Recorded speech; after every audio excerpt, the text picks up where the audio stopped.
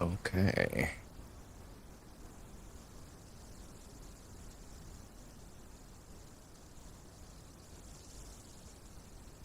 All right.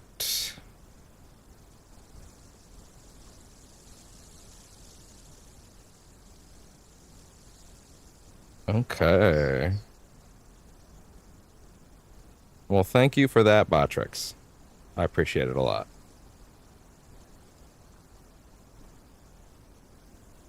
Okay.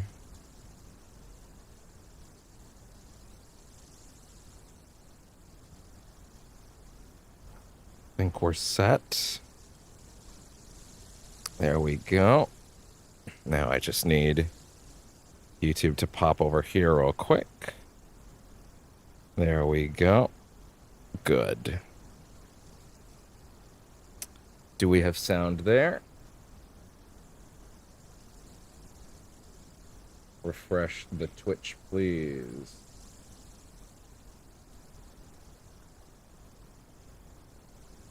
There we go. Good. And with that, it is time. It is time. It is time.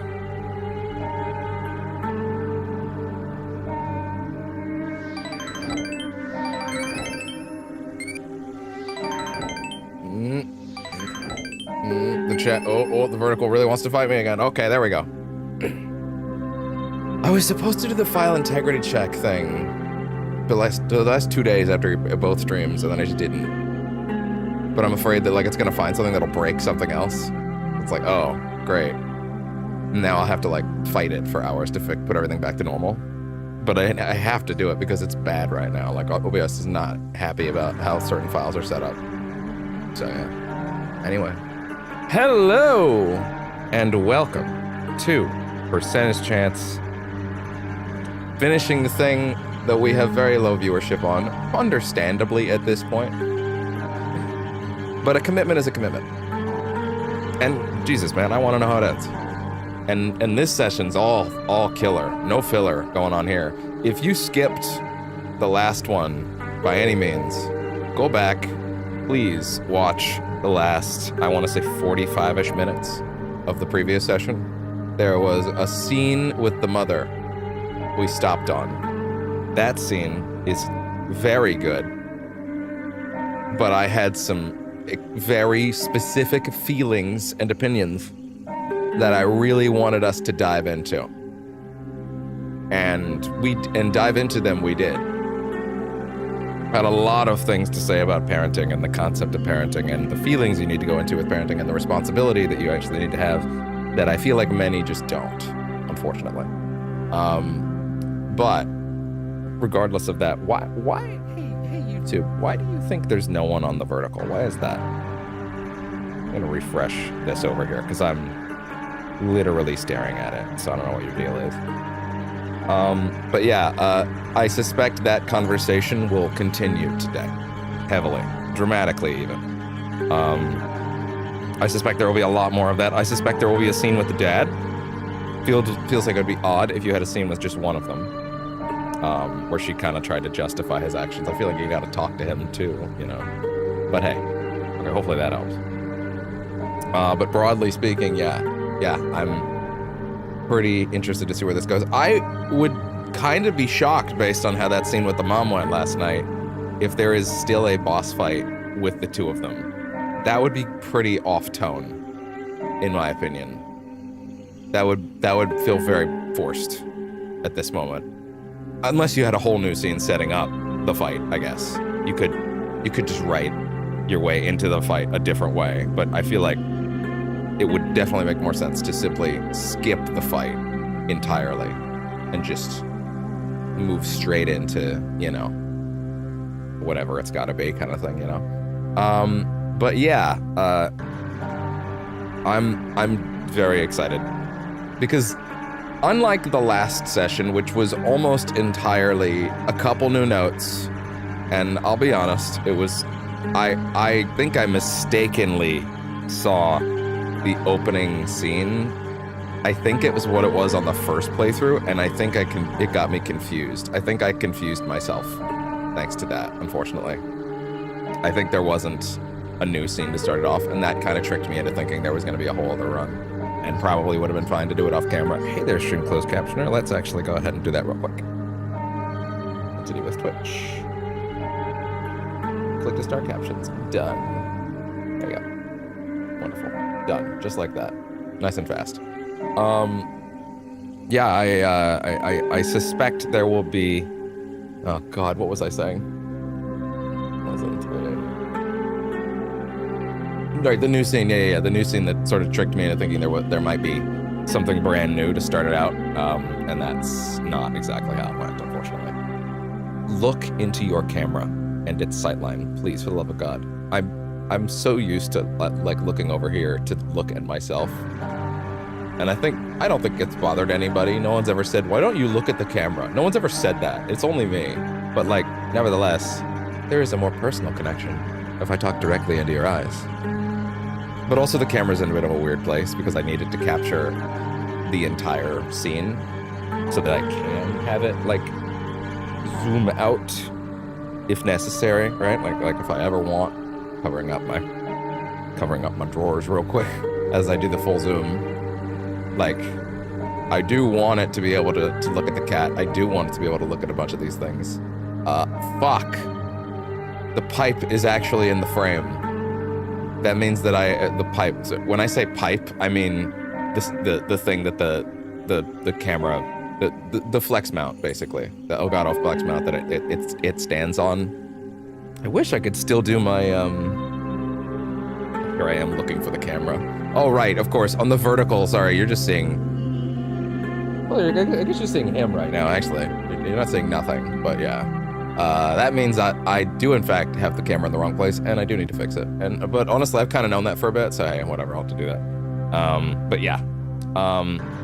At this moment, I have thoroughly decided what happens after this.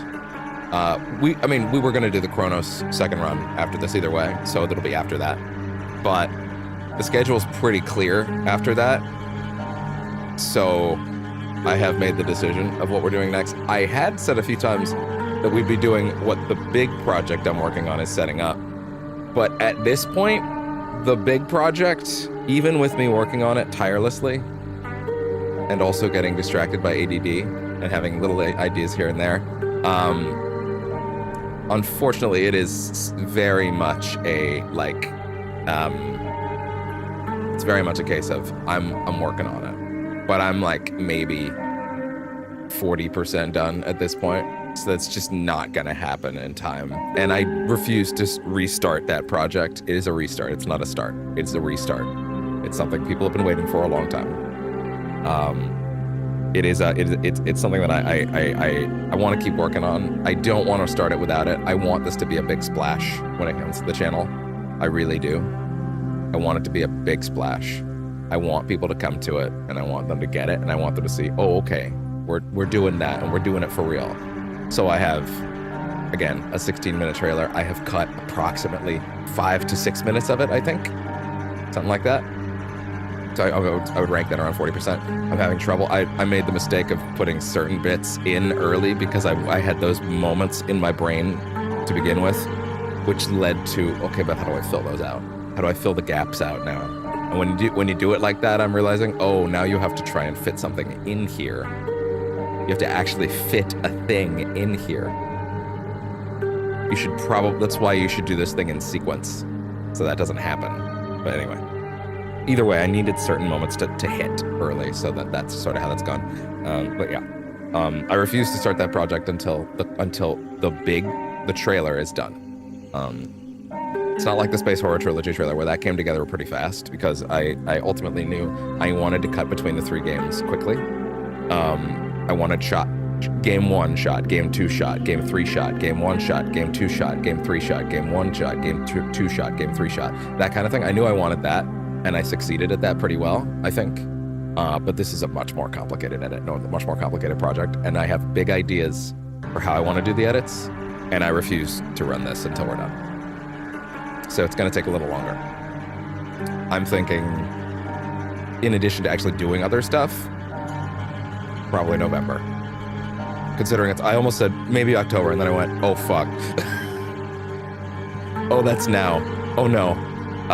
So the thing we'll be doing after this, it's okay to announce it here. Firstly, no one's watching this, so it's okay. It is still a secret. Secondly, I already put it in the playthrough earlier. At a certain point, I backed out and said, can you believe that we're probably going to do some of these soon? We'll be doing Bat Month. We'll be doing Bat Month. Batman Arkham Asylum City Origins Night. With the donation goal incentive still at the same price that we're currently at, because I need to make that money. Of hit that number and I will play Suicide Squad blind for the first time, whole campaign. Make me suffer.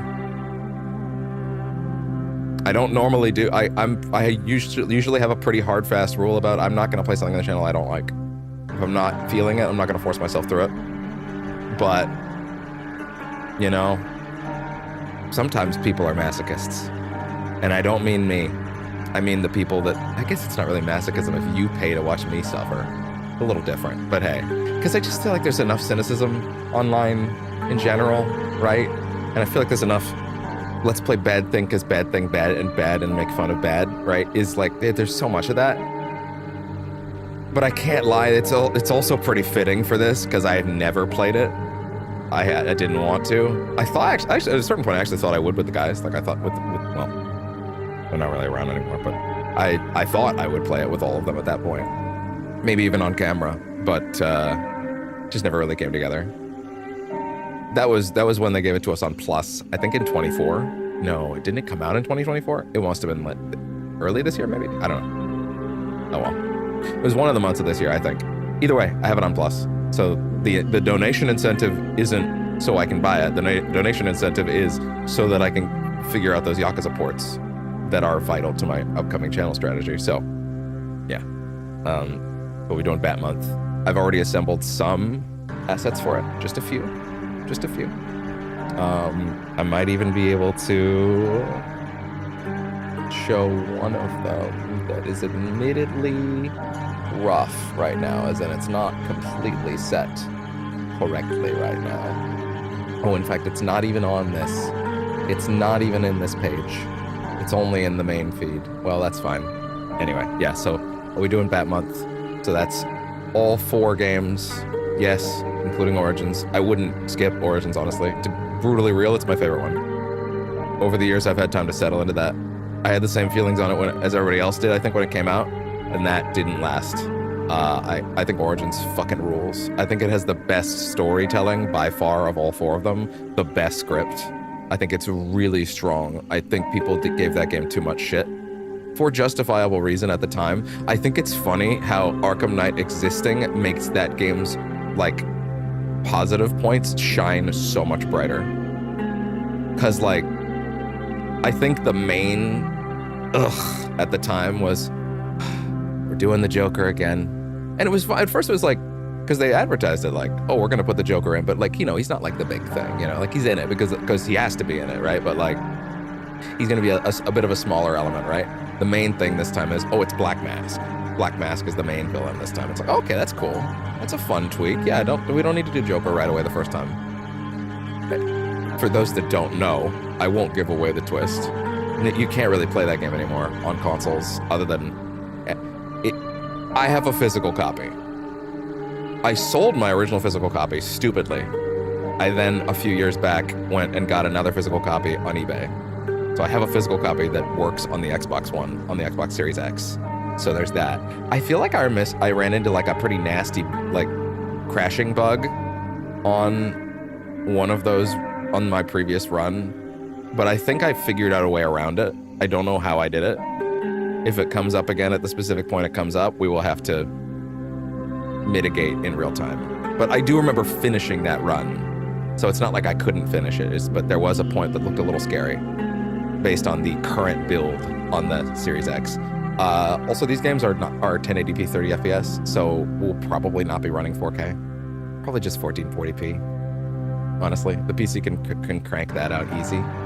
Oh, I never looked at 1440p YouTube Twitch stream. I don't want to start running a 1440p Twitch stream on on Twitch at a time where I'm not also pushing all the other stuff that I normally do at the same rate, right? Because if I'm pushing a lot more bitrate out, I think the way that YouTube or that Twitch calculates bitrate is different. Like, I think it still has the same Twitch bitrate limit. So like it is 1440p, but it's like at a lower bitrate resolution, which like means it's still asking roughly the same amount of bitrate. That's the thing I needed to research last night that I completely forgot about. I also forgot to do my laundry last night. I did it this morning before we started, so I threw this on like right before. But yeah, lots of stuff going on. Anyway, so yeah, we'll be doing those 4. If you're not aware, Joker's a bigger deal in that game than it looks at the first place. And what Arkham Knight does with Joker is like, oh, okay.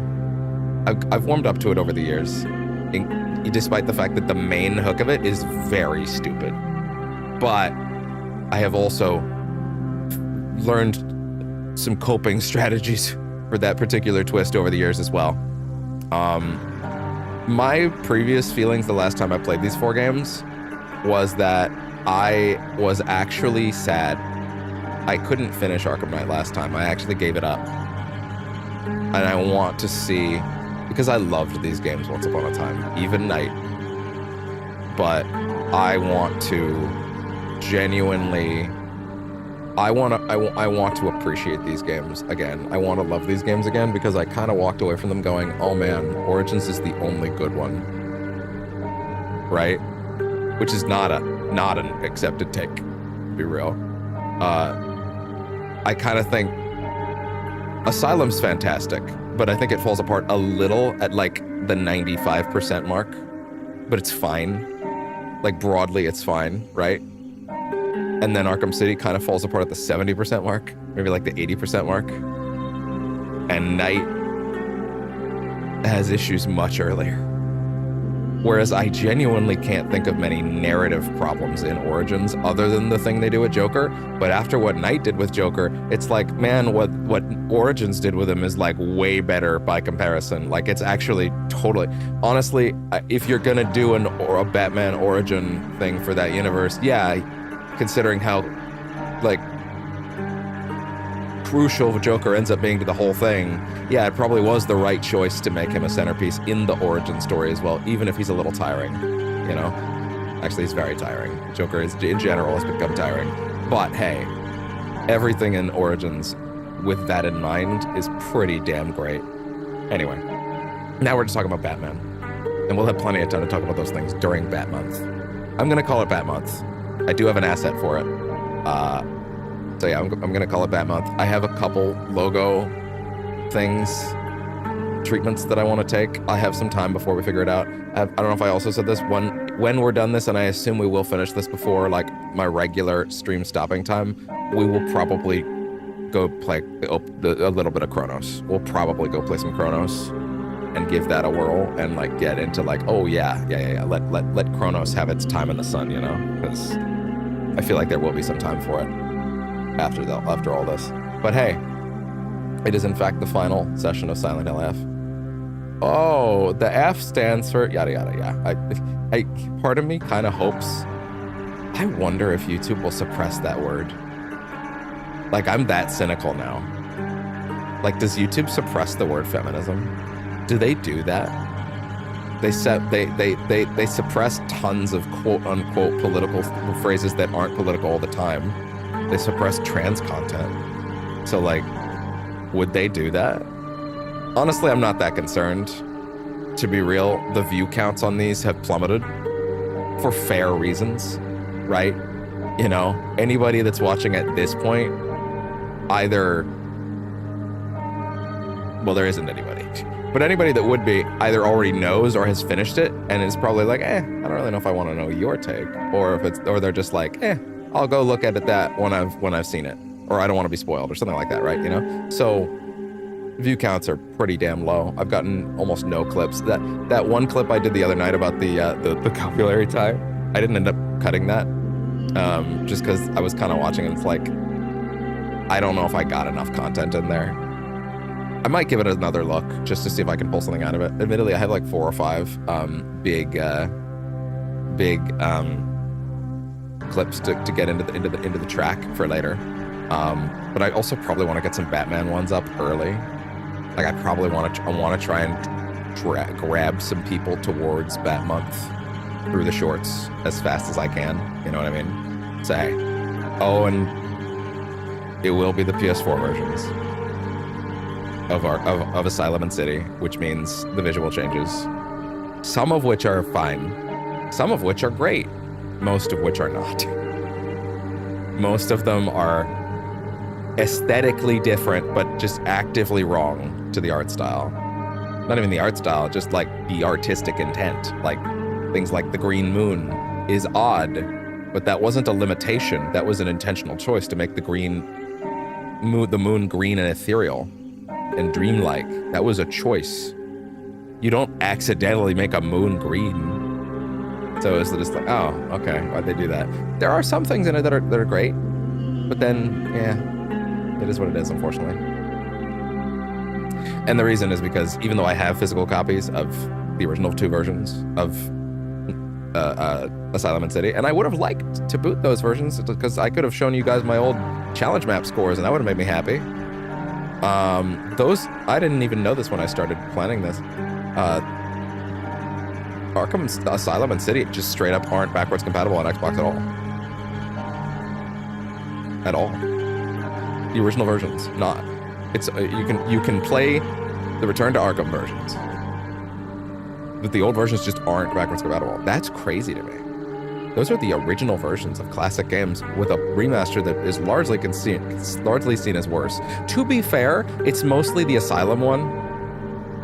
From what I looked at and popped back into it, I forgot what the City remaster did.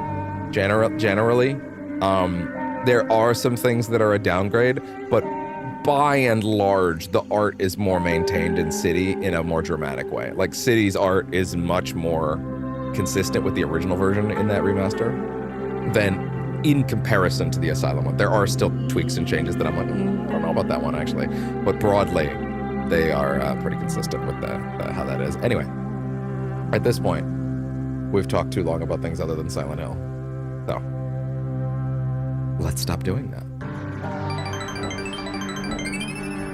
All right, and with that, we are now heading into the Silent Hill F finale. Now, I do not know the scope of this ending. This could be dramatically smaller or dramatically larger than I think it is. I have no information. To be real, I do, as we kick into this, remember when we were getting close to the end of the first run and we were getting close to that ending. Man, I actually really want to go back and look at what was in that first ending now, to be honest. Like, I feel like there's some big details. I never reabsorbed the first ending at all. And I feel like there's probably some big details in there that, weirdly enough, we haven't touched on at all since, which makes me question if it happened.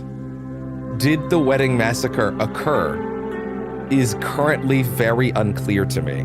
In fact, I kind of want to just, like... Hold on. I actually want to look at that again.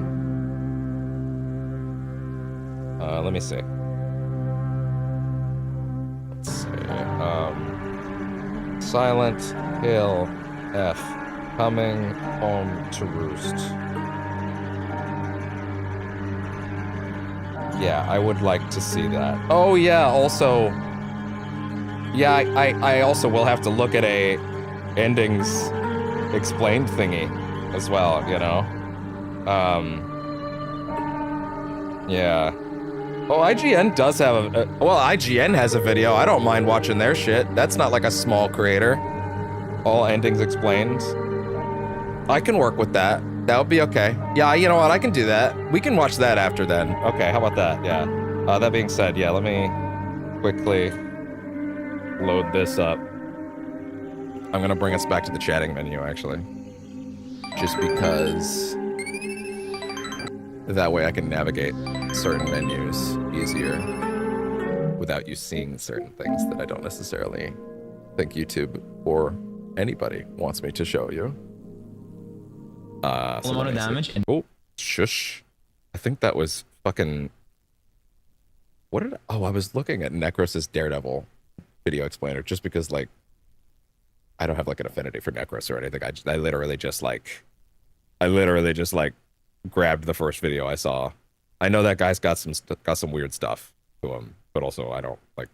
I haven't paid too much attention, just to be clear. It's not like a sign off on him or anything. His voice was just on my stream for half a second, so I kind of had to acknowledge it. Okay. All right, I'm gonna put this up real quick. There we go. Okay, we're back. What part of this do I want to show? What part of this is the new part? I think here is where I want to go. I want to go home. Yeah, this is the stuff I want to re-examine. What is that? How long have you been taking this? Is it really okay for me to take that? Absolutely not. I'm fine. So this probably did occur. Help me calm down. Stop. But did the wedding massacre occur? Shouldn't take those anymore.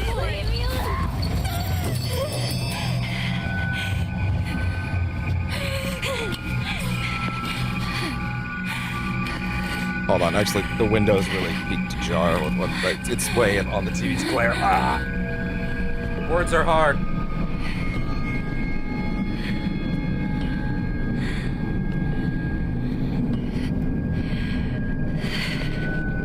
Okay. It's okay, sweet kitty. You're all mine. This part's been in most of the endings, her breaking all that shit. Which makes me think this definitely happened. Like, it's consistent every time. This is what caused it all. Yeah, like, she always smashes this shit, which makes me think that whatever the events that occurred were, she must have done this consistently. Like, this definitely happened. Otherwise, why would we see it so many times, you know? She smashed things at her banquet, and then things fell apart. But yeah, I feel like this ending has... Oh, also this is on Gamer's Prey. But they're a big channel, so, you know. I mean, still go give them a like, but hey. But also their logo's in the corner, so like... It's not like you don't know what I'm watching. Everything from me. Yeah, the concept of the wedding dress took everything from it. Yeah, I definitely wanted to, you know, re-examining this one is, with what I now know, is important. I made the right choice to at least look at this one more time. Wrinkle. You took all my friends away from me is the idea here. My parents. You even took my parents. But is that metaphorical? Or did she kill her parents? Give back everything you've taken! Is that metaphorical, or did she kill her parents? Unclear.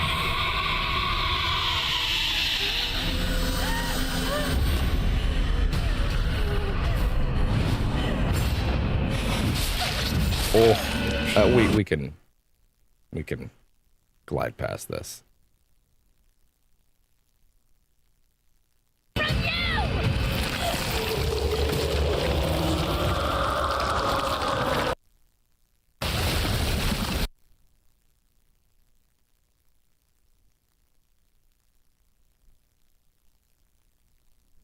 Welcome to Luxury for Casino, fuck's sakes. one of Ontario's most Jesus trusted fucking online Christ.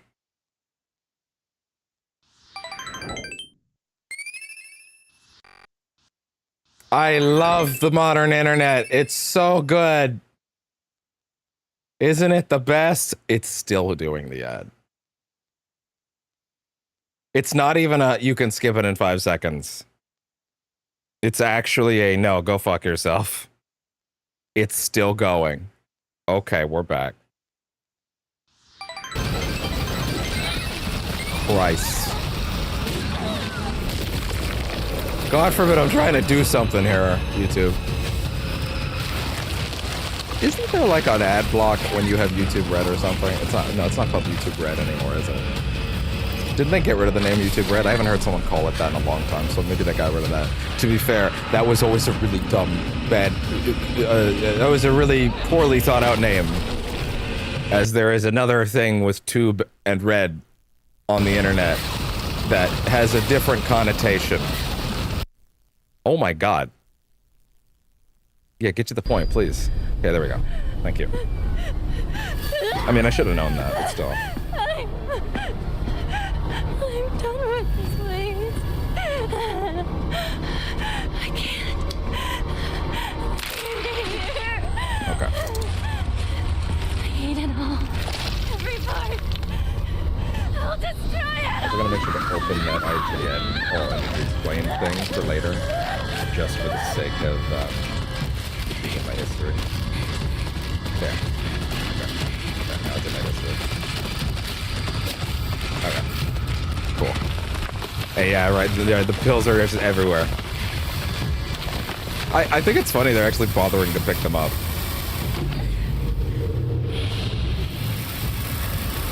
Okay, yeah. Like although I mean, then again, you could check the tapes. Did I pick each one up? Okay, now they're not. Now they're not. Now they're not bothering. Was I picking them all up?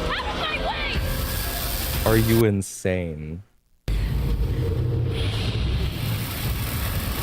Yeah, so assuming these events occurred, it's tricky, right? Because like part of the narrative is of the other endings is that you don't take the pills, right?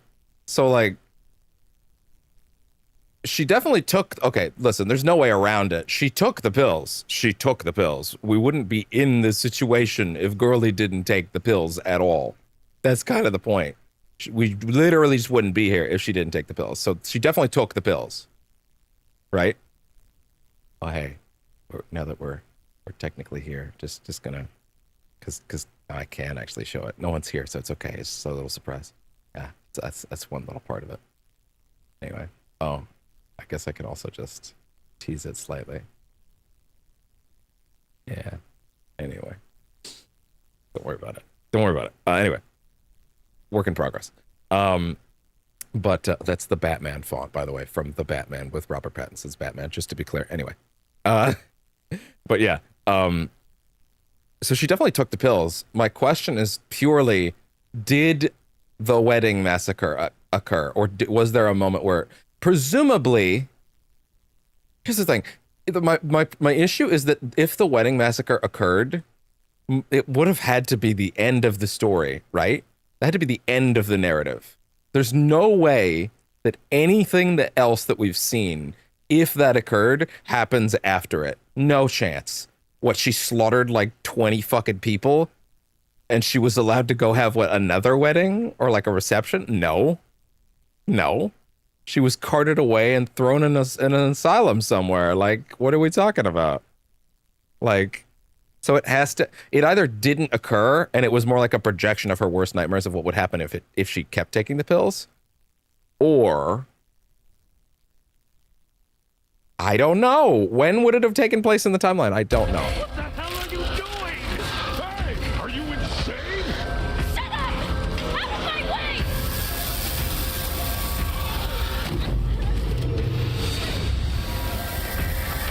Yeah, she's just flowing through locations. Us. As in, now does us mean shoe? Hold on. I'll speak to Hinako. Hinako, why? Why are you doing this? I thought I showed you. That line's so much worse. That line is so much worse now. So here's the thing, right? Everything he said during the boss fight, I believe those all... Well, no, sorry. I don't believe everything he said during that boss fight is something he said. I believe they're colorations and shades of things he said, right? Like, everything about him being a fox spirit, pretty sure that didn't actually come out of his mouth. You know what I mean? Like, I'm pretty sure that one was her, right? Everything related to that, probably not how he said it. But the main points of the things he was saying, I do think those, all the intents,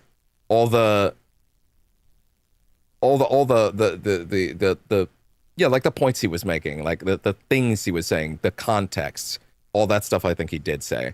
Whereas it's funny, because that, again, that line we just heard, that does read like it would be all after everything, you know? Also, the whole thing, this is the other thing, right? Is like, those two endings are also inconsistent with each other, right? In one of them, Shu basically runs in, hits him over the head with a bat, and then they run off.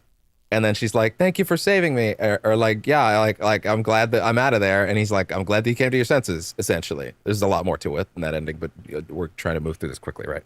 Got to actually get to the new stuff today. And then there's the other end of it, which is with the one where you fight Shu, where it's like, "I gave you the pills. I knew they could hurt you, but I also thought it was the only way I could save you. I took a risk. It was a very dumb risk. It was a very dumb risk. Although now that we know he performed a clinical trial on himself, homeboy's crazy. Homeboy is fucking nuts." But anyway, so he did that, but then the resolution is sort of like him looking at Kodayuki and being like, "Yeah, bro, listen, she's yours now, but she'll always be my Space Wars pal." And he's like, "I don't know what that means, but okay." And then they kind of have like the light fist bump. And then they kind of go, "Yes, ownership has passed from one man to the next." And she's like, "What the fuck is going on?" Those two sequences of events don't line up. How could there have been, unless, like, what, there were two weddings and one of them went well and the other went poorly? But neither of them were murder poorly, right? Like, you see what I mean? Like, they don't actually speak to the Silent Hill 2's endings do speak to different outcomes in dramatic ways, right? But like, that makes sense in the sense that like Silent Hill 2 is meant to be about a single journey through the place, and he has been transported to the world of his own imagination, right? Essentially. Or rather, he is in the town of Silent Hill, but the town of Silent Hill is projecting things outwards around him. But I happen to think in James's case, he is physically there, right? He is physically there running through those environments, but he's just either coked out of his mind or he's just being shown what the town wants him to see, right? But in this case, the town doesn't have the same level of influence. Firstly, we're not even in the town yet, but the main thing that gives the town its power eventually is here, which gives us our major connection. But as a result, I do think the rules are different here. And I really feel strongly that Silent Hill F purely, entirely takes place inside her brain. Like completely inside her head. And if that's the case, then the flow of events, I think, all has to come from things that happened or she thought would happen to some extent in some way, right?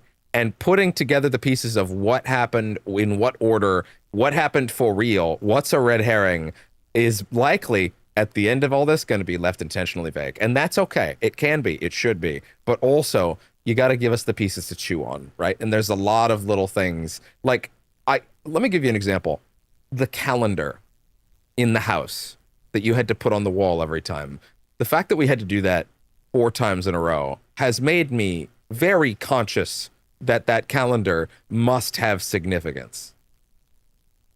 I'm going to guess for now that the calendar dates corresponded to the wedding day or the lead up. Well, I'm going to guess the earlier, because it's not always the same date, but I do think it's the same month. I'd need to look at them again.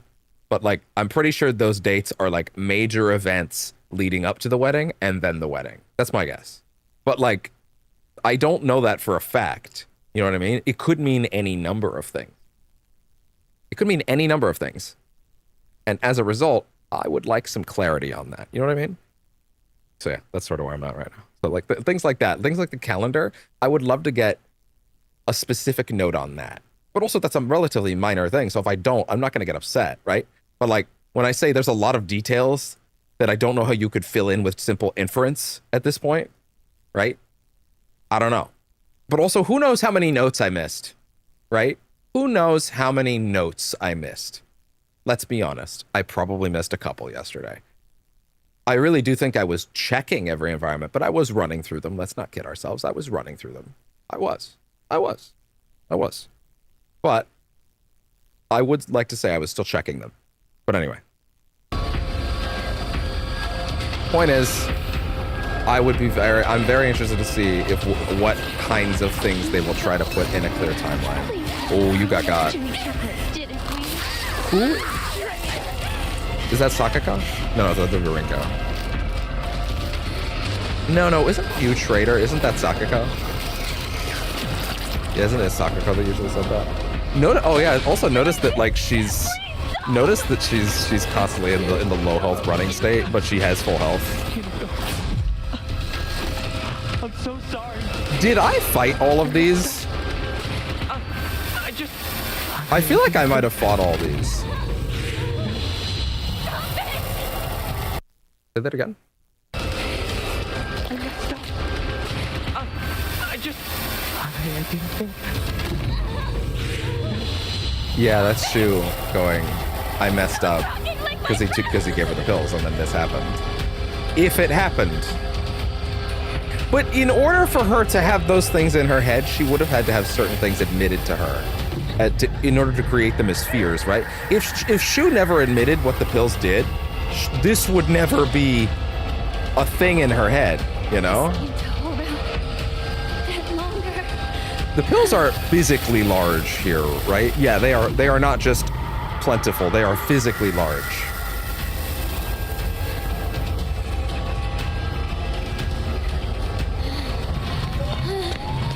Is this her worst nightmare? Is ending A her worst nightmare? What could have happened? Or is it something that occurred?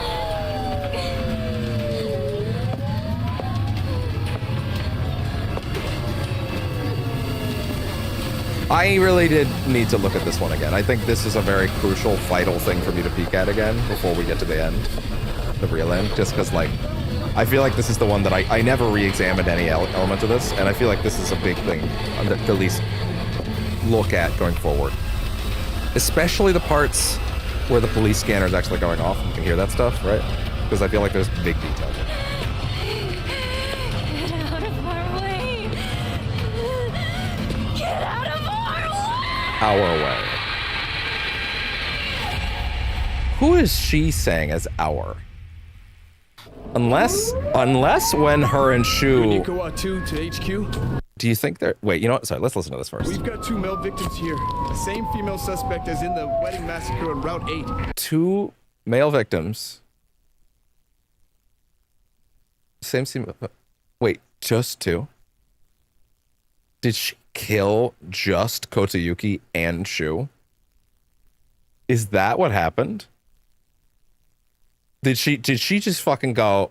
Did she kick his ass? Oh my god. Are both of the other 2 endings things that happened? Did she actually fight both of them? Was it one after another? I'm trying to think. If Shu and him doing like the fist bump, right? What if... Follow me on this. Total speculation. What if he shows up to the wedding, he admits the truth, that causes her to snap the first time, and then they fight, he runs off, Shu runs off, right? Then she goes back, but now she's sort of awake and she's lucid, right? And then the fight with Kotayuki follows, right? I don't remember him saying anything about like all the lies that other boy put in your head or anything like that. I don't think he said anything like that. He might have, but I feel like if there was an order to those events, it was probably Shu, then Kotayuki. But like that fight didn't seem to end with her killing him. Interesting. One victim is Glad I currently in checked. cardiac arrest. Kagrocho One 1 to victim HQ. in cardiac arrest. We haven't found the knife used by the suspect at the scene. Was a knife. Chances are good that it's still in the suspect's possession. Better consider her armed. Over. A pipe. She used a pipe. Attention all apartments. This is HQ. Female suspect is in her 20s and wearing a wedding dress. Height is a little over 160 centimeters. They did call it a Last seen massacre. fleeing to The wedding Yoshi massacre. Drive. Believed to be armed and highly dangerous. Exercise extreme What's caution. the second piece of evidence? What is that? Come that in the HQ. wax? This is Kagrocho 1. It appears the suspect was observed consuming red and white capsules at the scene of the crime. Oh, the third piece of evidence is the Roger 1. pills, This is yeah. HQ. Did the capsules match the ones discovered at the wedding venue? Wasn't there another thing after the Over. credits, though? HQ, this is Oh, Kagrocho this is 1. the thing after the credits. Affirmative. Collected capsules. The suspect brought to Say that again, that last part. Over. HQ, this is Kagrocho 1. Affirmative. Collected capsules. The suspect brought to Okay. Okay. All right. I feel like that preamble was important. I feel like it mattered that I reabsorbed that element because that's the thing that's been getting farther and farther from my mind as we've gone forward. And like, I feel very strongly that like I need to keep the potential of the wedding massacre in my head because again, I feel like we've gotten pretty far from it at this point. So I feel like, oh shit. Does something go here? Right. Can I figure this one out on my own? Let's find out. White and black font. I feel like after the amount of stuff that I had preamble on this one, I'm gonna have to like just bite the bullet and look up the answer pretty quickly, but let's at least look. Yet neither wanted for the scales. I wouldn't be surprised if this last puzzle solution was trying to be more poetic. So it might in a way be easier. That's something that you see sometimes, in my opinion, in some games. Some games do stuff like that, for like their last variant, if there's like stuff like this. Yet neither wanted for the scales, so there's no scales. For what they desired was simply a quiet, gray place where they could belong together. Whether we flee or spread our wings on the fly, and fly is our decision alone, and one to only make once we are ready. They had no use for those they had no use for those who towered from the heavens, imposing their will on others. Okay. So, just to be clear, we had no use for the scales. But is it clear where they go? They've made the text very clear. They don't want this one to stump you at all. Well, it's interesting, right? Because I'm on story puzzle difficulty, right? So you would think it'd be easy. I guess the way that they're making this easy for story mode is they're just really highlighting the important text. White and black belong together.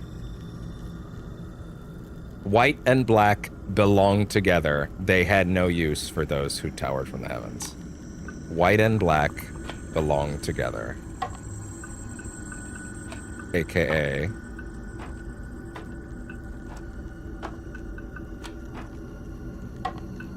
no use for the scales. To be fair, that might still be swap these. No. They had no use for the scales. Imposing their will on others. I mean, I guess it could also be this. Look at that! What was that about?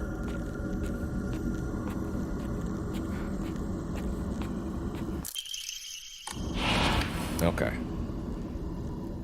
Hinako. I think this is the we scene talk? with Dad. I don't think we're getting a full thing. I think it's gonna be like this. What do you want? I wanted to apologize to you. For what? I've been a horrible father.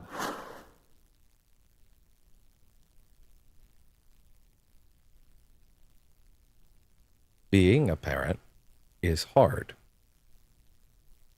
But once you make the call, once you make the choice to do,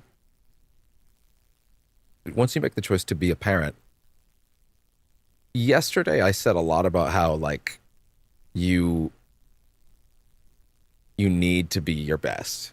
You have to. You cannot have moments where you falter like that. You can't justify your actions about, like, throwing shit. But the thing about that is, while you can't justify your actions about, like, say, throwing a knife at your fucking child, when that happens, your decision making, the thing that happens next, two things need to happen next. One, while you cannot run that back, you need to own up to that responsibility immediately. If your next action is to continue to throw shit and continue to be violent, as far as I'm concerned, you need to be put down. Like you need to not murdered, but you need to go away. You need to be divorced, you need to be thrown in jail, you need to be whatever happens next. Frankly, I still kind of think you should be if you get to the point of throwing a knife at your offspring. But people do contain multitudes. It does not justify the abuse. But if you have any soul inside you at all, this is your starting line. You get down on your knees and you grovel. You beg for forgiveness. And then two things need to happen. One, change. Two, that shit never happens again. There is no strike two.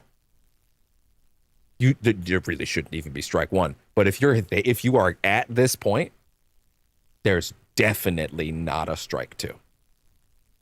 I'm not even saying, oh, if you fucked up, you get one. No, it's not that. It's not you get one. It's not you get one. It's not you got one. It's not you get a fail, you get a strike. It's not, oh, you have a chance. You got one. You get one big screw up. It's not like that. It's no. You don't get one. You got one. You received one fuck up on your first go that can be run back if you come at the rest of the situation correct. In every way that matters, not just a couple of them. You need to come at it correct in every way that matters. Every way. And if you don't, suck it. PC was doing weird shit. If you don't, then you get cast into the pit. Go ahead, Keith. Welcome to hell, motherfucker! That's the bare minimum. But this is the start. I have been a terrible father. Yes, actually, you have not been a terrible father. You have been a pits diving father. You have been diving in the pits of depravity. You have been just the worst. This is your starting line. This is the correct course of action. Because here's the thing. Yes, you are a terrible father. You will likely remain one for a long time. But if you already have the kids, you don't get to opt out, right? Just because you have been a terrible father, you have been one. You have proven yourself as one. And at the very least, you have the capacity to be a terrible one, right? That doesn't mean that you're now off the hook.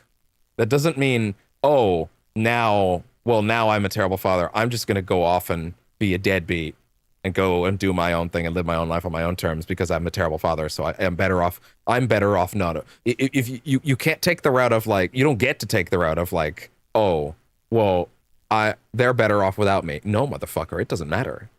It doesn't matter if they're better off without you. You don't get to go. You don't get to leave. You opted in when you popped it in there. You opted in when you committed to the whole process. There were 9 months you had to talk her out of it. And if she wasn't going to be talked out of it, you had plenty of time to decide ahead of time. To be fair, I will make one minor correction. Maybe not even a correction, but one minor thing. I don't know what like the state of contraceptives were in Japan in the 1960s. I don't know what that was. Maybe I don't know where abortions were at in the 60s, especially in Japan.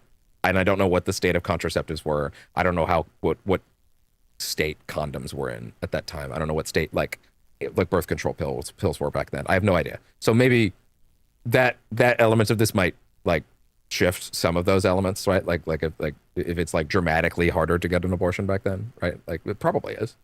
Still pretty fucking hard these days because of the way certain people are. But like, I will give the secondary note that I'm primarily speaking from today, right? So like, you opted in might be different back then. You obviously you want to love your wife, you want to spoil her, you want to make her happy, you want to appreciate her all the ways that a woman should be appreciated, right? So like, I don't know, maybe you have no edge control. I don't know, like I'm not gonna get into that shit too heavily, but like there are ways to learn that shit even naturally, but like I don't know what the state of that stuff was back then. So the opting in may have been a little different. So I will at least give him that. I don't know. I'm uneducated on what things were like in that era. I will say that. So there may have been less decision making on his part in that case. But regardless, once you're there, that's it. You're there. You don't get to opt out. You have to be the father for the rest of your life, even when you have proven yourself to be a terrible one. That doesn't mean you get to walk out now and go, oh well, I'm bad and I'm no use. I'm no good. They're better off without me, kind of thing. You don't get to do that. You are in this shit now. If you have fucked up, oh well. You don't get to unfuck it. You don't get to unfuck it up. You have to sit there, you have to nut up, and you have to be better every step of the way. And your kids might hate you every single day for the rest of your life because of the choices that you made along the way. And that might just be the consequences of the action that you took. And frankly, that is the completely fair thing for them to do. And like, you gotta understand they might hate you for the rest of your life, and that is the consequence of your actions. And you can't always run it back. But you don't get to go, well, my kids hate me, so I'm gone. No, it doesn't work like that. Sorry. It doesn't work like that. You opted in. If your wife goes, well, I don't want you around them anymore, that's different. But like, in that case, then that becomes, the child support. That becomes the needing to be present, the trying to see your kids as much as you can, right? Once you get quote unquote cut loose, if you take that as, oh, well, I'm going to run off in my direction now, and I'm going to just I'm going to go have listen, people can choose to have another family. They can choose to try again with a different person in a different situation. That is the thing that happens, right? But you opted in to the first set of kids. Even if your wife hates you and doesn't want you anywhere near, if it's that bad that your wife doesn't want you anywhere near them, well, you still have an obligation to do everything you can, whether that is child support, whether that is seeing them, assuming this is a situation where you're even allowed to, right? If your kids want to see you, that's their choice, not the mom's. But you can't be fucking up at that point, right? And this guy, he has not arrived at the state of his wife kicked him out. His wife said, you're gone. He threw a knife at his fucking child. So it was different in the 60s, I guess. But that's a pretty fucking extreme note to hit. That's not one you get to put back in the bottle. But against all sensibility that woman had, she let you stay. She saw something in you that was willing to correct the behavior. Him coming in this room and groveling is the way this should have gone. Frankly, everything that she said about him last night, in that scene that we watched before we stopped last night, did so much less to convince me of him having a redemptive bone in his body than this action he performed himself. The thing about this isn't something someone else can these are not actions someone else that loves you gets to justify for you. It doesn't work like that. These are actions you not only have to, but you're the only one that gets to fix them. So her running essentially interference, I found to be wrong, right? I found it to be incorrect. I found it to be not good of her to do. But she loves him.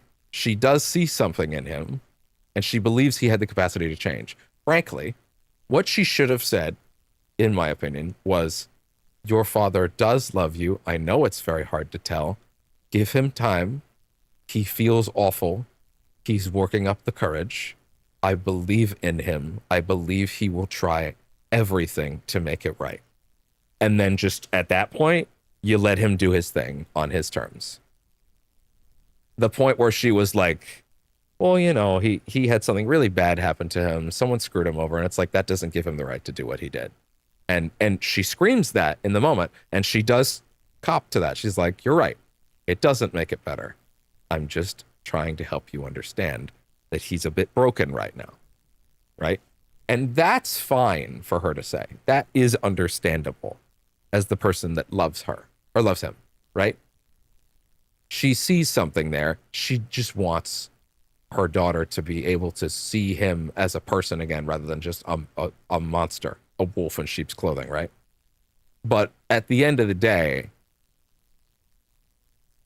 she could do, it's not her fault that she literally couldn't say anything in that situation that would make anything better, because the only person in that situation who could say anything that could even begin to repair the damage was him. None of what actually needs to happen could ever come from her. It has to come from him. Has to. I hope people are enjoying this dissection, this dissection. I love getting into this stuff. Like this is what I'm here for, you know? Like this is the meat. This is the meat. I love it. He said 2 lines, and I'm pulling so much of it out of it already. So here's the thing, right?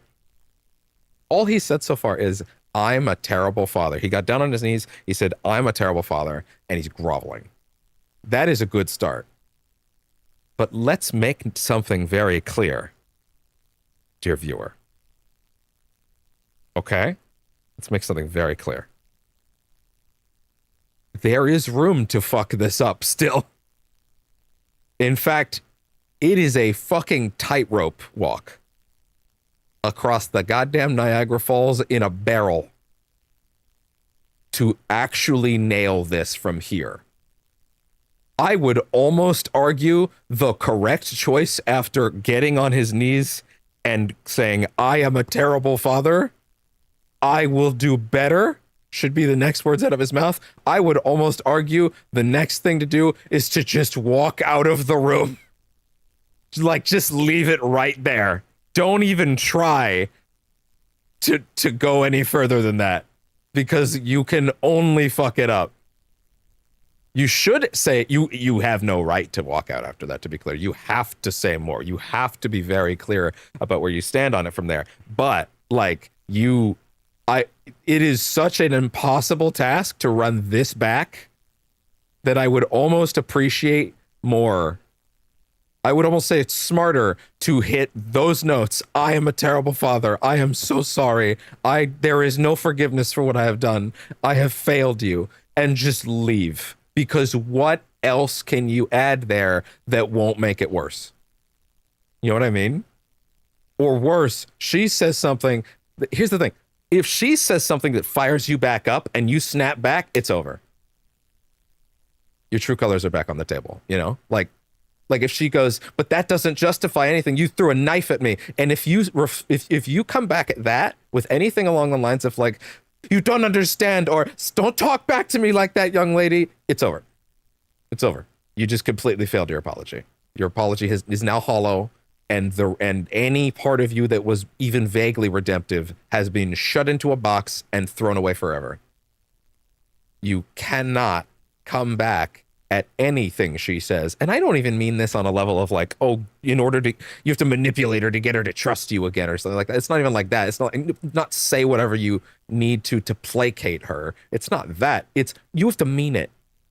What you're saying right now, you had better be saying this from the heart, and not just because you think this is what she needs to hear, or you think it's what's socially acceptable in the situation to say.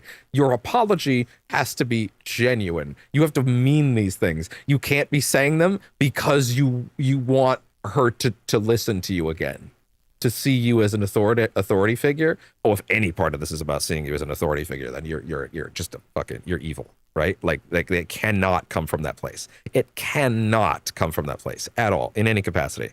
But if you are coming from a place of genuine care, and she hits you with, you threw a fucking knife at me, it can't be anything other than, I know, and there's nothing that will make that better ever. And I'm so sorry, and nothing will make this go away. Nothing I do. But I'm still your dad, which means I need to correct that behavior. I have to. I don't have a choice, because you are my daughter until the end of one of our lives. And until then, I don't get to opt out of it any more than you do. And I don't want to make your life miserable. I don't want you to be afraid of me, but I understand if you would be. I need to be better. No exceptions, no excuses. You should never feel the way I made you feel, however that was, ever again. And I am a monster for making you feel that way. Maybe that's me embellishing a little more than maybe he... Well, okay, I'm gonna be real. If I threw a knife at my child, I would be calling myself a monster. I've called myself a monster for less. So, like, I know that would come out of me. And I don't want to be a monster. That one wasn't me continuing the sentiment about me, to be clear. That was going back to him. And I don't want to be a monster. You deserve better than a monster. I will do everything I can. Listen, gift giving is a bad mentality to, like, get into with, like, parenting in terms of apologies. Because here's the thing, there's a right way to, like, gift give to solve a problem, and there's a wrong way to gift give to solve a problem. The wrong way is, I will fix this problem by buying my child 4 of the video games they want, or whatever. Bad example for this era, but you know what I mean. I'm just talking generally. I will bring them to Disneyland once every 6 months for the next 4 years, right?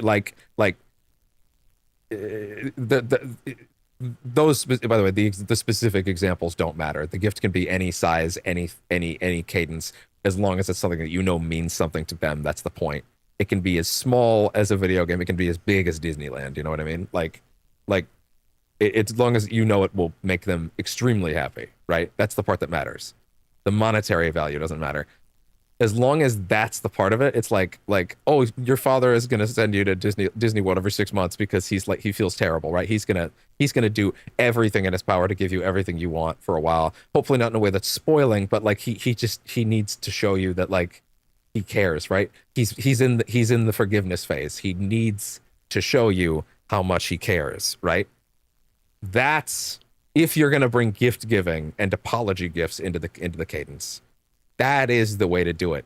It has to be coming from, I just want you to feel better. I want you to feel safe. I want you to see how bad I feel. I want you to see how much I love you. I want you to see. I know there's no Disney World in 1960s. Was there? When did Disney World show up? Was that a place that people in Japan traveled to back then? I don't know. Anyway, sorry. The too many logistics are going on. Point is, that aspect of gift giving, like, oh wow, you're suddenly getting everything you want for a while, because it's like he needs to show you in a situation like that like he loves you and doesn't ever want you to feel that way again.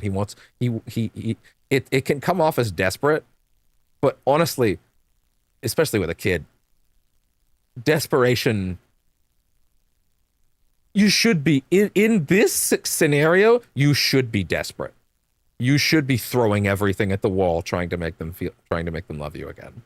Or not even make them love you. Sorry, that's the problem. That's the other part of this, is his goal shouldn't be, I need to make her love me again. That's the part you don't get any say in anymore. You might have broken that thread forever. That's just how it works sometimes. You might have actually severed that connection. It's not about making you love that, making the child love you again. You may have severed that when you threw a fucking knife at them. It's not about that. It's about making them feel safe again. Making them feel like you can feel like they can feel safe around you in any capacity. Like they can breathe. Like when they walk into a room with you, they don't tense up. They don't go, you know, like that's the part that matters in this at this point. It's not about I need to make this shit. I need to actually put these back on the charger. I'm talking for so long. It's not about like, oh, I need to make you. It's not about making you love that. The love, you don't get a say in that. You just need to show up every day from now on, and you need to make the right choices. Stop that. And you need to do the right thing. And if they ever tell you, you basically need to give up on the idea that they will ever say that. Shut the fuck up. Stop. You basically need to give up on the idea that your child will ever say the phrase, I love you, ever again. When they say it, if they ever say it again, you need to hold on to that and you need to cherish it for the rest of your life.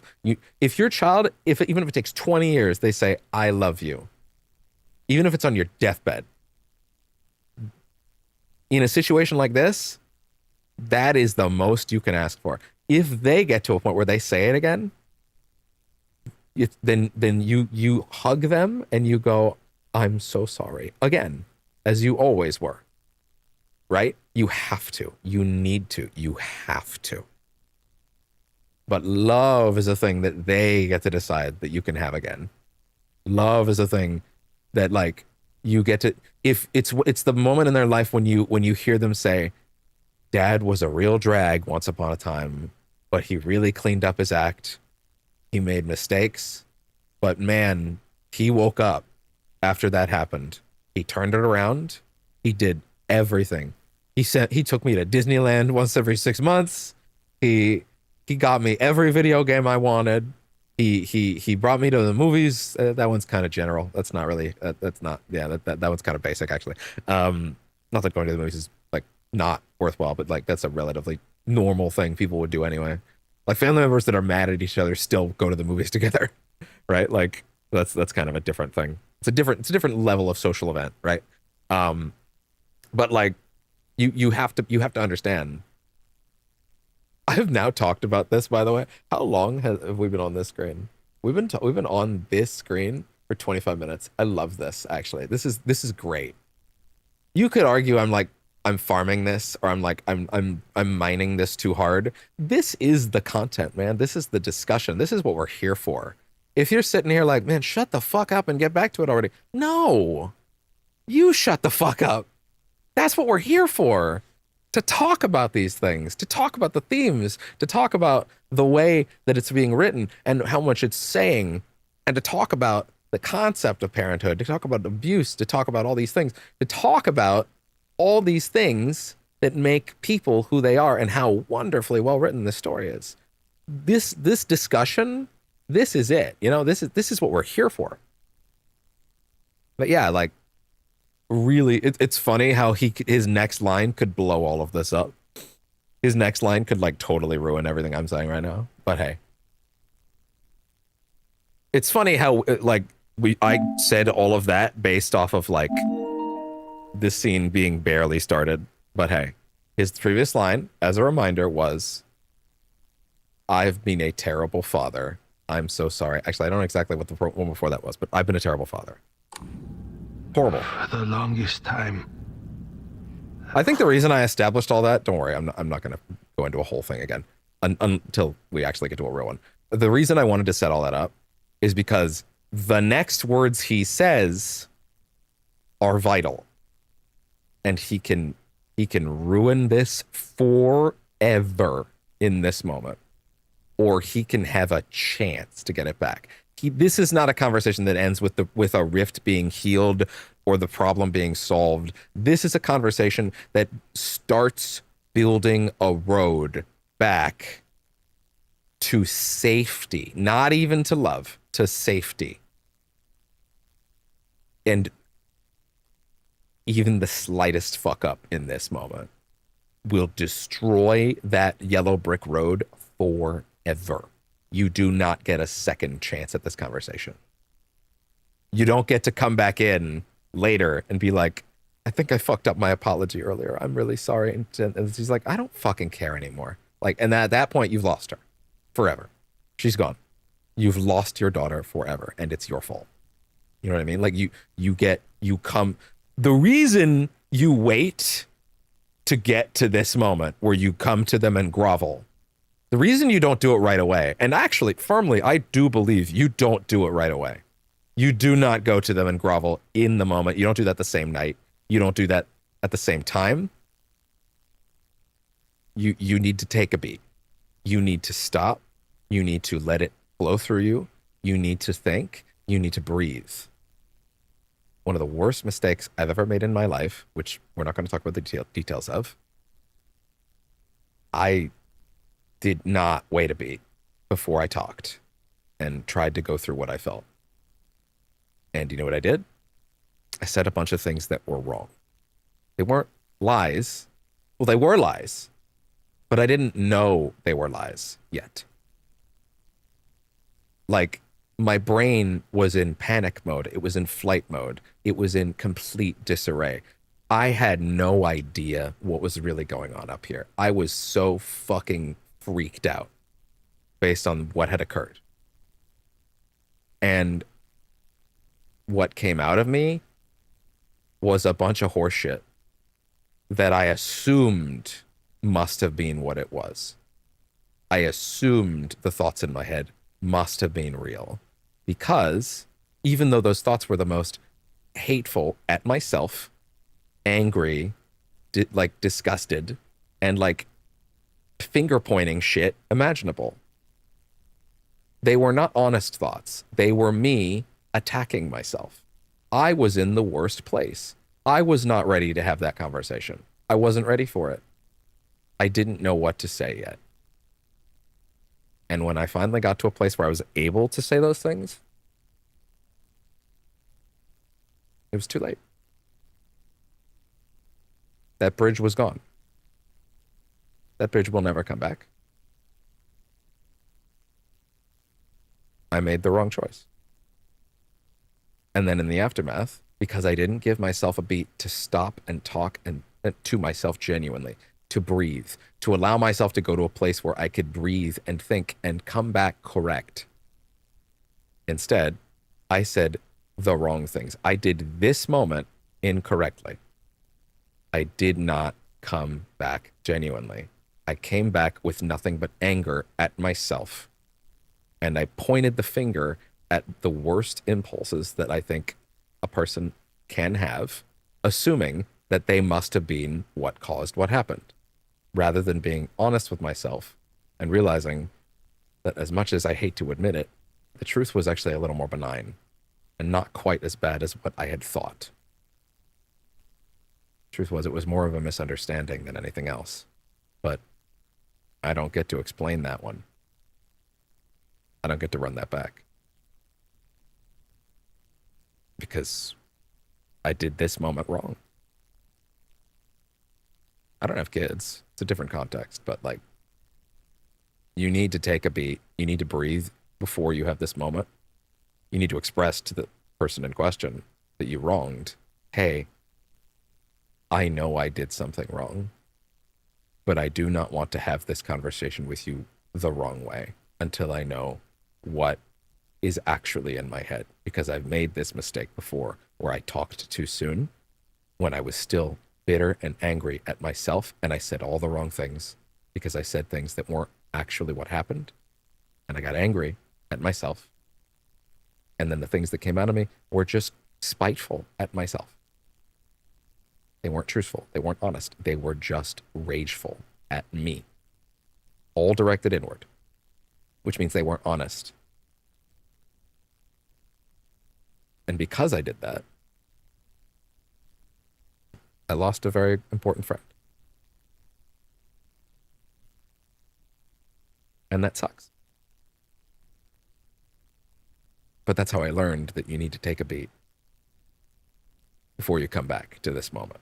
Before you unbottle these things, you need to be sure what you are going to say is correct. Hell, I would even argue genuinely, this is really good advice for anybody. Please, for the love of God, whenever you make a horrific mistake on the level of a knife throw or anything like that, anything that you consider to be a like top to bottom fuck up, like a genuinely horrific thing, the kind of thing you would never think you would ever be capable of and never do, right? That sort of thing. Talk to someone other than the person you hurt first. Someone who will be real with you, hopefully. Not someone who will placate you or justify something. Someone who will be real with you. Either a parent, either a, like, I don't know, whoever you think will be honest with you, not judgmental, and will help you work through it the right way. Have that conversation first. Do not try to go straight to the person that you fucked up with. Because, like, you will not come correct the first time. Especially if it's just what's up there. Your brain is not going to be helpful enough. You need to work through it with another person so that you can do it correctly. But be honest with the person in question. I have fucked up. I want to do this correctly. The correct thing for me to do is to talk through it with someone else first so that I don't come at this the wrong way because you deserve better. I will be here as soon as I have done that because I do not want to have whatever we're about to say come out the wrong way because you deserve this to be thought about the correct way. You deserve someone who will come to you correct, kind of thing, you know? So yeah. I said it wasn't going to be another whole thing, and then it was. Anyway, the point of pulling this aside again was simply to say, take a beat. Come back to own up to what you did the right way when you've had a second. Be real with the person in question. Hey, I need to take a beat. Not because this isn't important, but because I don't want to mess this up. I know I've already made a big mistake. I need to make sure that when we talk about this, I am not coming at this from like an angry and a self-hating perspective, because that's not going to help anybody.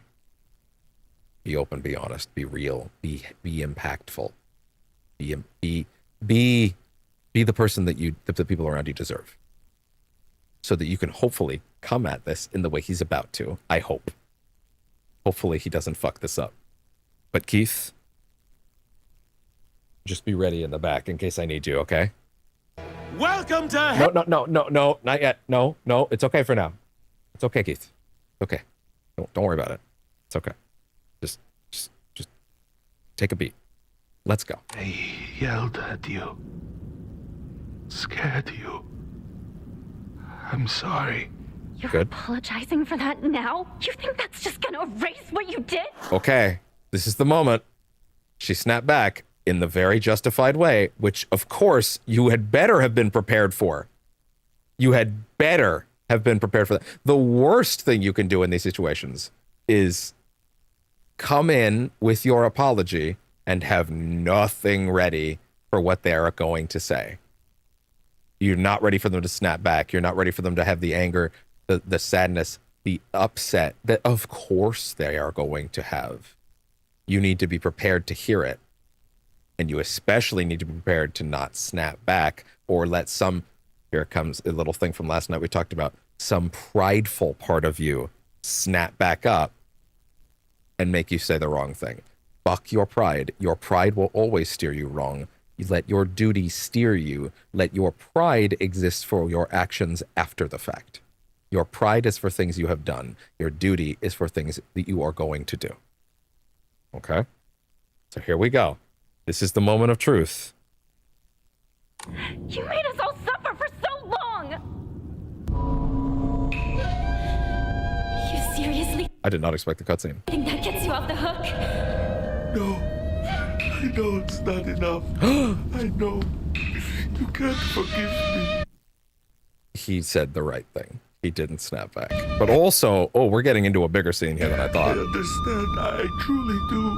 But please, at least let me apologize. That's the right way to do it. It's okay if you don't forgive me. Xbox, record that. That's the right thing. There you go. That's what I needed. That, especially that last line. That was crucial. It's okay if you don't forgive me. God damn. I'm a writer, god damn it. That was the right one. That was it. That was it. You're just apologizing because you want to feel better about yourself. And she's justified to say that in her position, especially as a teenager. I won't have it. Get out of here.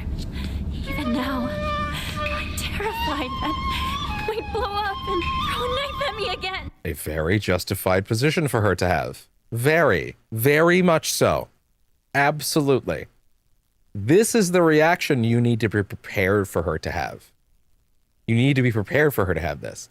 Especially as a teenager. Her, like, ability to see all facets of a situation isn't fully there yet. Especially for a younger person, you have to understand outright she's going to have that reaction. The most you can hope for is she might forgive you or feel safe around you or love you, God forbid. That's the farthest end of the stick. Later in life. These things are years-long repair jobs. You don't get to run through this slowly, you know? Like, this is a thing that, like, you got to hold on to. My donation bar a little bigger, even though it's covering her face again, but hey. Oh, no, wait, sorry. We had that at the bottom of the screen for this playthrough, didn't we? For a lot of the time. Why did it get higher? I think it got higher because, if I'm not mistaken, yeah, I think I put it higher because I was like, I think I had a different thing on for a bit. It was the rival stuff, that's it. I'm sorry. I believed that a proper father should be feared by his children.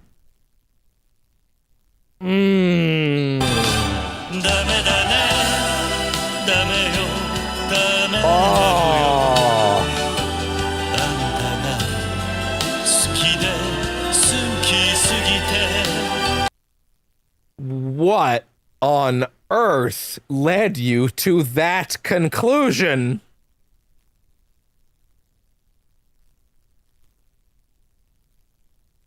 Here's the thing. I'm not writing him off just yet because he's clearly about to say, but I was wrong and it was stupid because of XYZ. But like, what the fuck, dude? Genuinely, what the fuck are we doing here? What are we doing here? Who put that in your head? Like, was it your dad? Did you believe it? Are you that stupid? See, unfortunately, that hits me with the you never should have been a father. Period. You know what I mean? What's his next line? I was wrong. Obviously. There's no taking bare it minimum. back now, is there? It's true. Get out. Get out of my life!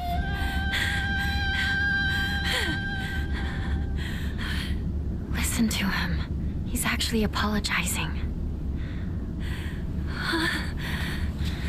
Whether or not we forgive him is up to us. Even so, I think it's important for us to hear him out. At least he is sorry. Why should it matter to me if he's sorry? Because he's family. You heard Mom, right? Dad was betrayed by a friend. He was suffering. That doesn't justify anything.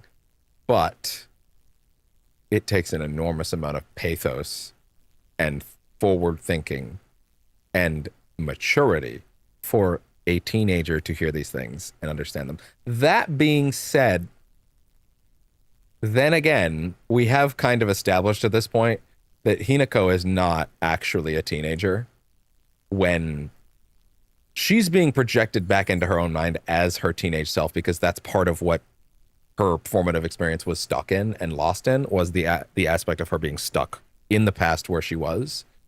But we've already established pretty firmly, hi bud, thanks to the third ending, the Fox ending, not the joke ending, not including the UFO ending, obviously. We've already established, you know, now that I think about it, now that Shiro Miku being that thing's name, we never did get like a real name. I could still call her Roboco if I wanted. Anyway, whatever. The point is, thanks to that ending, we definitely established that like her and Shu are adults. This is not actually a story of a Foxman marrying a teenager. You know what I mean? Like that's not what this ever was. It was never that. It was always about a grown adult woman. So this perspective of her being like, at least he's apologizing, he's trying. What else could we possibly ask of him in this moment? Like, because that's the other thing, is as much as you want to hold on to that anger as the aggrieved party, right?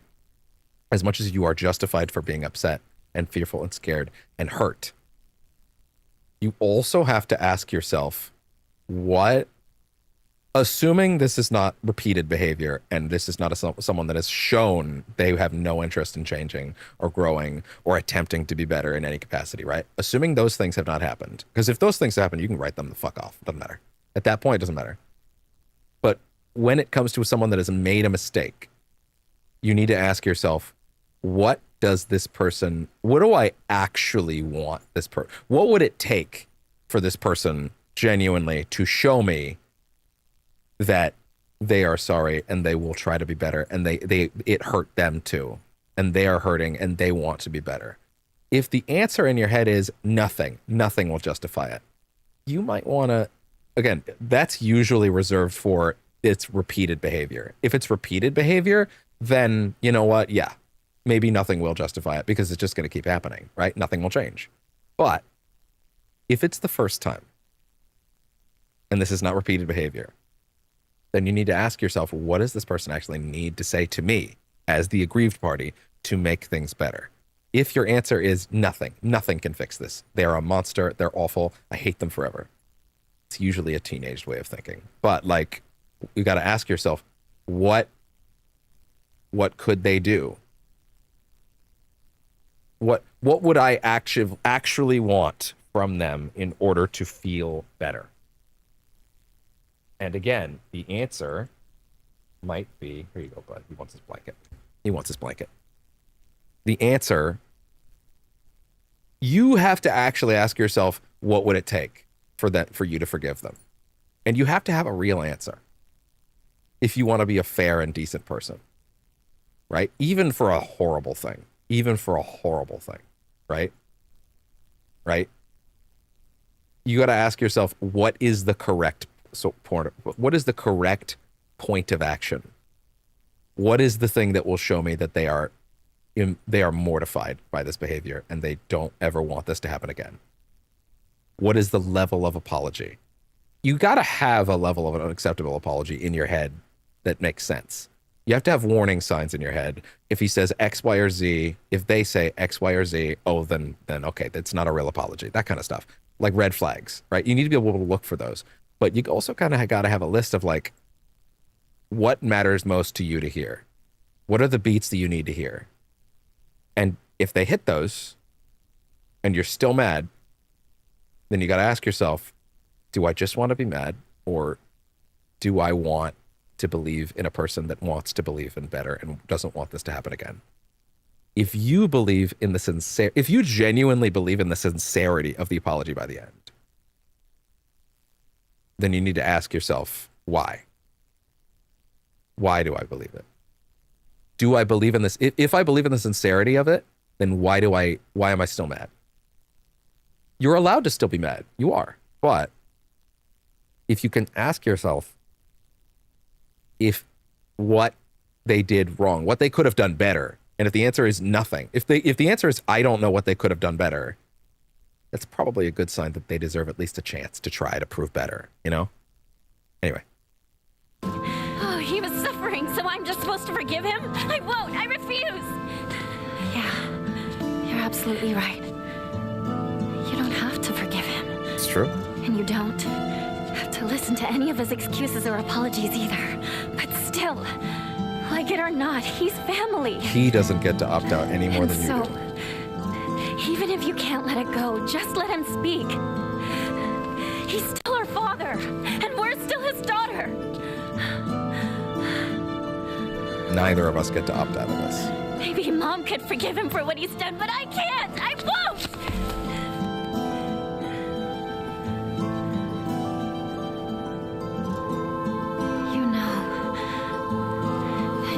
I are bound to Dad by ties of blood.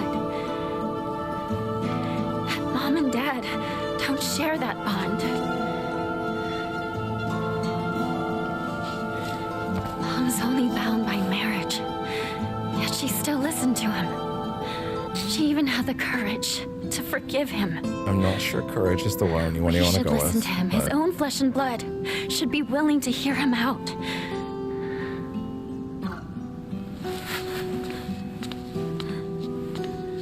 Hear him out is the part that matters. I know you're scared of him. Full forgiveness, not necessarily. I'm scared too. But hear him out. Yes. I know you can't forget what he did, and maybe he doesn't deserve a clean slate.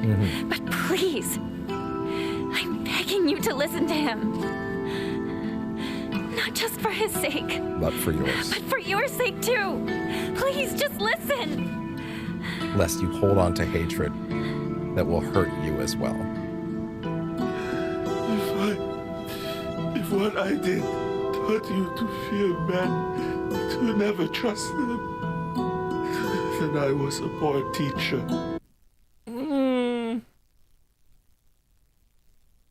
Different social dynamics at play. Of the era, I mean. But, no, I unfortunately think not your actions, but your lessons should teach her to be like a moderate degree, not afraid of men, but a moderate degree of skepticism should be probably instilled into any woman by any father. Like a moderate degree of skepticism, you know? Like a moderate degree. But like broadly, you know, at the end of the day, I don't know if if what I did taught you to fear men. Yeah, okay. It might be hopeless, but not all fathers are. I'll give that one a pass because it's kind of a sentiment of the era. I think I'll let that one slide. Toyuki isn't like me.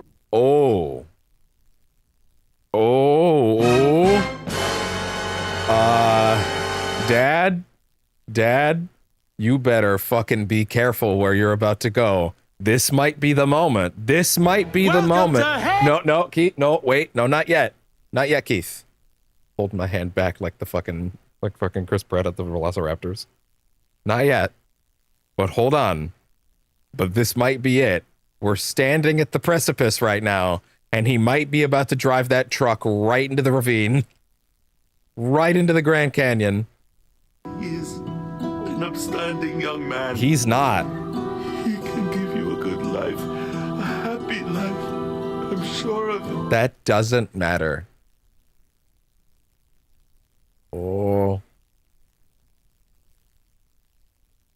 Oh no. Oh no. Was all of this not even just because you wanted her to forgive you? Was all of this because you didn't want her to be afraid of Kotoyuki, because you wanted her to still go along with the arranged marriage and be happy, because you genuinely believe that it would make her happy, because you have at no point attempted to listen to what she wants, to know that she doesn't want him like that?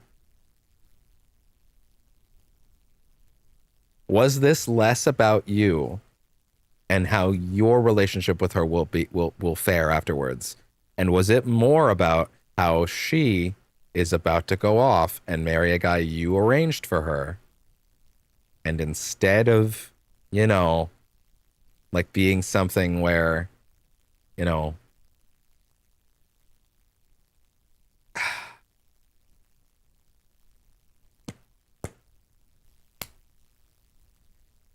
was this all primarily driven not by your desire to fix things with your daughter, but because you wanted her to not feel unsafe around the guy she was marrying that she doesn't even want, because you've never bothered to listen to what she actually wants about that?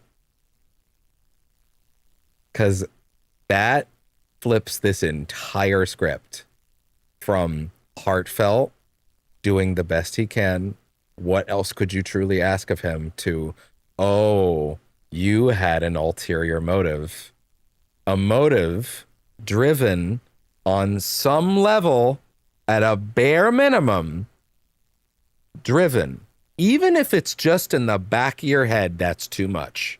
But on some level, you are afraid that your actions here would cause her to be afraid of her new husband, which would then want her to back out of the marriage, which would then, or at the very least be unhappy in the marriage, because you have no concept of asking your own flesh and blood that she would be unhappy in it no matter what, because you are afraid that you will lose your payday, regardless of the fact that you are trying to treat your wife to a good end of her life. Is this about the money? Because that just shatters this completely. Also very well written, because this is real. This is a real thing. Like, people will do insane things for money, even sell their own flesh and blood off, especially in that era, apparently. Man, he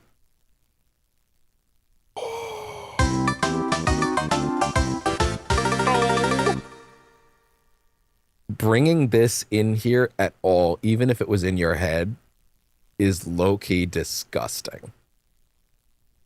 Like, genuinely. Bringing in... It's tricky because, like, there may have been conversations that could steer my opinion of this conversation to one degree or the other, right? Like, did he ask her at any point, what do you actually feel about being with this man? Would this make you happy? If she said no, then this man is a monster for bringing this up. If she said, yeah, sure, it's fine. Yeah, I'm sure it'll be great. Then he's dumb as a sack of hammers, but because she does seem like the kind of person that would have been like, yeah, I guess that's just the way that things are. It's a woman's role in society, yada, yada, right? And justify it in her head. And then, like, because the way that Shu talked about her, she made it sound like she just resigned to it. She was like, yeah, I'll go along with it. And he's like, I need to make her snap out of it, right? I need to make her remember who she is with the pills, right? But that doesn't happen if she's not, like, glazing everybody that walks by about it. Like, yeah, it's fine. It's great. Don't worry about it. And they're like, great. Because they, have the emotional intelligence of a lamp. Right? And, like, at the end of the day, like,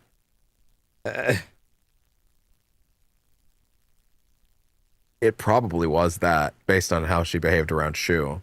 If she acted like that to Shu, she definitely acted like that to her family. Yeah, it's fine. I'll just get married. It's fine. Even with her sister telling her things like, it's unrealistic to see it another way. That might have also led to her going, well, it's unrealistic for me to not just accept that I'm being forced into slavery. Right? It's unrealistic. It's like, no, girl, that's not it. But, like, keep going, sir. Maybe you can somehow reel this back in, but I'm not super fucking confident in that right now. Your old friend Shu is a respectable man too. I always thought that two of you could build a happy home together. Interesting. No. How I feel about any of it is besides the point. He actively wanted her and Shu to get together. He accepted. Oh my fucking god. Oh, this man misunderstood this. This man misunderstood the assignment. He misread the room. He genuinely thought she wanted to marry him, but he would have actively rathered she married Shu. His opinion is, I would have rather you ended up with Shu. I thought you two were cute together. I thought you two were good together. I thought that was how it was going to be. I was going to be really proud of that. I thought that was the right choice.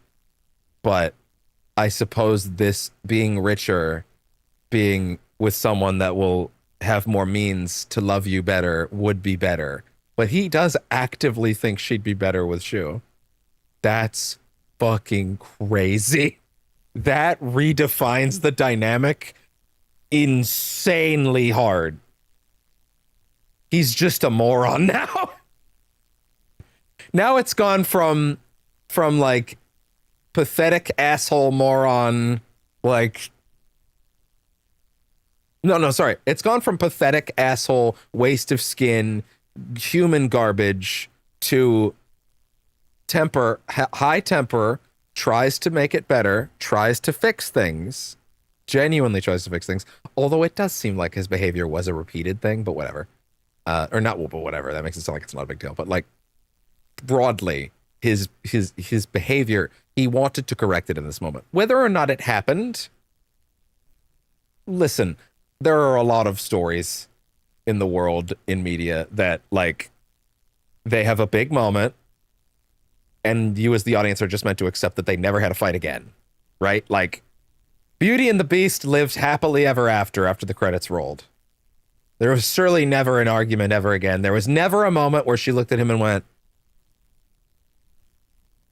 you know, I was kind of more into it when you were the Beast, but like, you know, and like you'll be like, you're hot when you with like a regular guy, but like, I think I was more into the furry thing, right? Like that could have happened, but it didn't happen on screen, so it didn't happen. You didn't see it, so it didn't happen.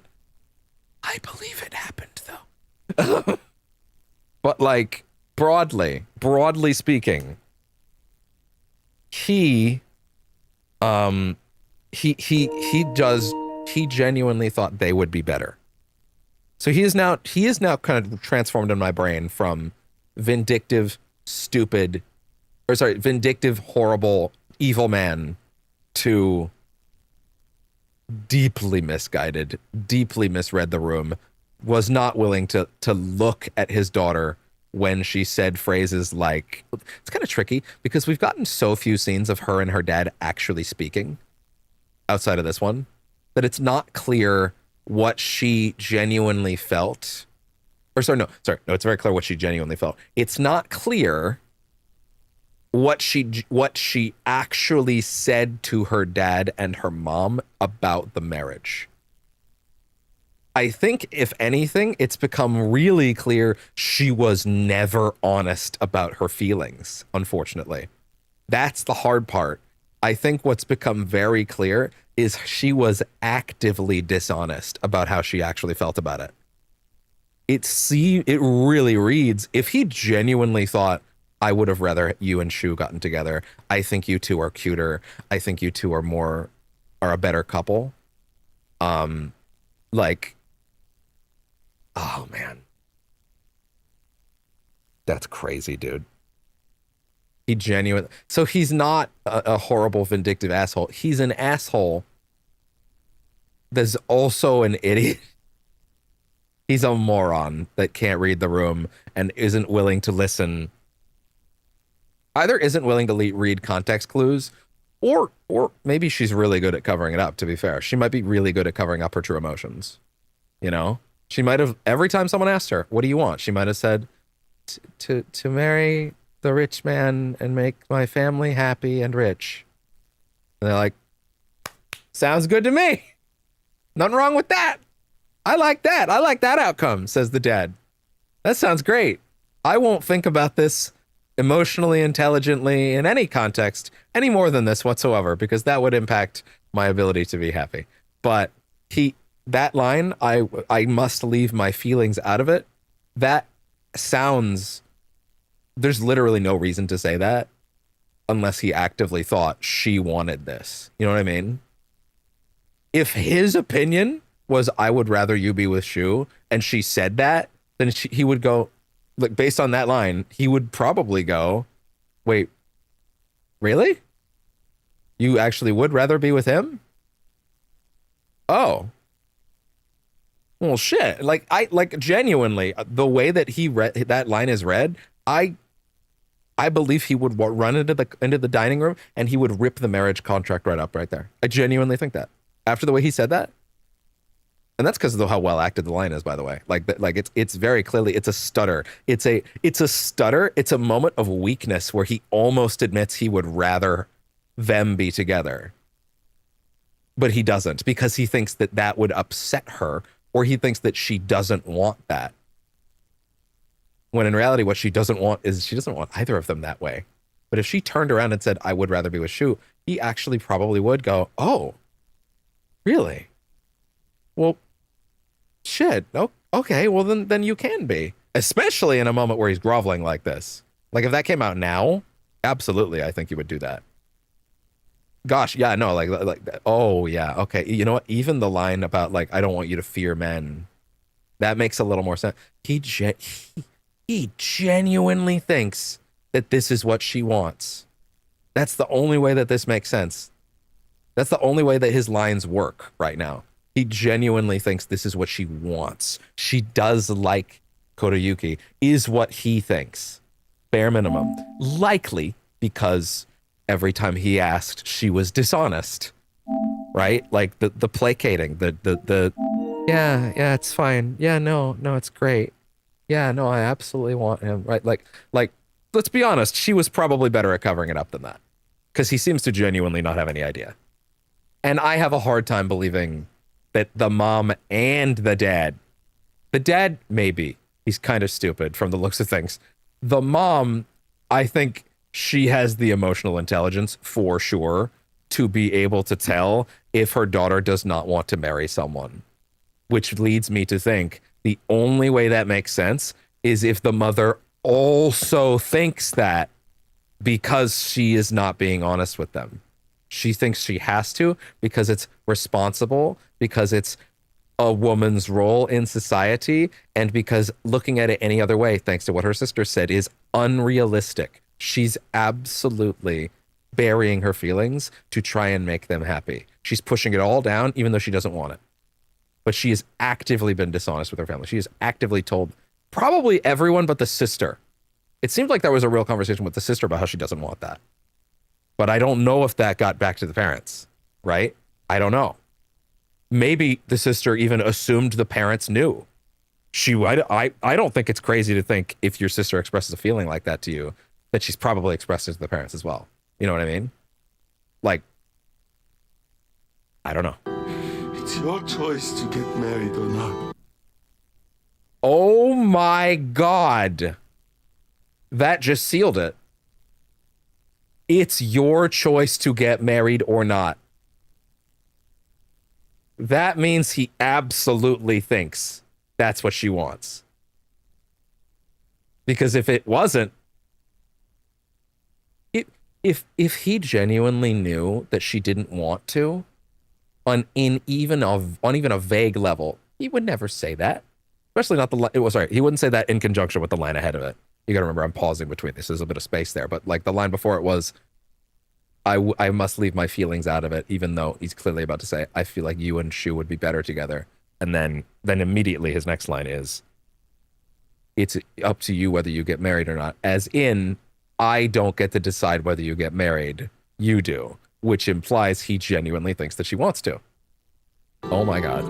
And I'll support your choice. Your choice. Yep. I don't expect you to... Unless there is one possibility I have not thought of until just now.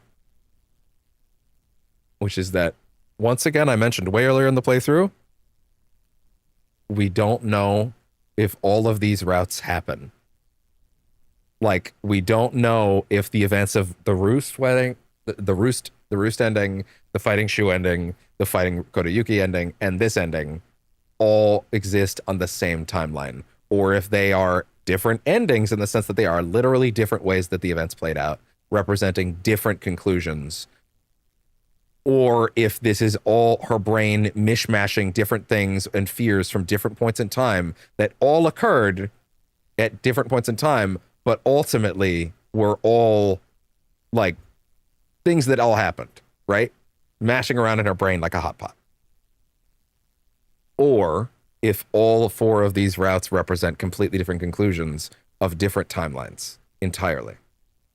Because we exist entirely in her head, or it seems so anyway, that lends a lot of credence to the idea that these are all events that occurred in different orders at different times, but also some of them might be lying. Some of them might be her perception of events. This is too open. This is too real. This is definitely a real event because of the way that it's being framed, the way the music's playing, and also the fact that her old self is telling her, or her older self is telling her, no, let him try, right?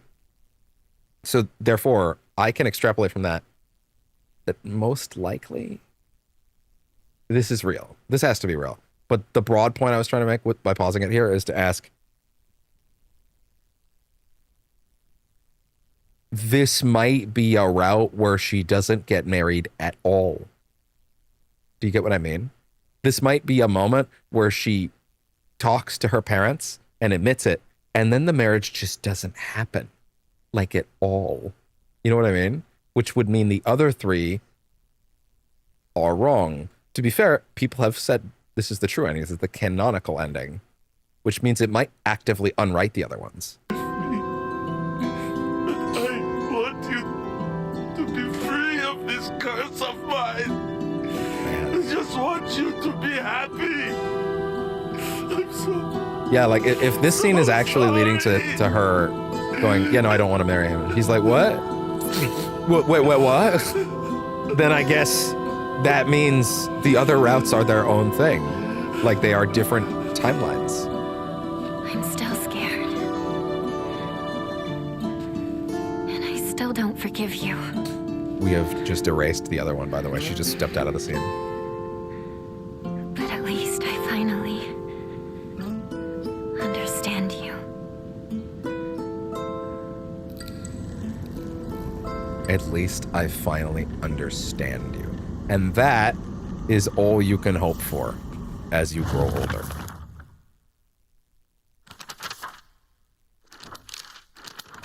Selling me to pay back his debts. Yeah, okay, just to be sure.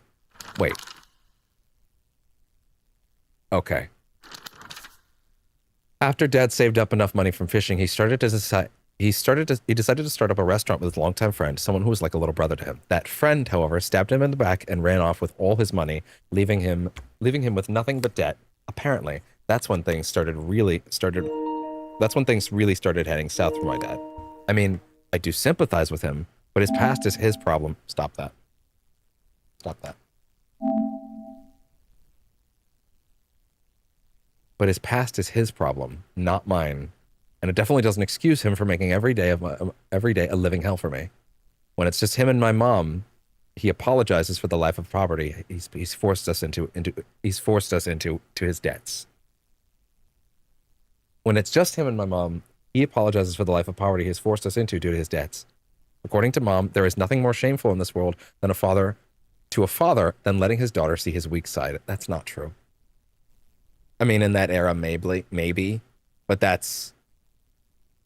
Oh, wait, sorry. According to Mom, there is nothing more shameful in this world to a father than letting his daughter see his weak side. No. That is wrong.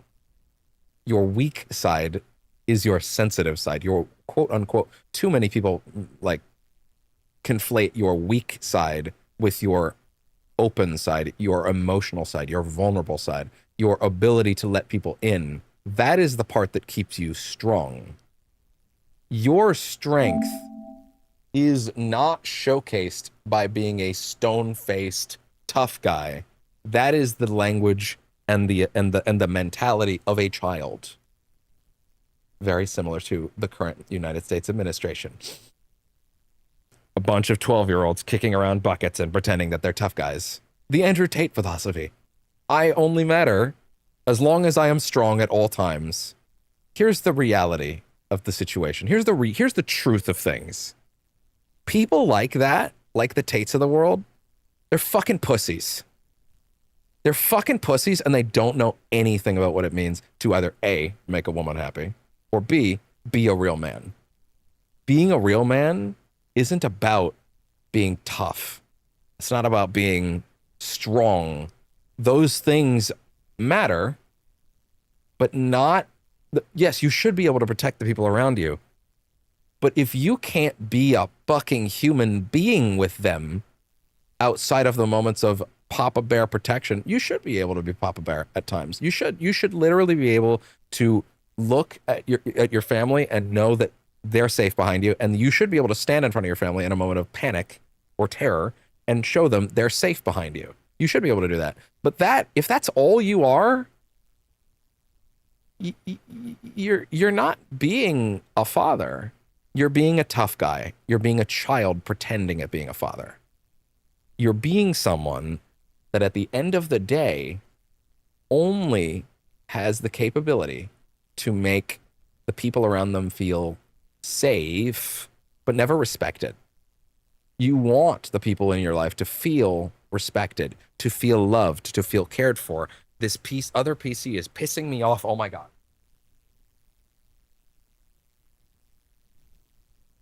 It's actively lying to me again. You want the people in your world to be able to hear you and see the vulnerable side of you.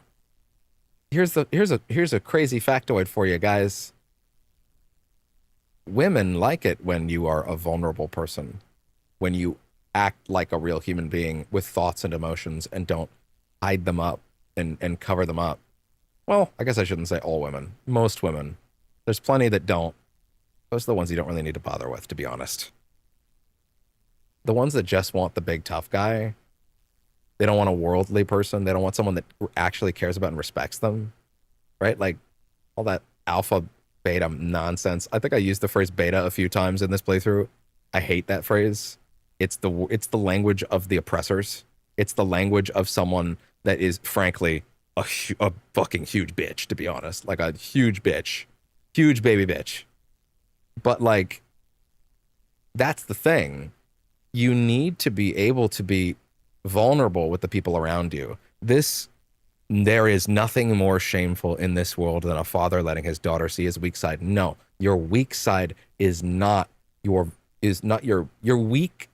quote unquote weak side should be there. Weakness isn't the way you should be looking at that part of you. It's not weakness. It's your vulnerable side. It's your ability to come down to someone's level and be a person to them, right? Now, weakness can mean a lot of different things to different people. Losing a fight can be weakness in some ways. I think that's just normal. That's part of life. You win some, you lose some. It happens. At the end of the day, your physical strength and your ability to protect your family, yes, that matters. But like, you need to be able to be vulnerable with someone. That entire scene, that moment, what he did in that room, groveling on his knees, apologizing in all the most honest, real ways that you can imagine.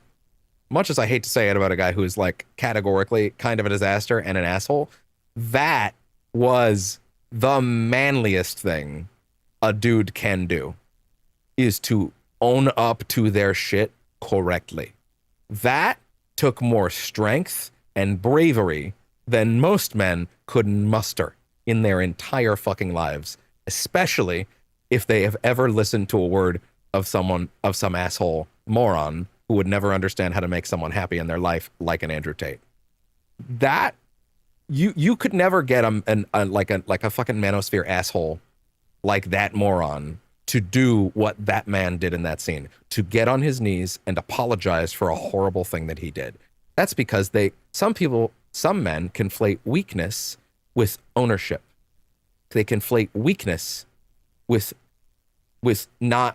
conflate the idea of owning up to your mistakes as weakness. They conflate admitting that you're wrong and trying to grow and make the people around you safe as weakness. That's bitch energy. Maximum bitch energy. Being able to admit what you have done wrong and to grow and to change and to build through it, to try to be a better person, that is what makes a real man. That shit is what makes a real man. It's the difference between let me ask you a fucking question. Who do you think's more manly? This is going to be a real fucking weird one, okay? You're going to follow me on this, okay? Let me ask you a serious question. And I don't care that one of these people isn't real. Okay? That's not the point. It's about the ideals. It's about what they represent. It's about the energy they put off. Who do you think's more manly? Is it any of those people that I mentioned that conflate weakness with generosity? Is it those people that would never be able to own up to their own mistakes? Are those people strong? Are those people manly? Or would you conflate those people as being on the same level of, say, manly as, say, Kazuma Kiryu? I don't care that Kiryu is not real. Kiryu embodies the peak ideal of what a man should be. Strong, tough, yes, of course, those are important factors of Kiryu. He will knock the shit out of someone who tries to do something wrong to him, but it's never about just him. He doesn't really care to fight people that fuck with him unless they actively, run at him in the street and start punching him. That's usually enough. But what is Kiryu usually doing outside of those moments? He's defending someone. Think of the moment in Yakuza 1 with the dog, right? Like, it's like, there's a moment in Yakuza 1, one of the best moments of that game. It's one of my favorite Kiryu moments, period. There's a group of gangbangers throwing rocks at a Shiba Inu, like hard ass rocks at a dog. And it, like, the dog's bleeding, it's bloody. They've been doing it for a while. Dog's barely able to move at the point where Kiryu and Haruka find him. Haruka's like, oh my God, that poor dog. And Kiryu takes one look at it. He doesn't say a word. We follow the camera. We follow the camera as it tracks the last rock thrown. It's moments away from hitting the dog. Cut back to them, confused. Kiryu's got the rock in his hand, doesn't say a word, whips it right back at his fucking head. I forget the line that follows that, but it makes me feel, it's probably because I'm usually cheering at that point. But like, the strength of a man isn't in, it's in the kindness of those actions. It's in the moments of, listen, yes, a man should be able to protect and a man should be able to do those things, but it's about the generosity. It's about caring about the people around you. It's about keeping the people around you safe. Yes, that matters. But it's also about being vulnerable. Think about all the moments where Kiryu thinks about, like, the choices he's made and the life he's lived, all those things. That's a fucking man. That's what you need to aspire to. If you want to get fucking advice on what kind of man you should be, fucking play the Yakuza game. You will learn more about what it takes to be a man than you could learn from literally consuming everything someone like an idiot like Andrew Tate has ever put out on the internet. You could literally watch every second of everything that guy has put on the internet. Ever. And you would not learn even 0.0001% as much as you would learn about what it means to be a real man that people will actually, not even just that people will like, but the kind of man that matters, the kind of man that actually makes the world a better place, the kind of man that makes something better by just caring about the people around you. Your strength is not a weapon to be proud of. Like I said, fuck your pride. Who gives a shit about your pride? Throw pride in the trash. Pride will always steer you wrong if you let it steer your actions. Your duty steers your actions. You have pride in the actions you have taken already. Once you know they were the right actions to take. You took the right course of action. Your duty steers you in the right direction. Your pride will never steer you right on the way. You put your pride away. You put your pride in what you have done, not in what you will do. It will never lead you the right way. This guy is a walking example of that. This character is a walking example of why that's the case. His pride brought him to this place. He never took his duty seriously. That's why he ended up in this place. That's why he ended up as a shitty dad. But he's trying to be better. Kiryu is not just a great character. He is someone to learn from. He is a role model, genuinely, even with his dumber moments. He is someone that you can take real, tangible lessons from and learn from, fictional or otherwise. He is someone that tries to make the world around him a better place. Genuinely. The strength that Kiryu embodies, let's say, even in Yakuza 3, a game where he starts an orphanage and cares for like 12 kids.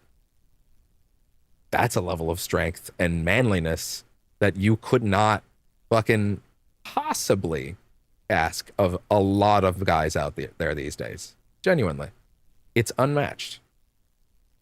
That's a thing that shows genuine commitment and strength. This shit about nothing more shameful in this world than a father letting their letting the daughter see their weak side. No. As someone that has seen, there are moments when Kiryu breaks in front of his kids. Those moments are his most powerful. Those are the moments where you see, oh, this is a human being. Or he's written very well at the very least. Obviously, fictional, but still, like, that's the kind of person to embody. That's the kind of person to believe in. That's the kind of person you should try to be.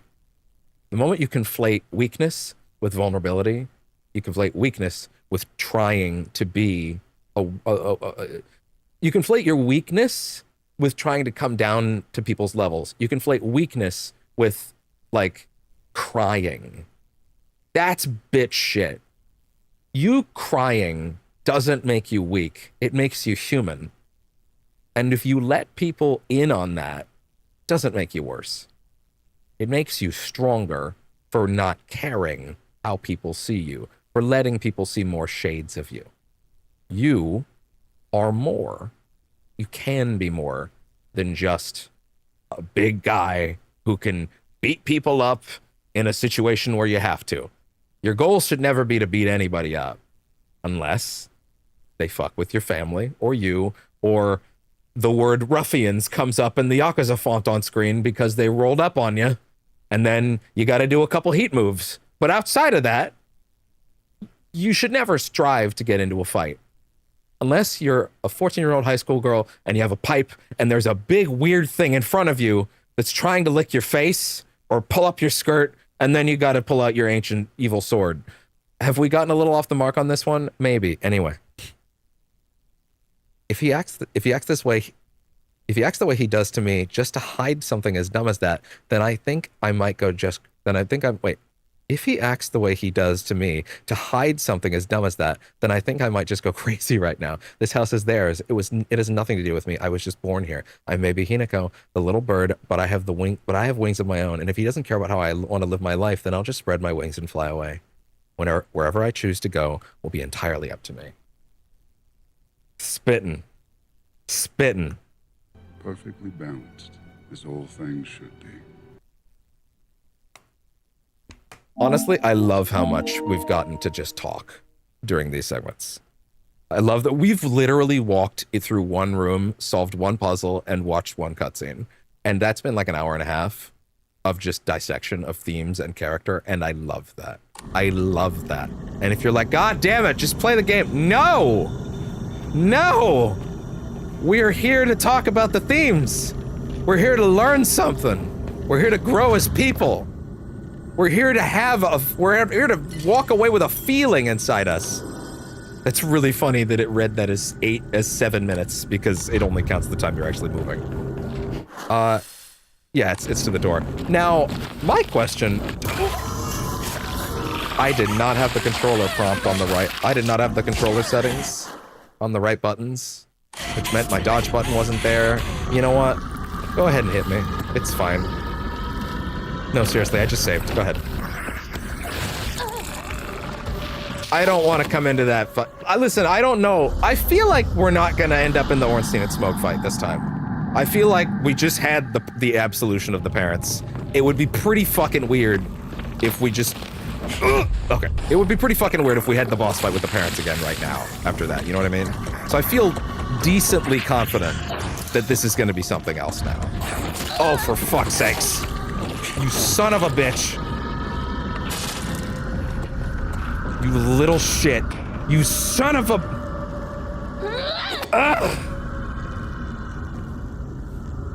Now this might strike some viewers as harsh, but I believe everyone involved in this story should die. The guy's outside there, I mean. It's made its way in here. Okay, well, I guess I gotta pop it. Sick. Antique comb. I don't have an AMS, so it doesn't matter. So what do we have going into this fight? We have 1 bandage. That's not bad. We have 2 full... Oh, the sushis are really good.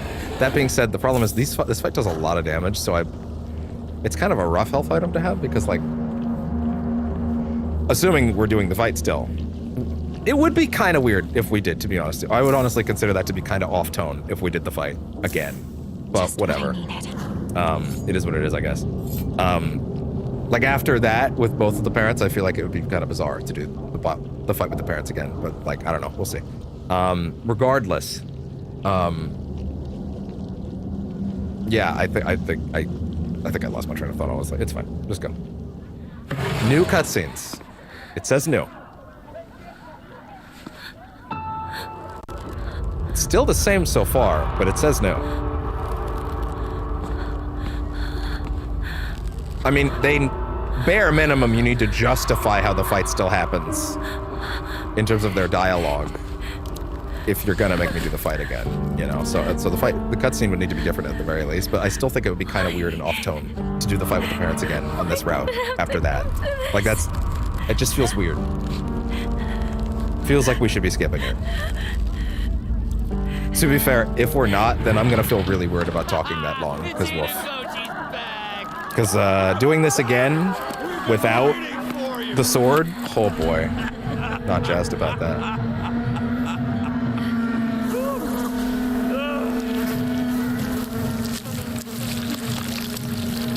Certainly looks like we're gonna fight him again, unfortunately.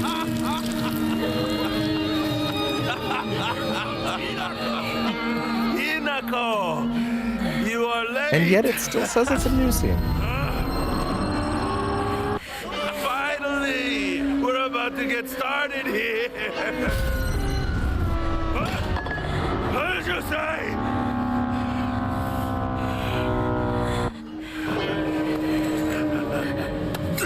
Doing Kata!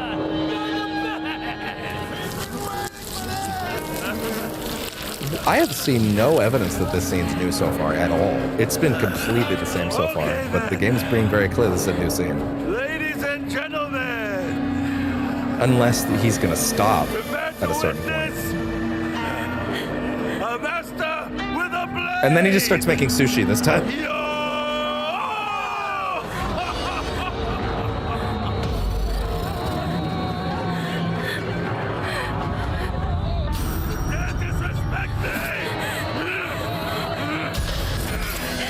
It's still the same. I have not seen a single difference in the scene yet. It says it's a different scene. Still looks pretty similar to me though. That being said, he hasn't started transforming. Okay, well there we go.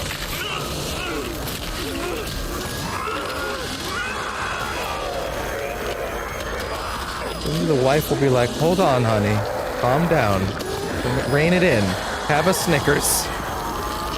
You're not yourself when you haven't had a Snickers." The scene hasn't been any different.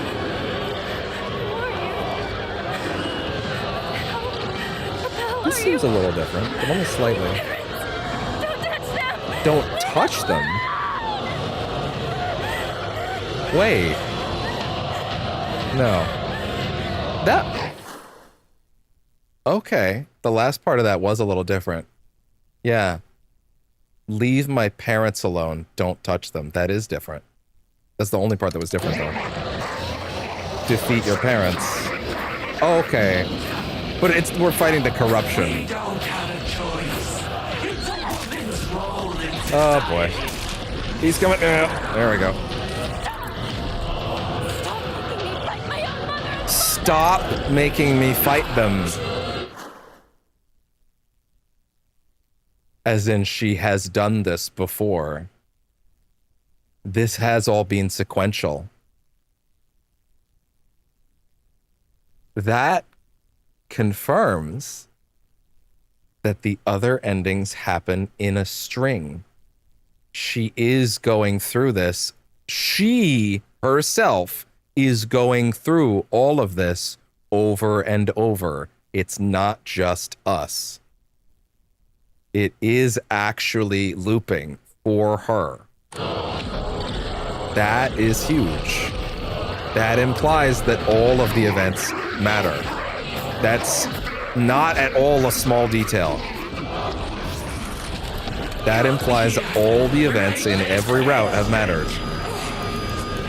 Meaning, we can't necessarily assume one of the routes is the lie. That being said, man, doing this with this thing, with worse weapons, is fucking rough. I wish I had the sword. I mean, I have it, but like, I don't want to use it. Because, like, it might be useful later. Oh, there we go. Okay, just keep it up. I have one heavy weapon? Jesus, that's rough. Get those iframes, please. Oh, there we go. Yeah, that was the right way. There we go. I don't suppose you've dropped a bandage on the floor anywhere. That'd be really nice. I'd appreciate it a lot. No, I don't think so. Okay. Here he comes. I just realized that the charm that I have on this one, less damage when scaling up with enemies. That's actually a really good one for this fight, come to think of it. Yeah, because that means that they're actively doing less damage as long as one of them's on the field. Which I guess would admittedly mean that, like, if you got rid of one of them, like, the damage buff would go away. Uh-oh. Oh, fuck. Oh, I thought I could fucking... No! She's trying to fucking switch weapons. I didn't mean to switch weapons. She prioritized switching weapons over dodging. Or, actually, I guess I was also out of dodge. Not a good trait, Mom. Oh my god! How did he miss that?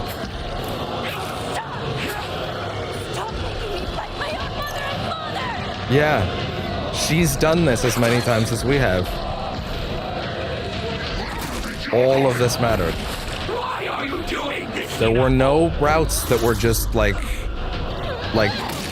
fears or different timelines or anything like that. Uh-oh. Uh-oh. Oh! How did she whiff that?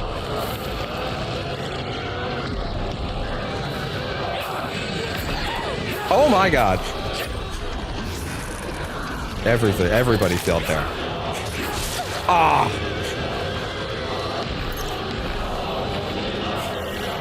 Okay. Why are you doing this, Hinako? Do it! Do it! Come on! Kill me! I'm here! Kill me! Ah! Too early.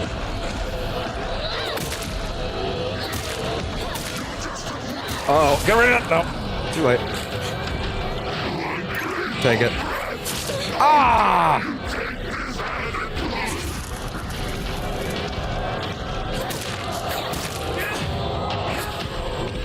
Nope. Oh, I missed the sword. I missed the sword. It was nice. Yeah, I guess the last time you fight the parents should be the hardest. Although it doesn't really feel like it's the hardest necessarily, it's just, it's harder than last time.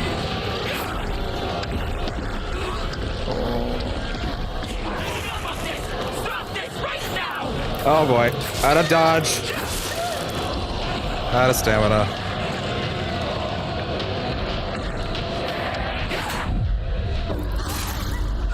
Yeah, this is rough. I can't, okay. One more resource, please, you... Bandage! I don't need to confront that anymore. We've talked about it. Stop this right now!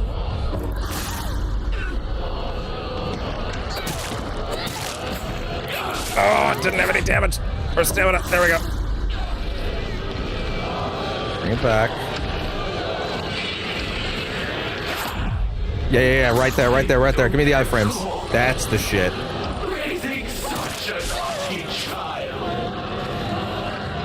Yeah, I guess we could try this now.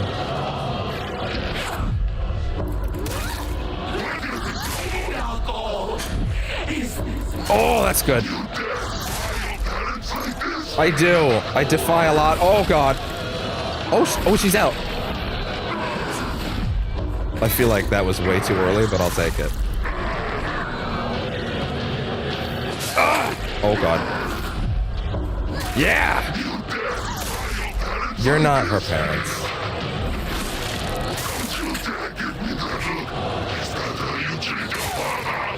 It's not. Because you're not her father. Never were.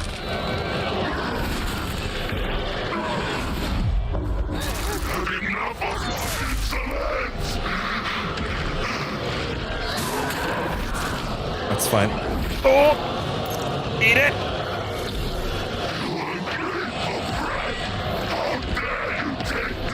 Oh!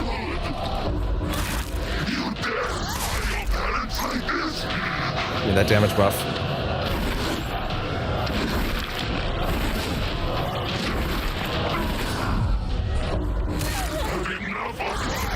Oh, the whiff!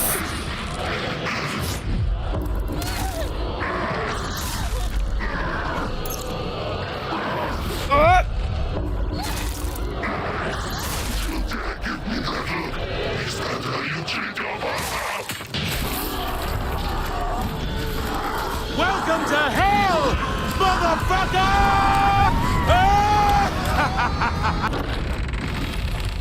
That went way better than the other 2 times. Funny enough, I had basically the same moveset too, as the second time. I guess I really learned it that second time, huh? I think it actually took me longer with the sword, though. That was only like 3 attempts. This scene's not new, to be fair. But I feel like at this stage, like with how little game there is left, I feel like there's only a few scenes to watch. I'm gonna skip the one in the center of town, though. The one where they swap. But yeah. No, you know what? It is fine. We've seen this. Also, we've spent a lot of time talking, so let's just anything that's not new, let's just go. This one is literally just walking down a hallway, as long as I remember correctly. We're pretty set at this point. And then so it's going down the hallway, followed by nothing. Ripping through the town. And then once that's done, then we have the other segment of being in the town as her, followed by... Isn't that then pretty much that's it, I think?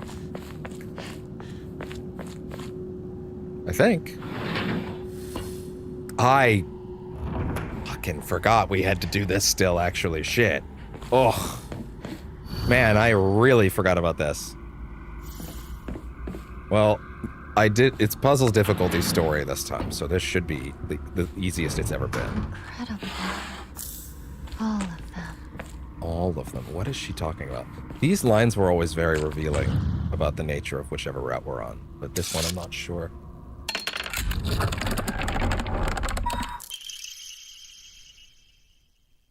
Respect us, serve us. The time for rebirth is now. Become the good and clever woman you ought to be. Jesus.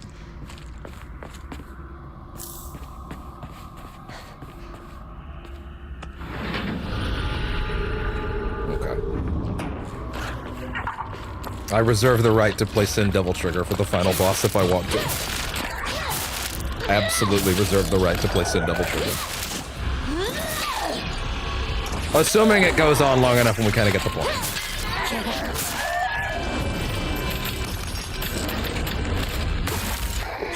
Oh, I didn't realize that did like a stunning effect. Nope. That's cute. You know what? Sorry. You know what?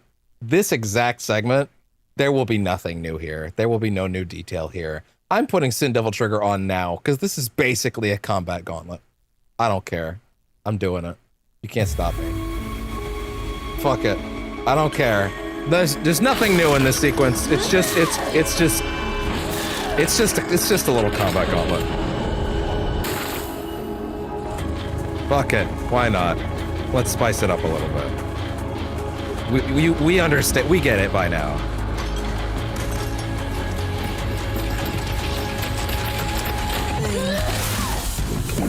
I don't care. We're doing it. Y'all wanna still go after all this?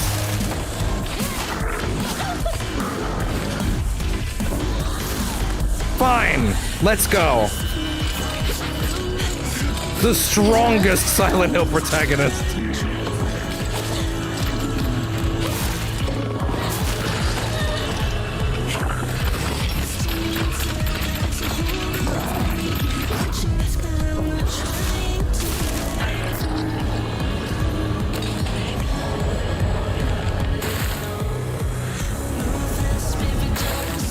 It's so good! For those that don't know, this is the, I think Casey Edwards described this as a goth club dance remix that he made with his wife earlier this year. This is only like a month or two old. It's really good. It's the best. It doesn't actually play in the game. It's brand new. Maybe it was made, no, it wasn't made for the anime. I don't think so. I never watched it. I heard it wasn't very good. Maybe I'll give it a chance at some point.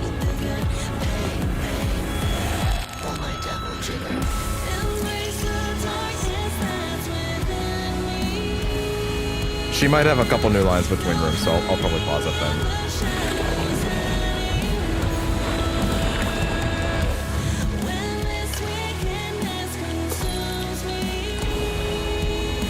Like right here.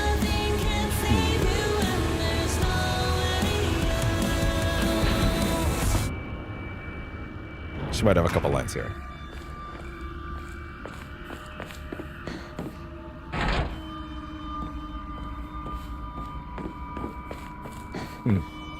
Okay, there we go. The banquet. Has it come to a close? I feel like we've heard that one a bunch of times, actually. I don't think that's new. God, I don't want to pick the wrong room, but I have no idea which one is the right or wrong room. But I nailed it the second time. I bet I won't this time. Fuck. Fine.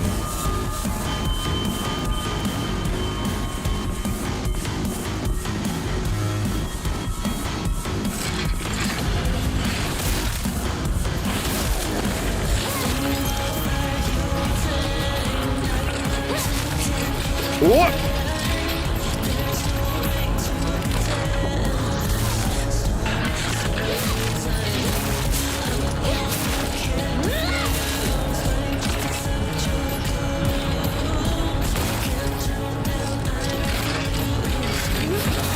Oh!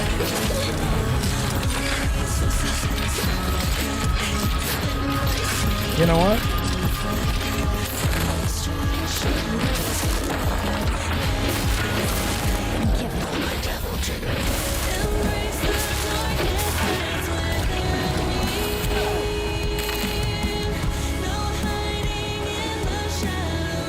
I think we're done here.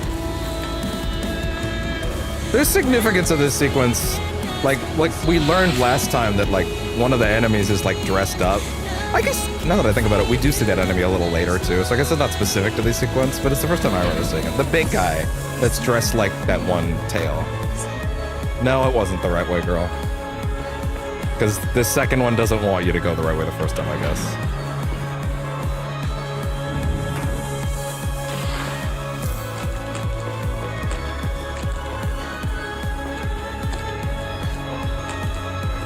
There's way less of these statues this time.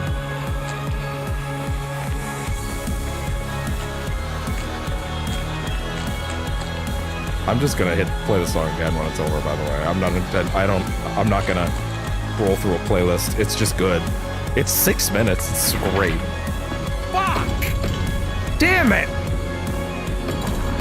They didn't give me a fox that told me what direction to go.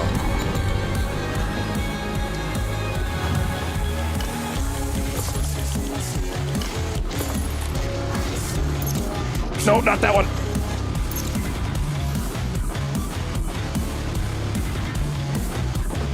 Come on! Oh, I really should have saved that for you guys. I really should have said that to you guys.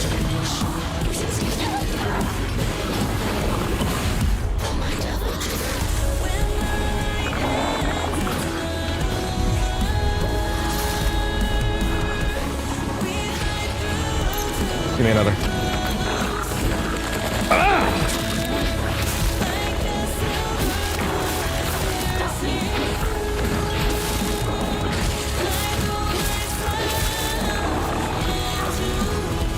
Ah! Turn around.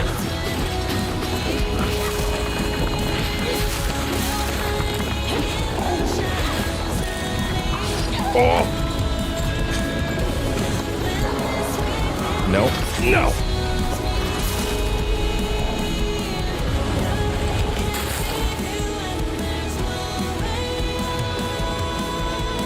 It's so good.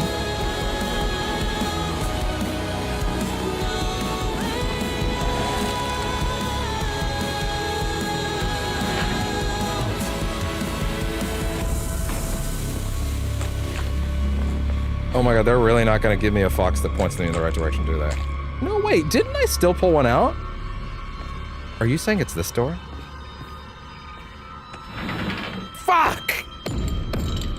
It's gonna play an ad. How dare you? No, no ads. I stopped you. Great. Now I have to do round 2 of this without a DT meter. That'll go so great. Hit it again. Bang, bang, bang. I hate that I have to do this again without one of these.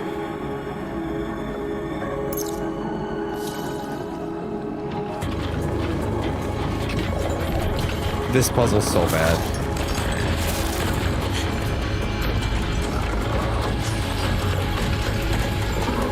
I just don't want to do the combat rooms when I fail.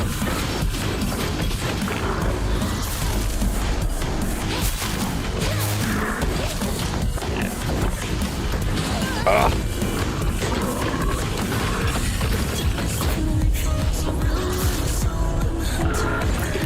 Oh.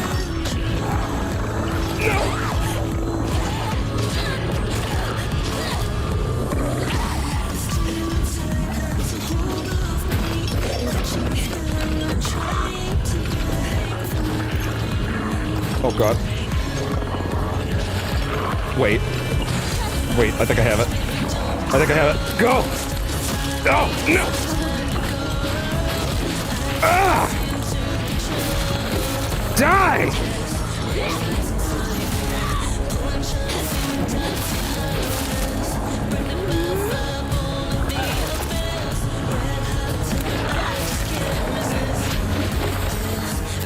Ah!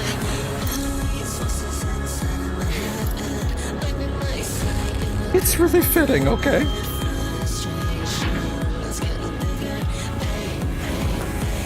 Pull my devil trigger.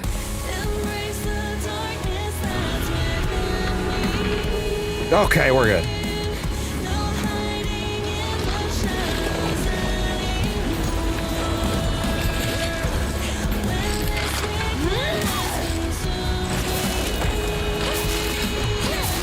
Listen, would you rather this or me just go through these fights again for like the 4th time in silence? Like...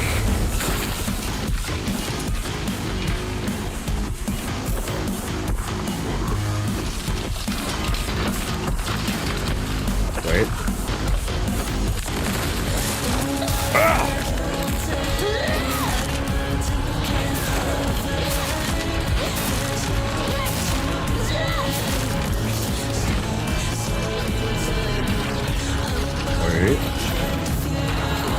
Here she comes.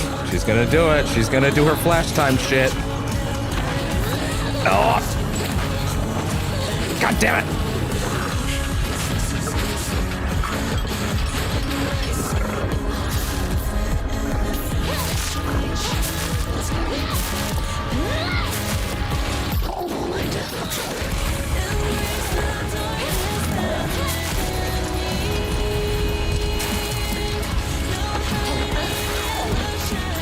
Oh, here it comes in the background. Oh, come on. Go.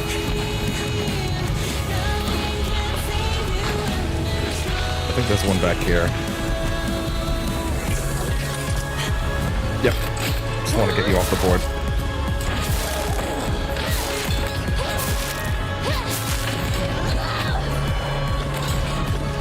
Oh boy.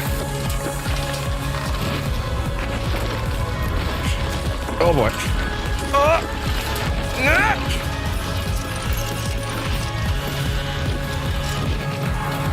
Oh no. Wait.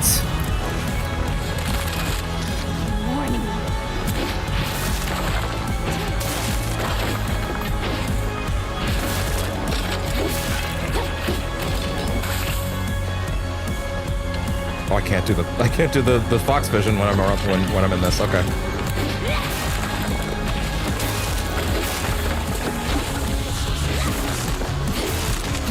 I didn't know that.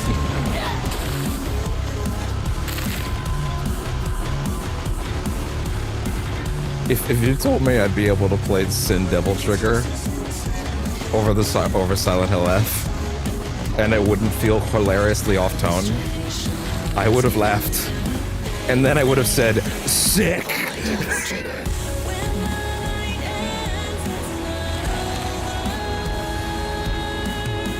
And the craziest thing is that all of them? Is that all of them? No, it's 2. And one more. The craziest thing is that this game, having now been revisiting a couple elements of Silent Hill 1, this game recreates the feeling of the horror adventure style of Silent Hill 1, maybe even more than the other ones, to a certain extent. Blood shall our clan prosper. May our ancestors rejoice. Sorry, was she not just like, oh, I like that one, she's pretty? Was there legitimately like a blood thing? Like, was there like was her family like bloodline like pure in some way to them? Is that an aspect of this? Soil in which you can sow your oats. Oh. Don't be ridiculous. Oh. That was very significant.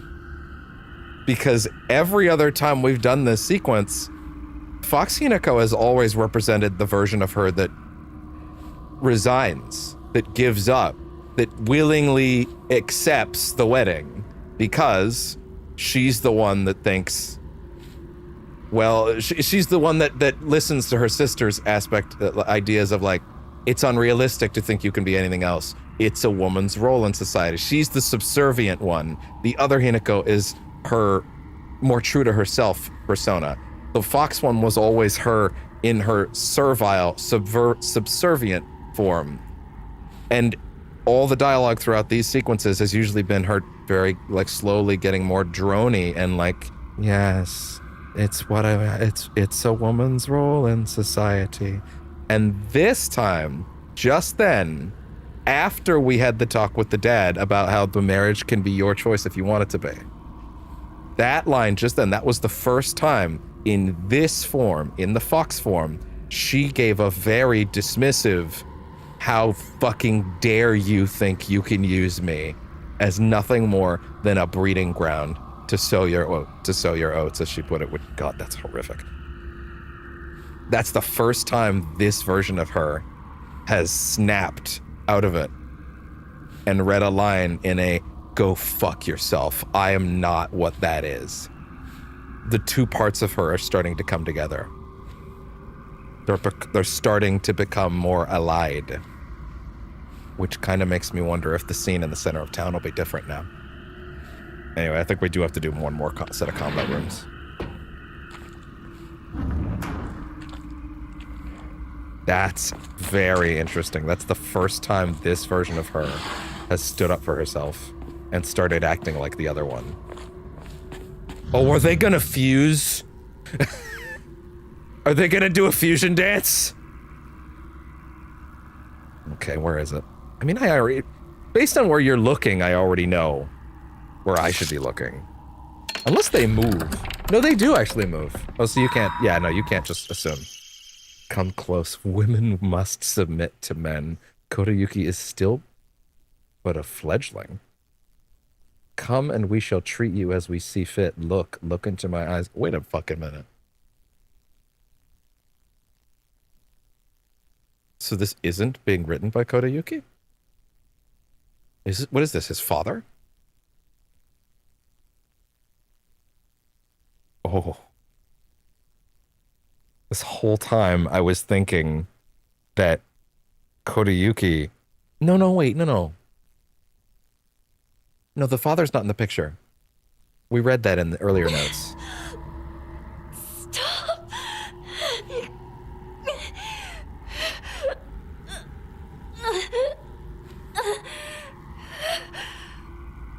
That was very belabored and long and exasperated. Oh. I hope that wasn't... Oh no, I hope that wasn't what I think that was. Oh no. That sounded like a struggle. Oh no. I do want to check some notes in a second because I want to confirm something. Just check if there's any items. Also, they tended to have new notes in these every time, but they haven't so far this time, which makes me think maybe I actually did get all of them on the last run because I technically did another route. But let me see something. Which series? Mandate of the Clan, is this the one?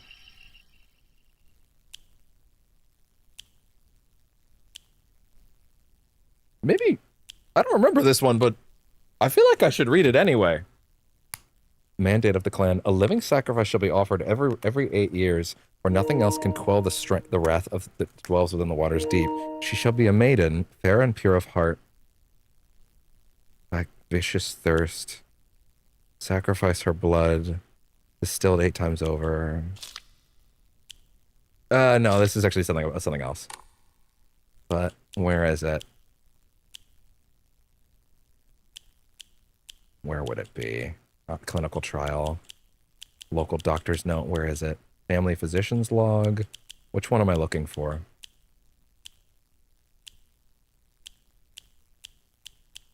Why is this acting like there's a new one in here?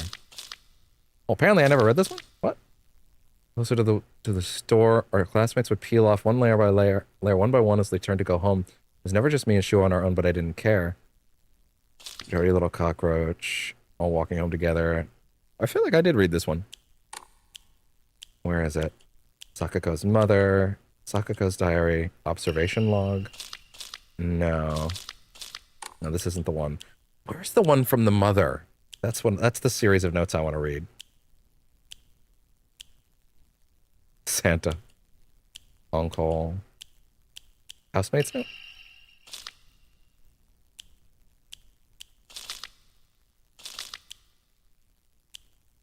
Well, that one actually is interesting. I do want to read that.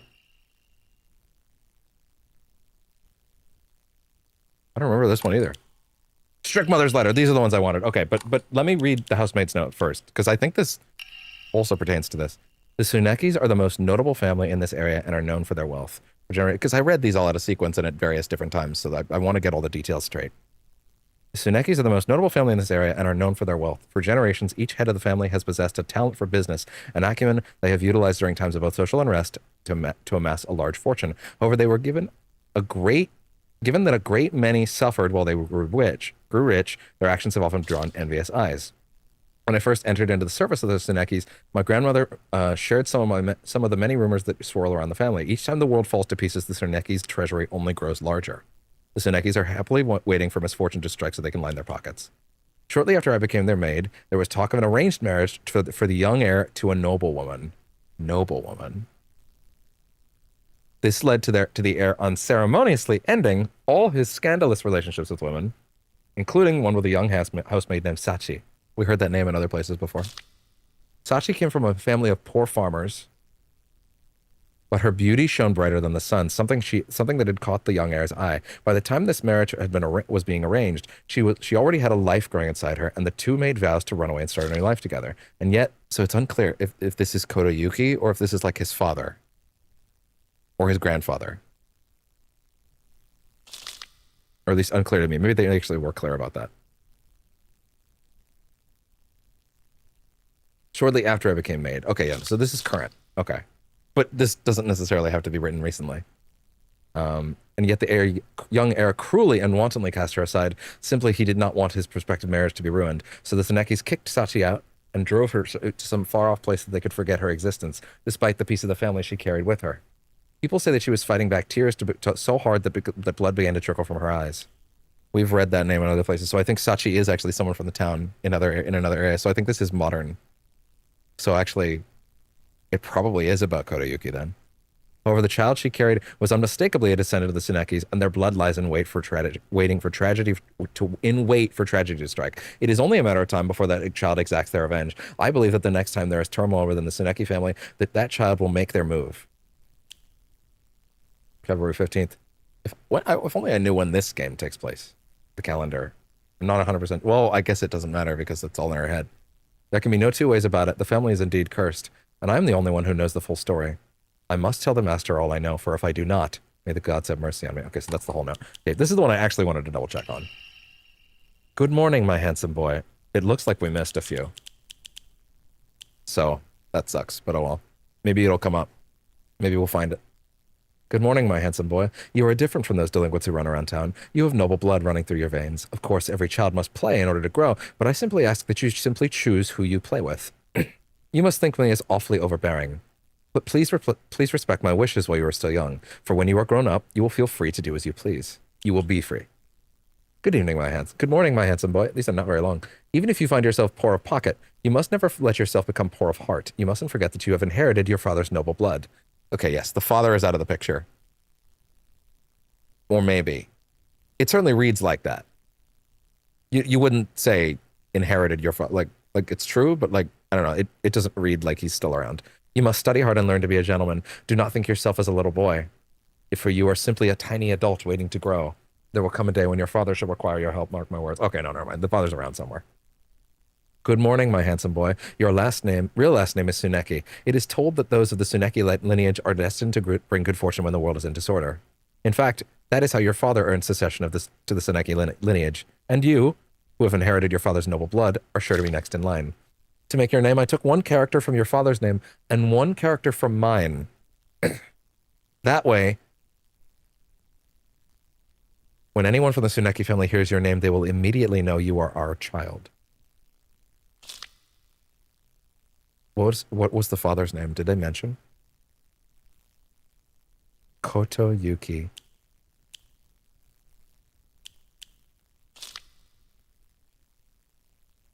One character.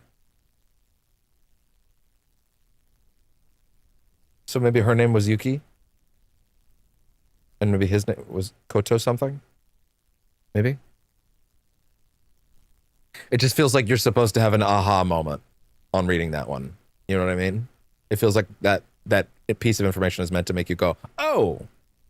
But I don't know. Good morning, my handsome boy. Or maybe you're going to come back to that when you hear it. I guess we'll look for it. Good morning, my handsome boy. I have good news. Indeed, good news to a Tsuneki is always accompanied by the news of someone else's death. Your father and that woman he kept as a pet have both gotten sick and died. Okay. So I'm going to say the maid was writing about the dad, not Kodayuki then. This is being written to Kodayuki, most assuredly. And now your grandfather, the head of the house, has invited you to the Tsuneki residence to make your to make you. Oh, sorry, no, to make you successor, not to make your successor. I think I read that wrong the first time. I think I also remember making that mistake the first time for some reason.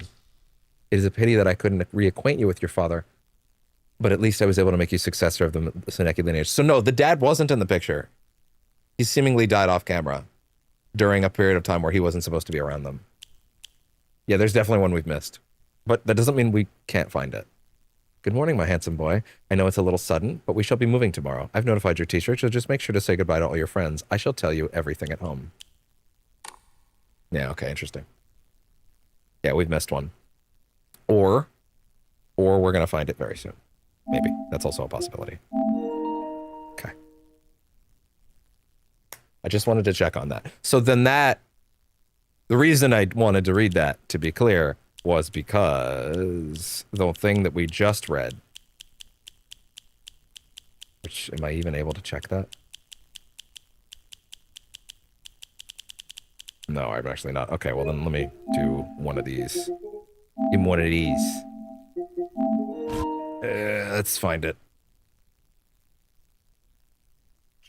There we go. Women must submit to men. Kodayuki is still but a fledgling. Come, and we shall treat you as we see fit. Look into my eyes. So that would have been the mom. That would have been the mom. Has to be. Has to be the mom. It's not a father, because the father's not around. That was why I was trying to rule that out. I was specifically trying to rule out that that it could have been the father, because I thought that he wasn't even in the picture. He wasn't. So that is actually her perspective, which is fucked. It's actually way worse than if it was in my mind, I immediately read it and thought, that's the word, those are the words of like a fucked up, horrible dude. And then I read it, and then I thought back to that, no, and I went, wait, I don't think the dad's even in the picture. That's way worse coming out of a woman. Time for the last room. Actually, rewind that a bit. Here we go.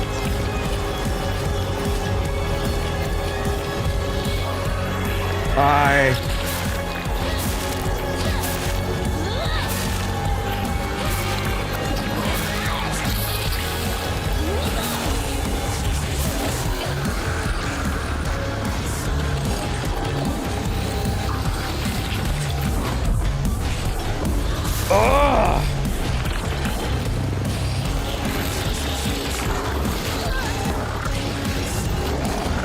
Oh no.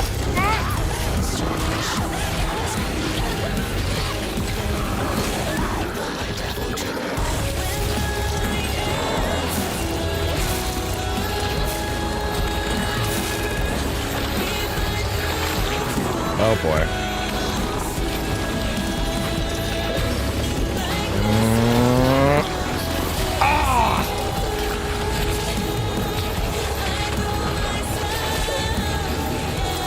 It's unlocked.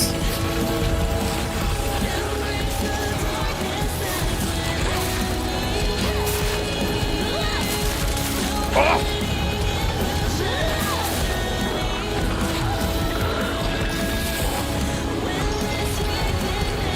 Ah!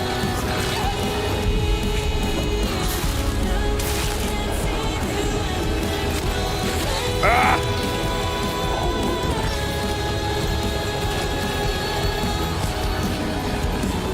No!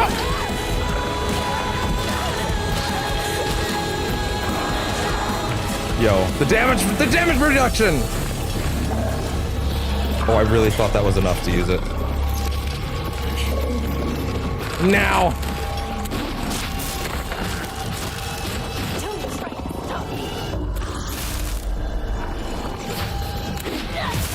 This winter, your epic oh, for pass fuck's comes sake. with new How epic dare friend you! tickets. That's half. Shut it!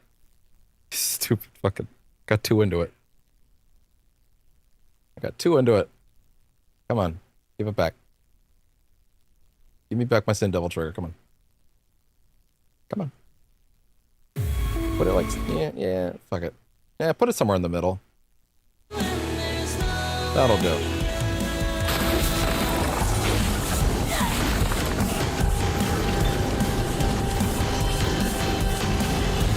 I gotta hit you most, though.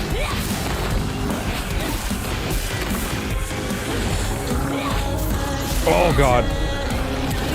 No. I barely hit the big guy at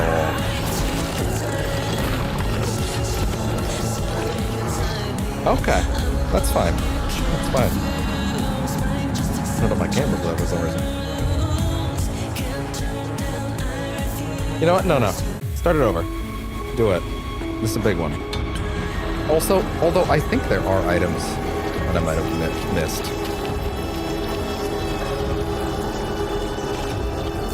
Yep.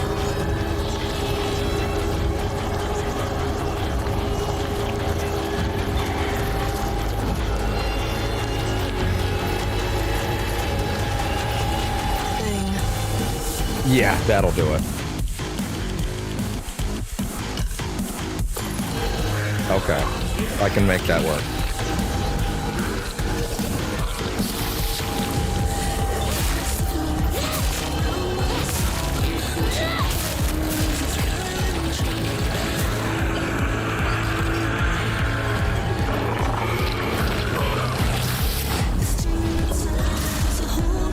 God, I can't even imagine how I used to play the game without that. Like at this point, it's so essential. I think it's the New Game Plus edition. I don't think that was in the first run.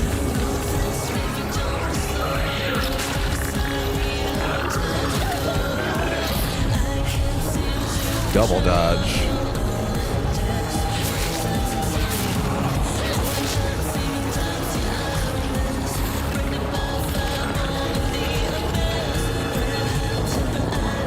Oh my god. Oh, tank that.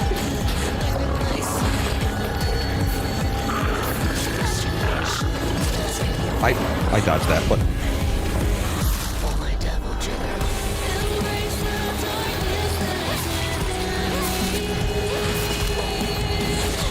oh. Ah.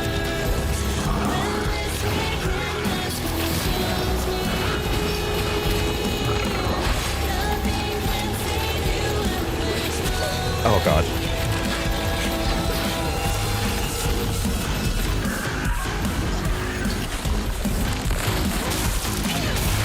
Oh, oh no!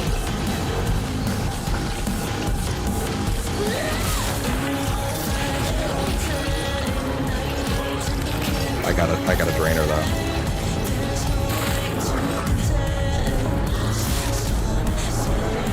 Oh boy. Start with you. Ugh.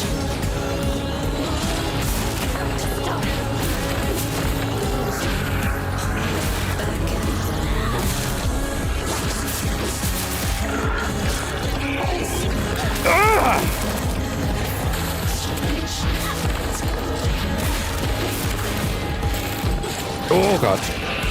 No! Oh, that damage scaling is so good when there's this many, actually.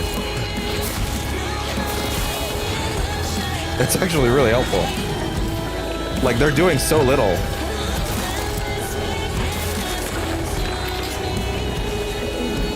Nope.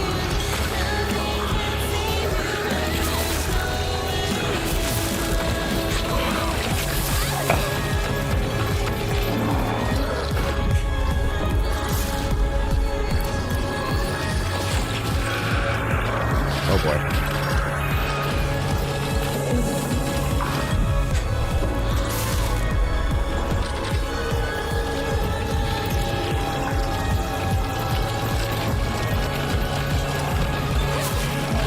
Wait. Nope.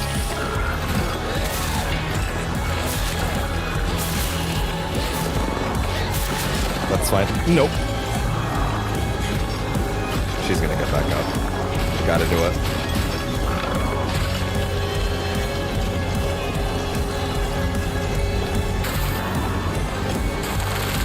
Oh, you're already out.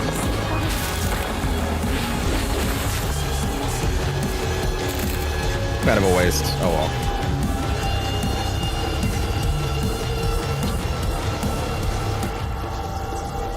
I wish I had a button for that, but Stream Deck won't let you integrate with Spotify unless you have Spotify Premium. Forgive me for interrupting. That's a Spotify-imposed limitation on purpose. But I wish to apparently, speak what with I read. Hinako for just a moment. They literally don't let people use the May I? API to link into things unless you pay for premium. It's crazy. God forbid I paid for a $450 piece of equipment and it should do all the things it's designed to do by default. It's still alive, isn't it?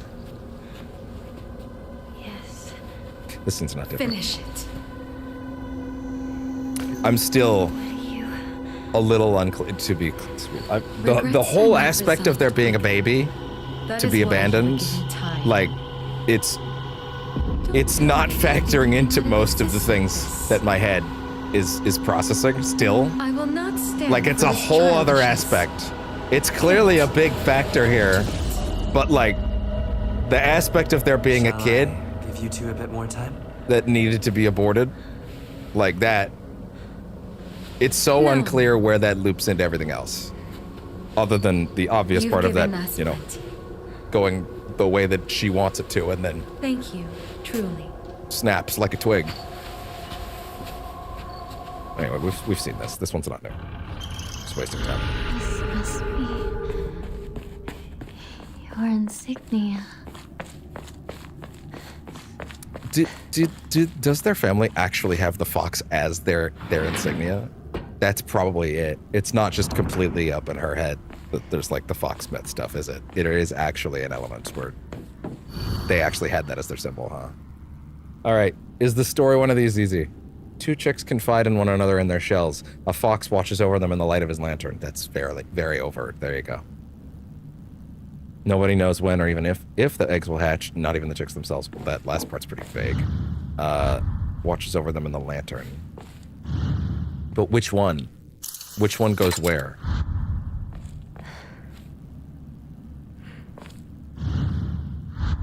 Like, you just said watches over both of them in the lantern, but like, does that actually make it clear where things are going? Hold on.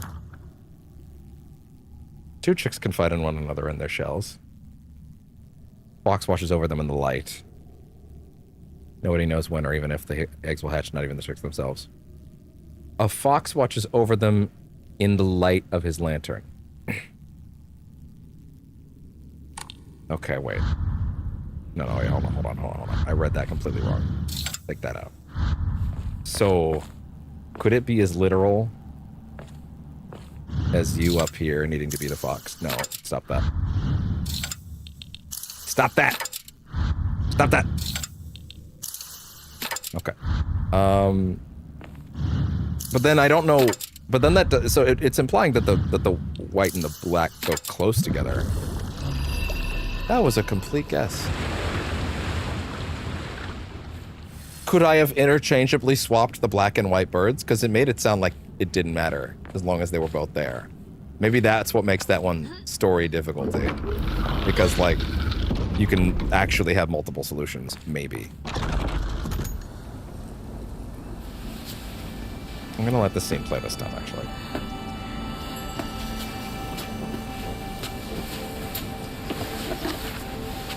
This is yours.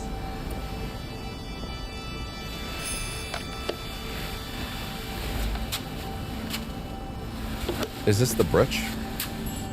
No. This wouldn't be the brooch because I gave it away already. Now you as well. When did she get the brooch? I can't remember. I think it might have been this scene. She was given it in this scene. I think. And then she continues to have it throughout the other runs. I think.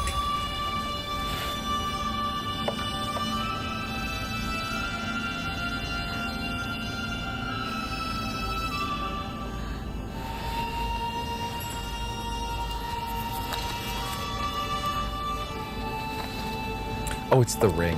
That makes sense. Now then, shall we begin? Yes. No, actually.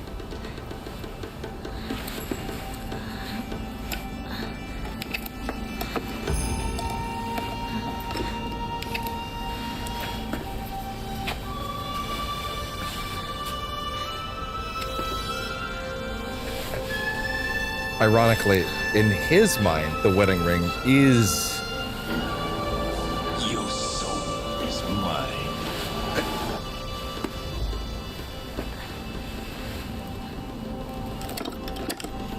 Oh my god, could you make this shit any more fucking opulent and like intricate? Oh, it's to open a door! Just give it a handle! You have done well to accompany me this far. It's because of you. Put some automatic doors in. Soon, all will be complete. Yes. I feel like I've just filled in the blanks of his head at this point, and he just looks like fucking Jungi from Yakuza at this point in my head. He just looks like Jungi-Han now under that mask. Jungi-Han would treat her right, despite all the, you know, Assassinness. Okay, you know what? Sorry. Original Jungi-Han, maybe not. The new one, yes. An insane statement to say to myself 5 years ago after I played Yakuza 6. What the fuck do you mean, the new one? This says new cutscene. This is new. I can't believe they ran that twist back in a way that I loved. But also, Yakuza is insane, and I love it so much. Torture me before you're happy. Her dialogue's totally different. Why are you doing Why am I going this way?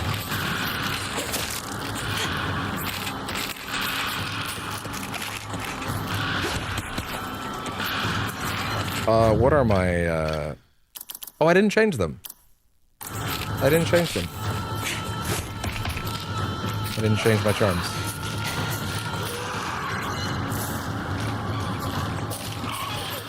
What's up, guys? Gals.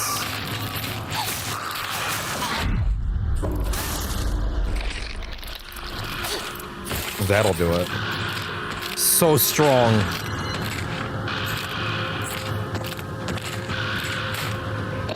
We playing footsies? Come on. I don't want anyone making choices for me.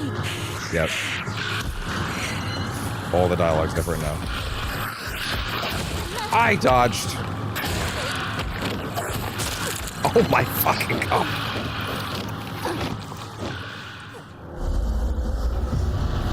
That doesn't seem fair. He wants it. You know what? You know what? Fine. Why are you doing this?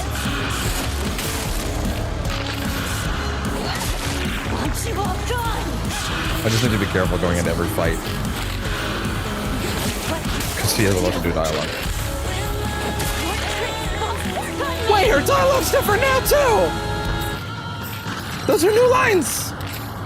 Your tricks won't work on me. Okay, fine. I guess I'll leave it muted. She is gonna be talking throughout the whole thing, I guess. Taking back this town right now. Wait, no. No, this is the old dialogue now. No, now it's not. My happiness. She has different lines after she died.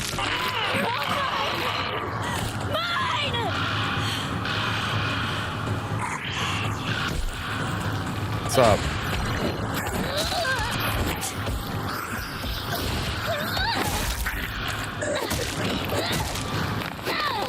No!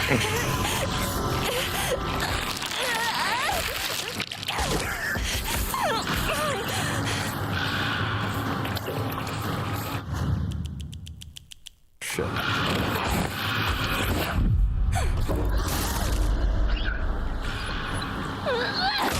Oh my god. I'm gonna die. He's gonna turn around. He's doing some shit.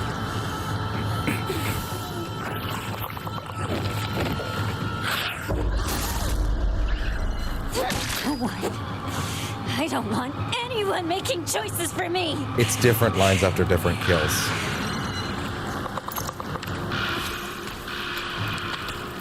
Yeah, I have to fight you now. Move. Stamina. Ah!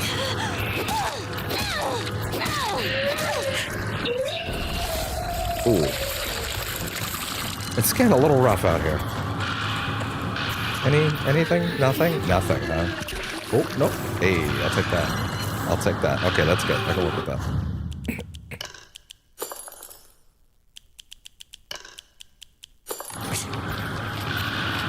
Let's go. Come on.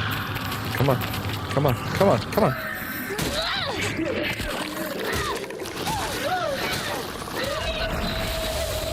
It's fine. Tank it. Damn it! It was screaming on me.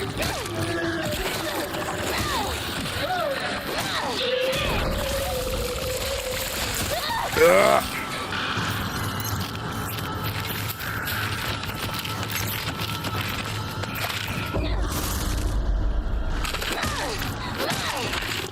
turns out. I don't care for you and your shenanigans over there.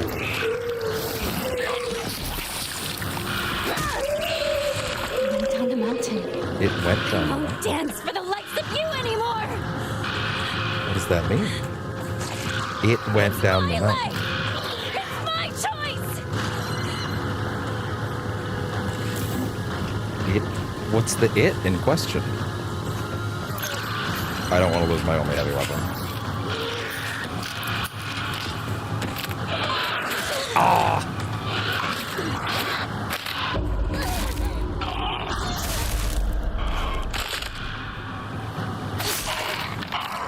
What is that? Oh! Lovely.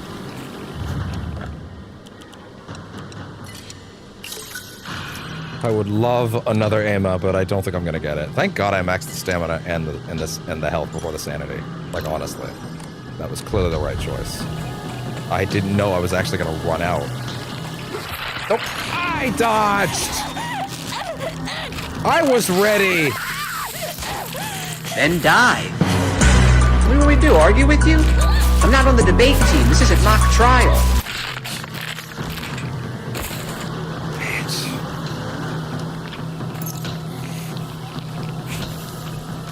Okay. Oh, man.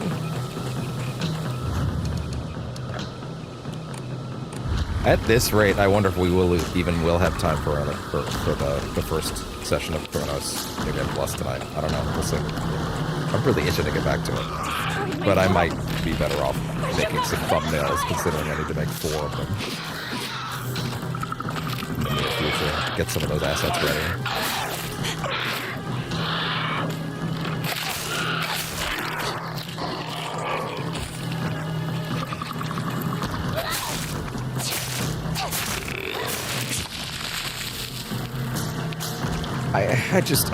I wish men would learn to stop projectile vomiting all over me. It's not great. Typical male. I'm going to make them suffer.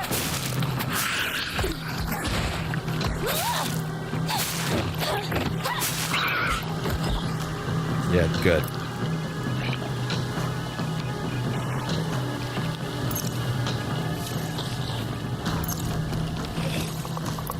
Yeah, like, I'm completely unclear on if the wedding massacre actually took place or if that was a fear she had at this point.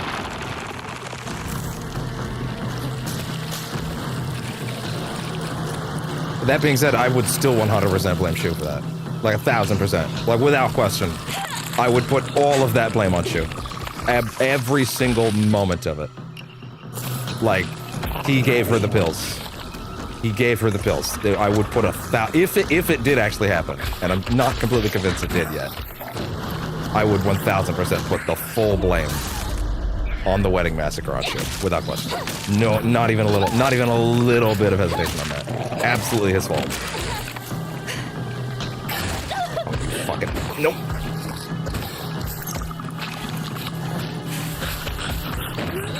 Oh fuck. No. I was mashing dodge the whole time.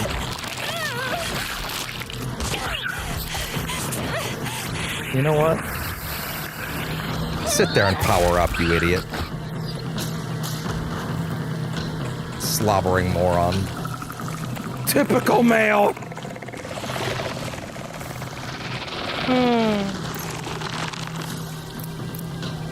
Okay, let's see. Yes. Yep, no, I'm hitting you with the big shit. Back up. I didn't for some reason.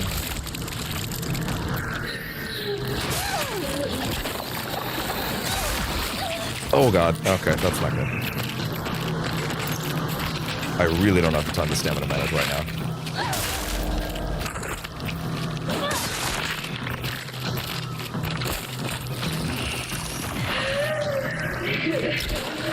Ugh, come on.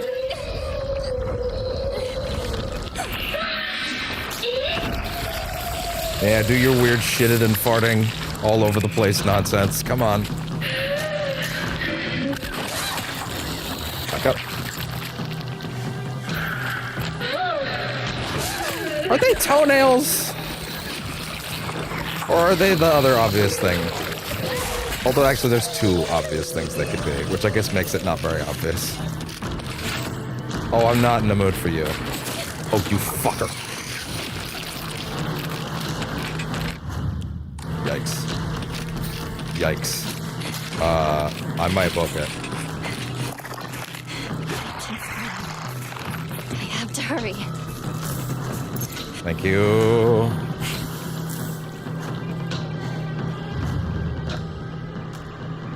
I kind of appreciate they don't automatically slot things that are like new over things in your equipped slots that you haven't actually like put there on purpose. Because that would just make this a mess. You'd constantly be going out and changing things. What's the... It is technically... It's the same weapon type. Technically, higher durability, so take it. I did save, right? I did save, right? Yeah, I did. Okay, good.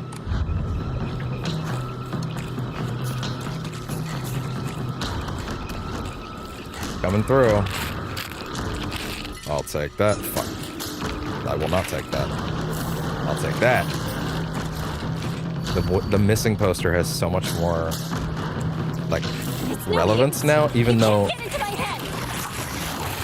You can't get into my head.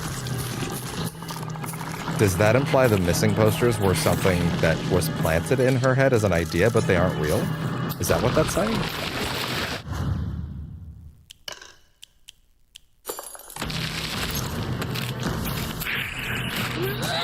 Oh no.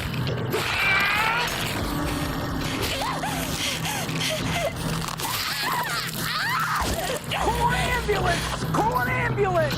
But not for me! Oh my god.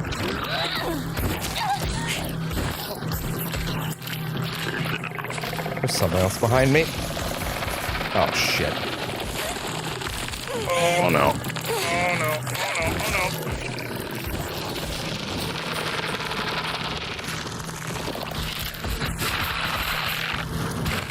Oh no. Oh my god, the frames. Ah! I'm sick of all of you. Oh my god, how'd that whiff? Oh, the damage debuff.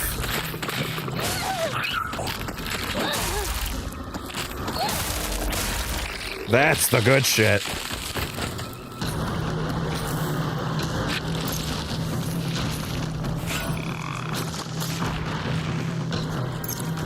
To keep the Yokon. Get out of my way! Okay, at this point, I'm gonna put it back on. She's repeating now. Anyone making choices for me.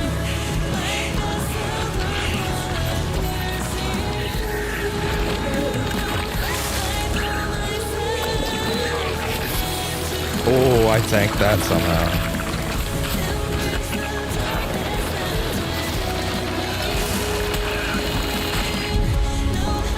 Oh yeah, hit that, why not? I'll take it. Coming in for the jump, but he's gonna miss, he's not close enough.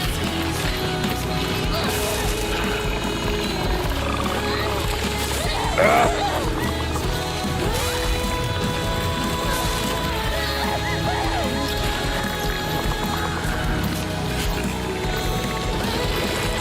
No!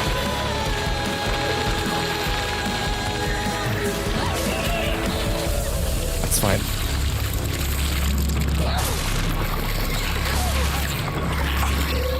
Oof. Also, I will not allow you to play an ad on me. Nah, if I get to start it all the way over, it's fine. Oof. Nope.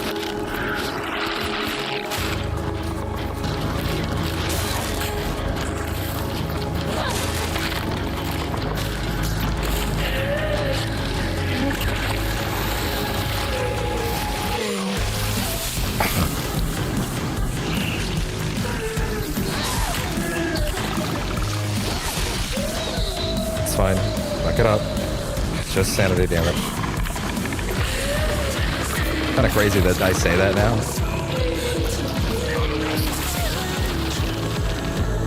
Wait.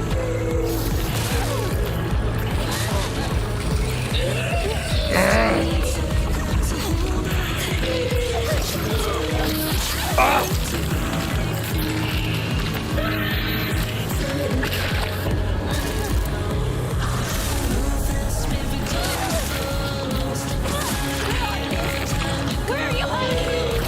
Where are you? Where are you hiding? Girl, are you, girl? Girl, you're, I don't know, girl. I don't know about that, girl. I don't think there's a boogeyman at the end of this. That's not what I wanted.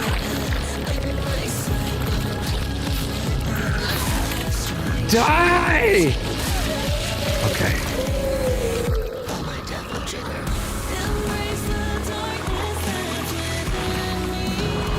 Ooh. No, I wanted to pause the music. Okay. New? New! I was right. Yep. Fusion dance! Do a fusion dance! Combine! Become one! Become the master of your own destiny! Fuse! Why do we always have to be like objects for them? Yeah! I'm a writer, goddammit. Yeah! What do you? That was gentler this time. Every other time it's been like a neck grab.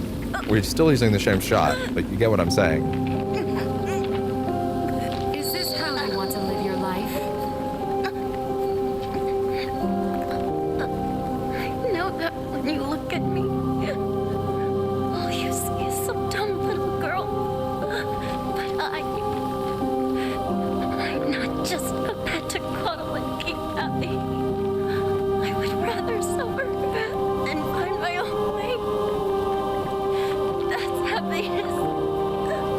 That's how I want to live. You feel no regret, do you? Nope. So you can vow to own this decision and not blame others, no matter what happens? She just accepted it. Like her sister just accepted it. The choice that we made.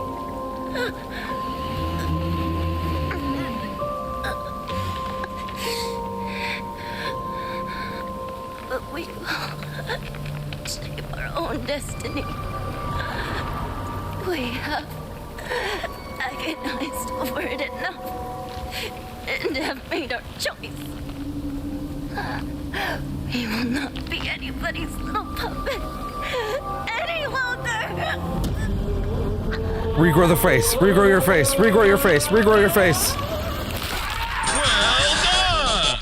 Oh, I actually didn't think she was going to stab her there, but it's fine. It's fine. I get it.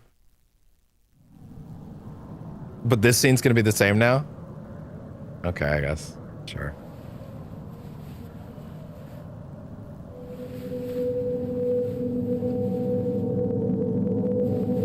Admittedly, I was ready to press well done, but I didn't think it would be for another, like, neck twist. Oh my. She Fine truly feathers is a make vicious. fine birds. Such a feeble bride. That one always May got you me. find What? peace in the days ahead. Hi, Haru. How you doing back there, girl? Instantly clocked that that's Xanthi. She has such a specific register.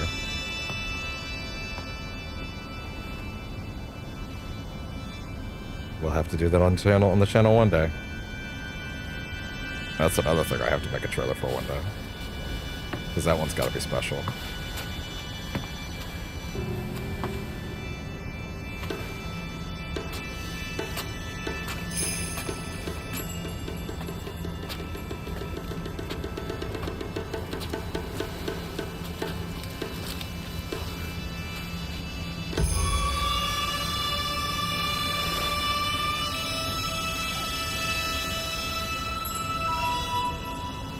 Okay, it is the same.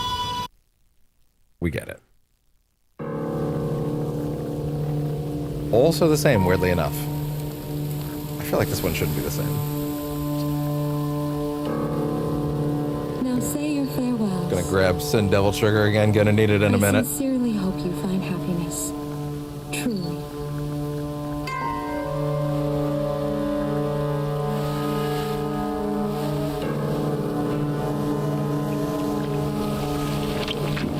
I feel like this dialogue throughout this sequence will probably be very different.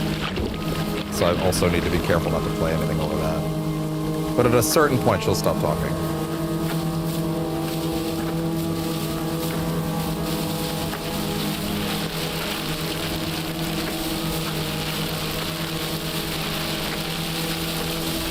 I can't trick me anymore.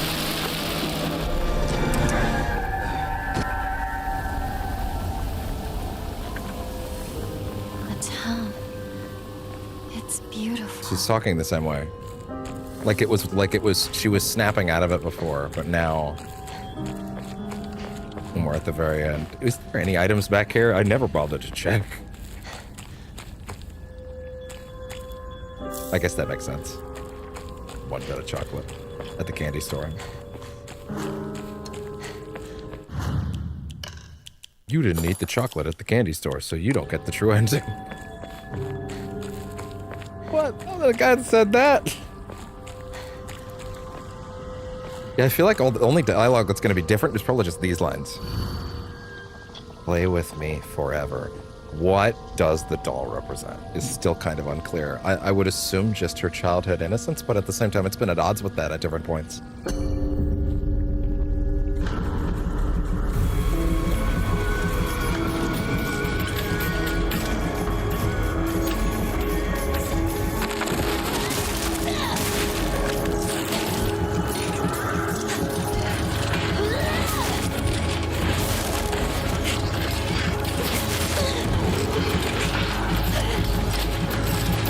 Well, there's no health stuff here at all. Yeah, there is. Oh! Oh no.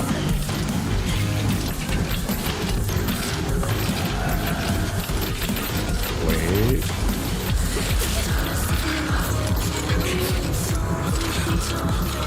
Wait. Get more space. Create space.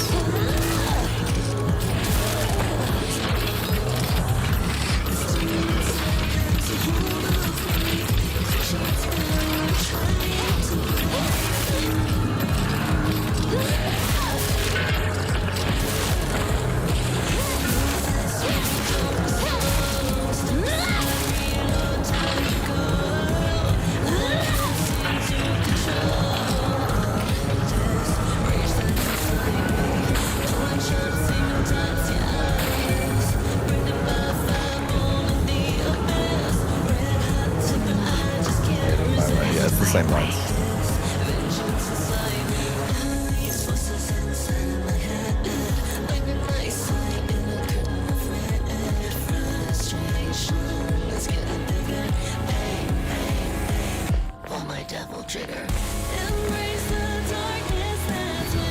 Same one. Yes.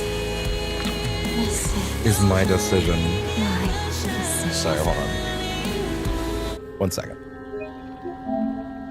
Let's make sure we get that in properly. I'll never let Wes actually miss anything like that. I didn't think we'd get a new line for that. Yes. This is my decision. You'll get clean rips of all of them, don't worry. I'm not gonna play that over something genuinely.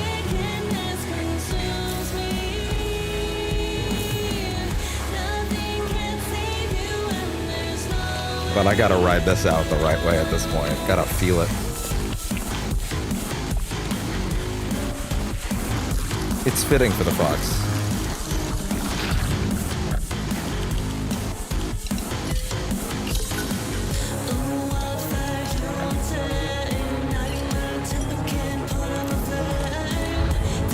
Or it's just fitting to me wanting to kick the crap out of things for a bit. Same dish.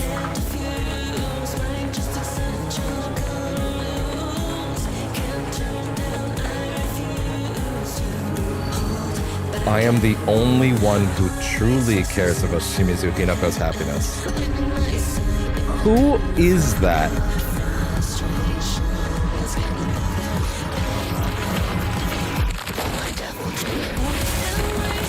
That was sick. Yeah, same lines.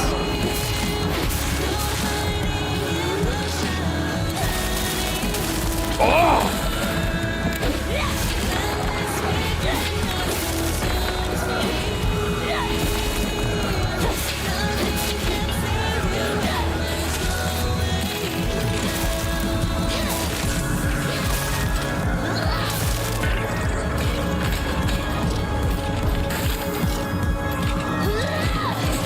Oh!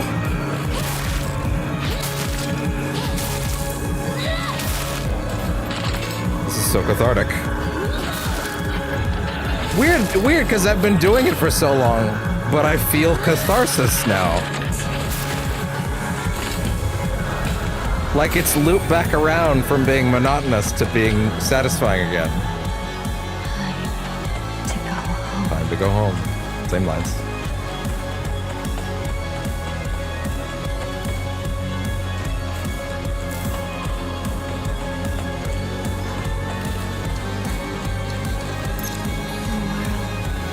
Same lines.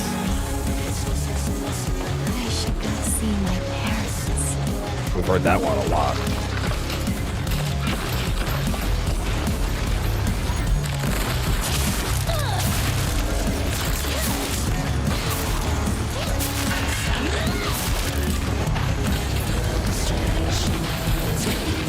Yeah, you're stuck there.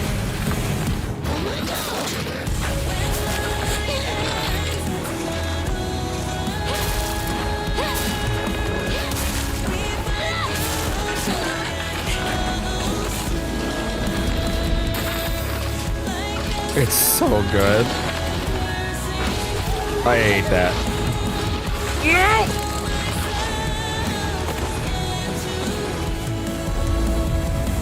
I had that. Roll that back a little bit because that's near the end anyway. I won't let Spotify stop me.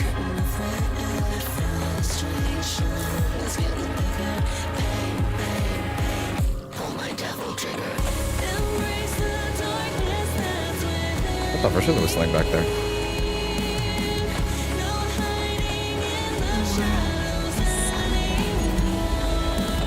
Oh wait. Too early.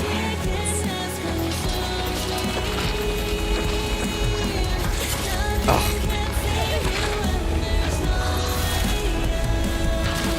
Oh boy. Oh. Oh god. Oh no. He just took control.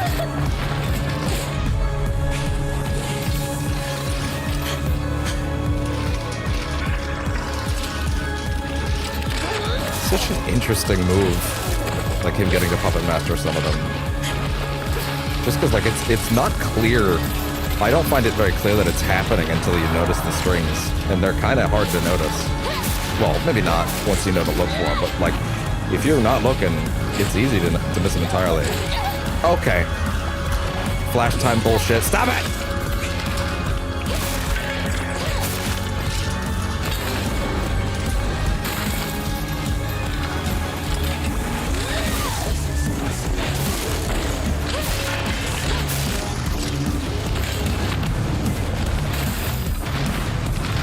That's still not enough?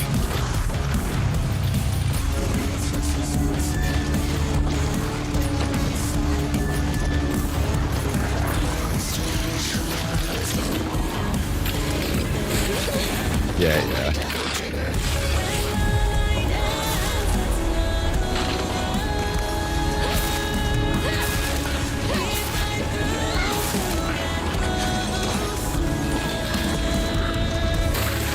Now we're good. Hi!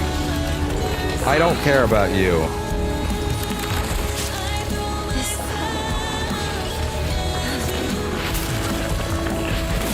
If you want some at the same time, that's fine.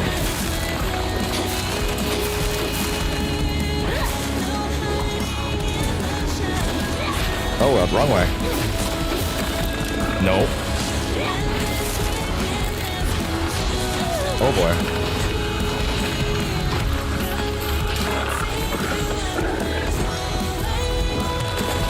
Ah! Oh boy. Ah!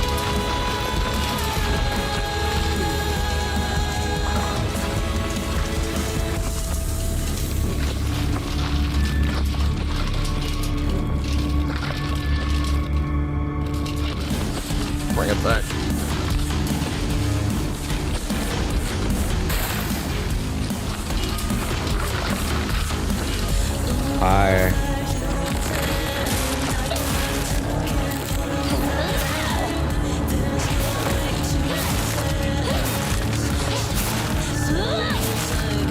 Back up.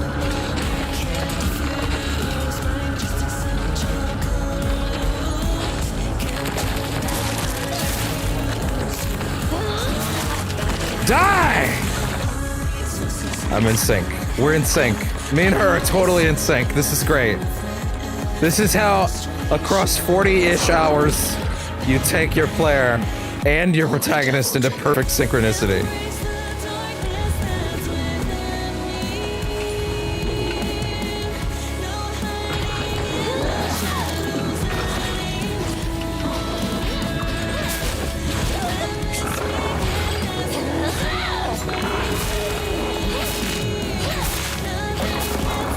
Nope. Oh.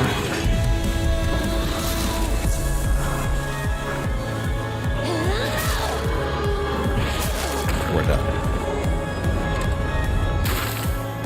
Better use of theming to tell your story through mechanics than I have seen in a long time. Very good. Like, staggeringly good work. Extraordinary. The way it progressed through every part of the mechanics felt like, I'm just tired. I don't want to do the combat all the time. Why does every little thing have to be a fight? And then the moment she screams, like, it's pretty much, why I hate this. I don't want to do this. Why is it always a fight? And it's like, oh, I get it. If you dare submit to the foxes, I shall curse you. You're getting a lot more antagonistic as we go on, doll. I'm noticing that this route. You really don't seem to like the direction she's heading in right now, which is interesting.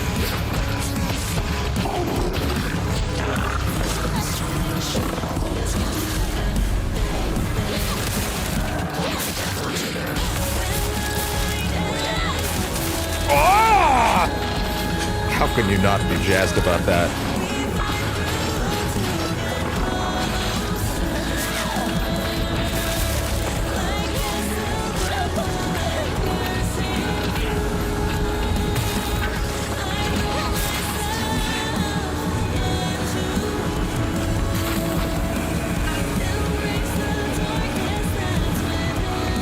Wait. Sup?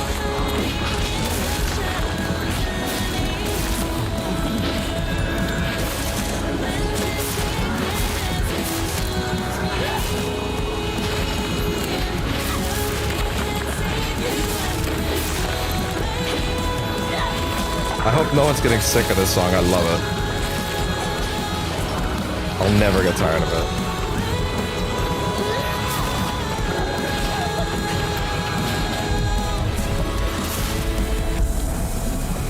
Yo.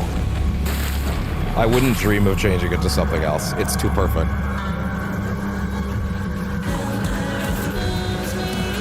Just get a little hot. And just restart the whole thing. That's fine. Come here. Oh, you know, it's a good thing I restarted it then. I kind of botched that. Too into fixing it. Oh well, that's a good fight. That's like the last real fight in the game, though, to be fair, right there. So like, it's pretty much, other than whatever the boss says, I guess. Like that fight's pretty much it. So you know what, fine. Go ahead. I guess in that case, you know what I could probably afford to do, because I haven't bothered. We don't need this right now. Excuse me, I wasn't done in there. What are you doing? It's the cat, right? Yeah, the cat. Yeah. Take off the durability buff. Don't need it for the arm. Give me some health back every time I gotta kill him.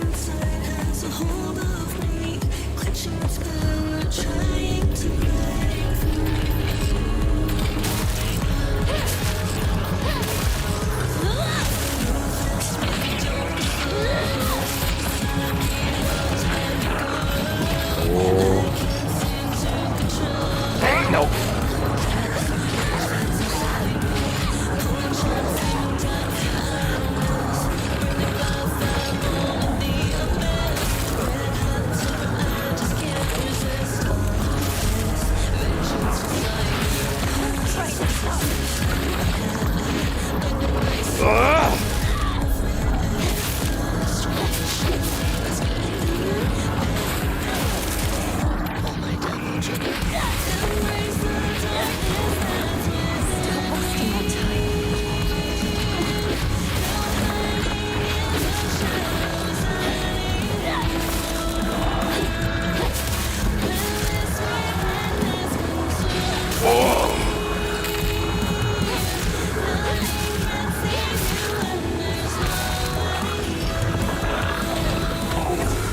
Careful. Nope. Oh my god.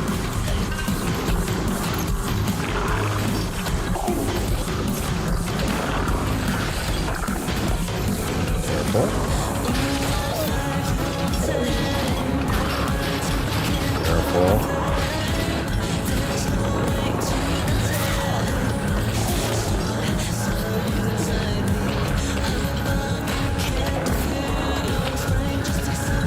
Come on, camera, please. I gotta get him down. Come on.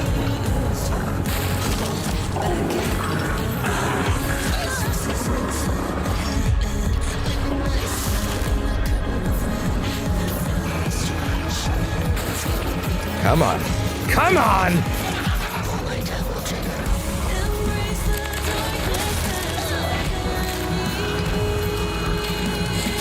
Nope.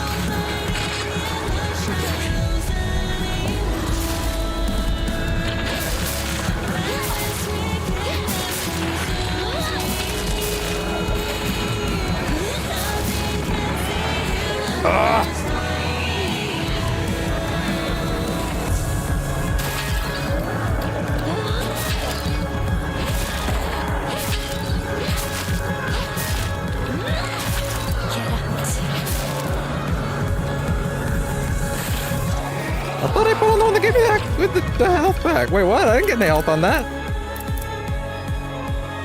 That's the cat, not the crow. Fuck!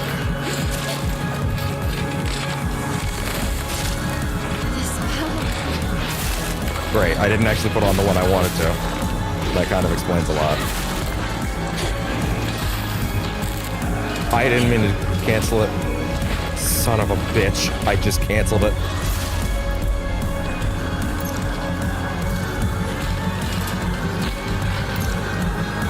Great.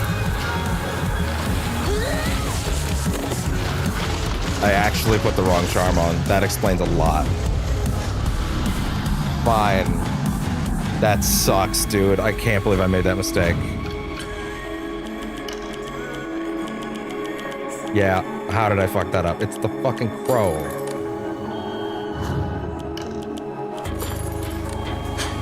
Very little health items.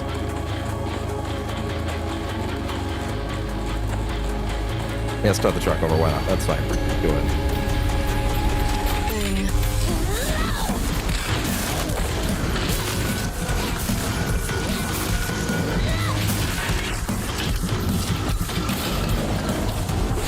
No. Come on.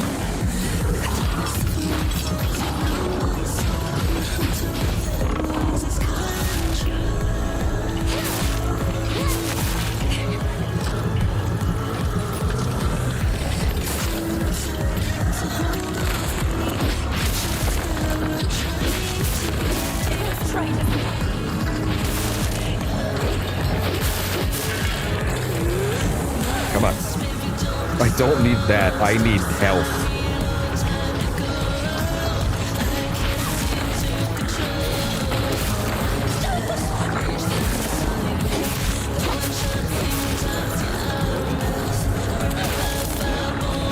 Oh. Wait.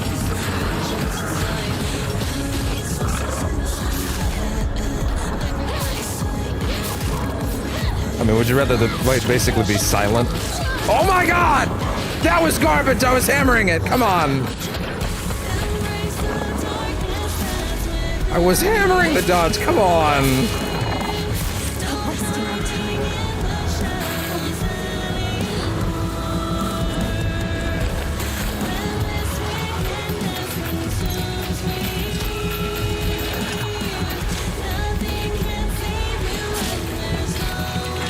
Oh yeah? You think you're so clever?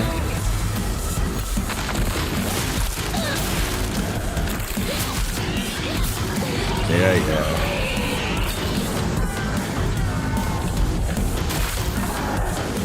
I'm not gonna use this on you. You're not worth it.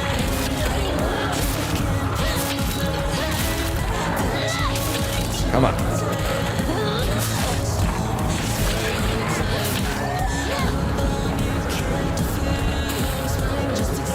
Come on. Big guy? Yep. This is it.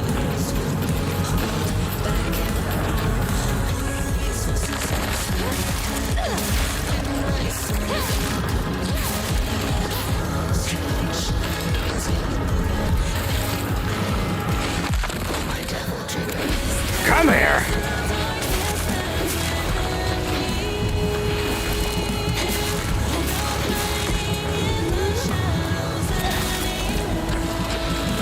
Just that one string. It's really good.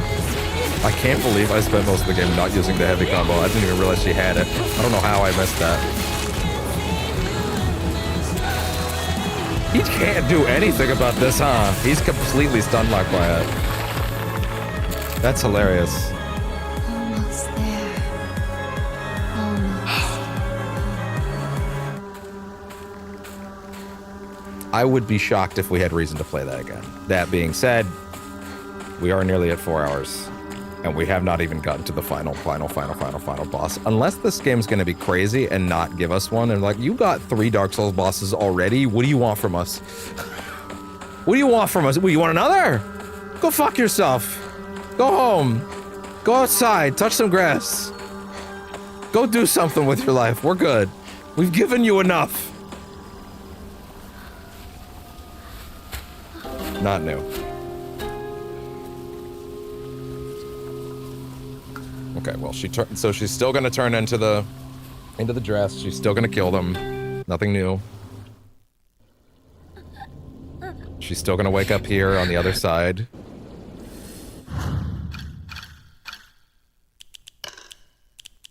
Crow replaced, of course, with fighter.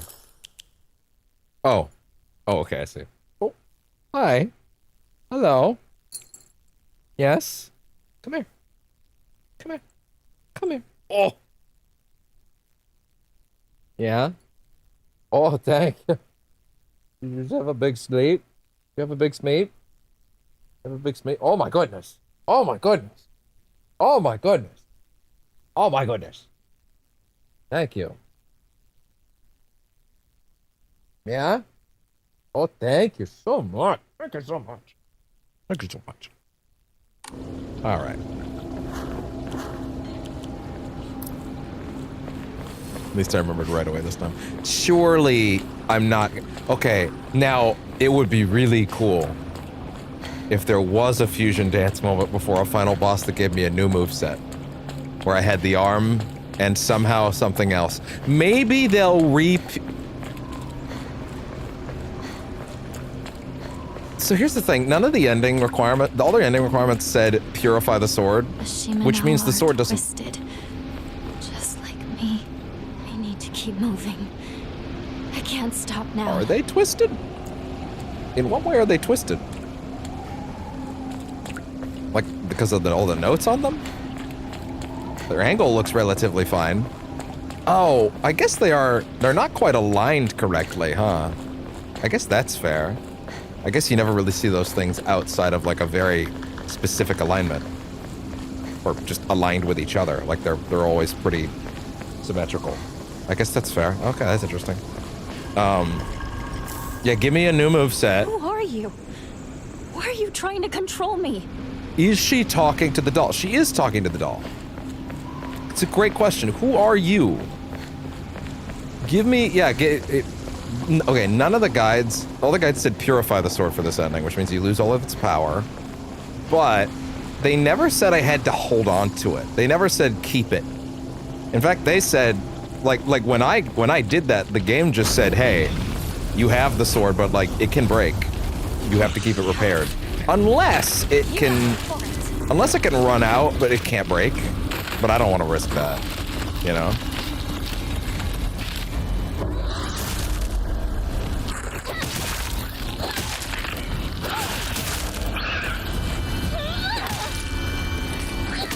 And you're out. Nope. That's cute, though.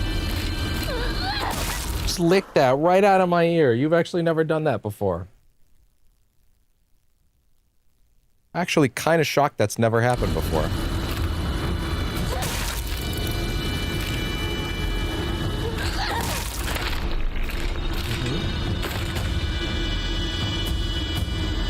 I'm actually really blown away. That's never happened before. It feels like that should have happened years ago. Yeah? Yeah? Oh, he's a good boy.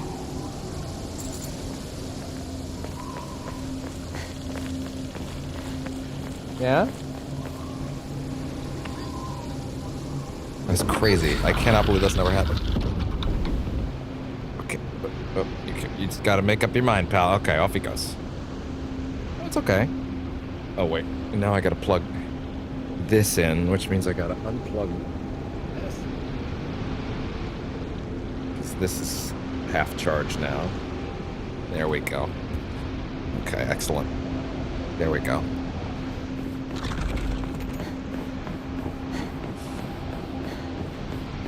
Okay. Lovely. Lovely. Sound check real quick because... Yeah, okay. Just making sure. I won't let things go your way. Whose way? I figured it out. I know what it is that I'm after. Let me in. Well, sorry, no, I guess I know what she's after. Freedom. Choice.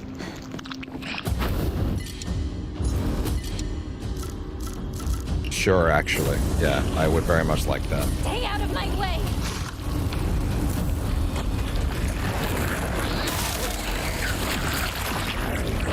Ah, shush. Wait, it's greasing the palms.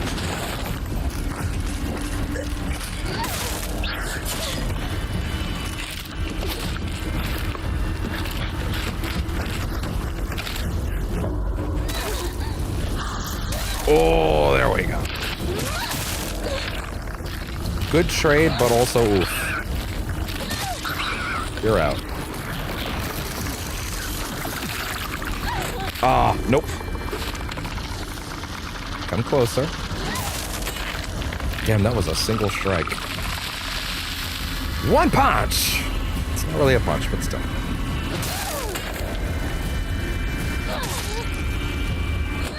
Ah! Die!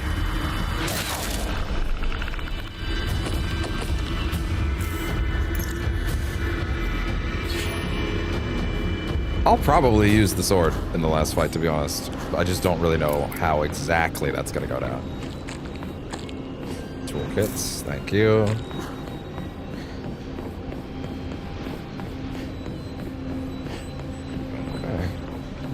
Okay. It's great that I don't know who we're gonna fight.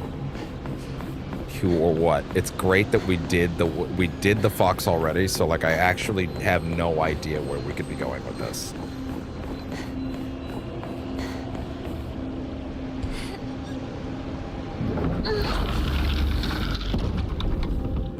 This is it. No turning back now. Yeah, shower me in items. Okay. No ammas though. No, none of that. I would love to be able to upgrade my stuff one last time. I really wish they didn't have that be the mechanic that you needed to find those if they're gonna make them fucking limited even on New Game Plus. That's crazy. Like what? Well, so there's not enough in the game to upgrade it? Like, you must, like, there's only a finite amount, I guess. You should be repopping them in New Game Plus. They should be in the same places. That's just common sense. Okay. I'm gonna need to have an anxiety pee before we get in there, for sure. Because I could definitely feel the bladder being like, oh, it's time. So.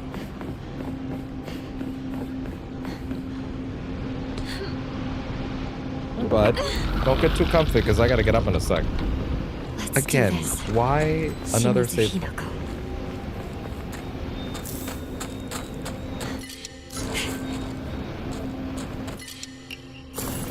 There we go. Bandage. Shower me. There we go. Shower me in items. Bask me in them one last time.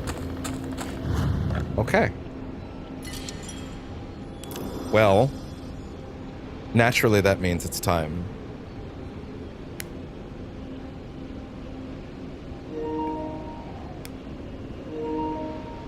For a piss break.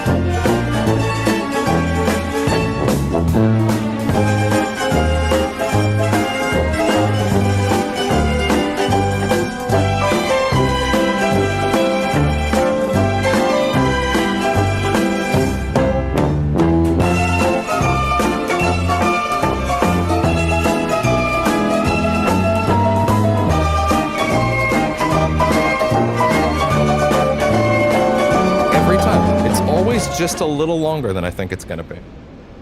Just a little, always.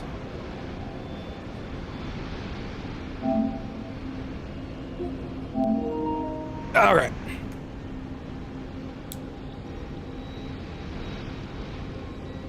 And there, and there. Come here, bud. And with that...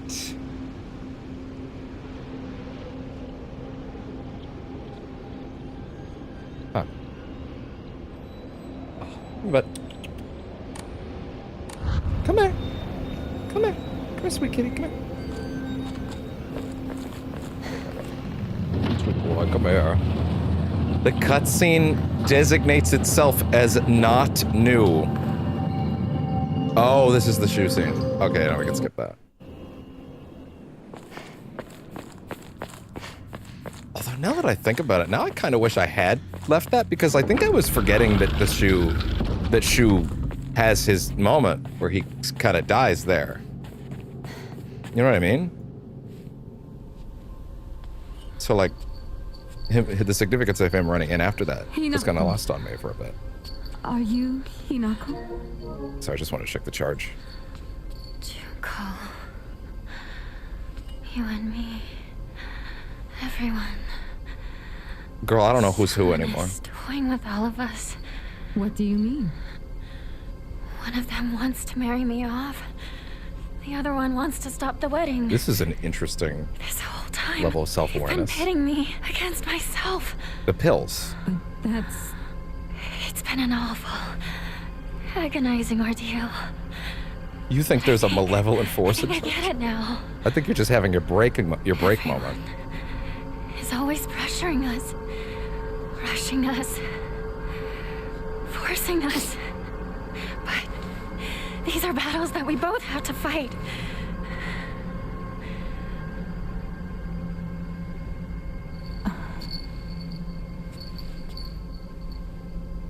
I'm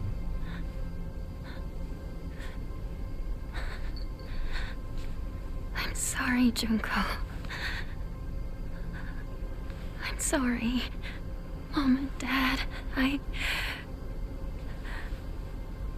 know, I've been a terrible daughter. But if you truly want nothing more than for me to be happy,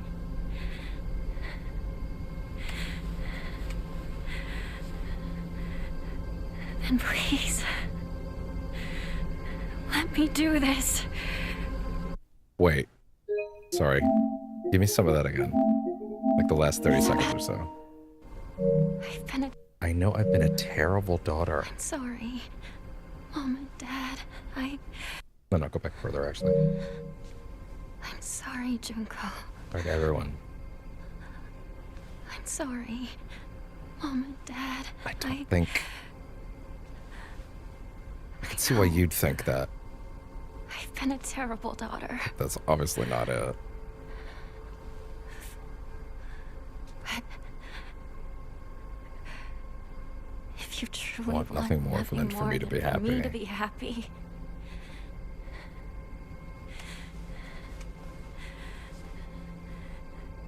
Then please. And the act of smashing this Let me do this. is something that happened and was a significant moment.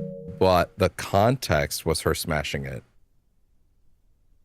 in a powering moment. Empowering. Rather.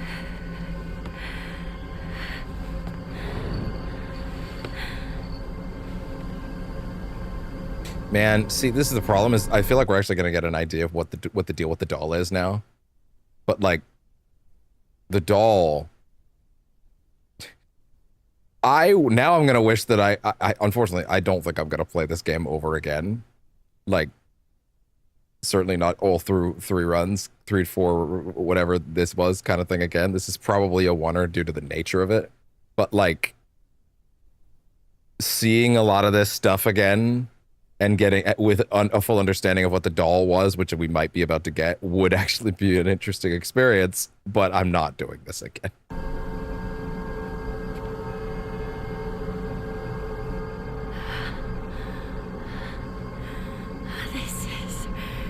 My decision to make. I'll never be just some puppet to be toyed with and tossed aside. Never!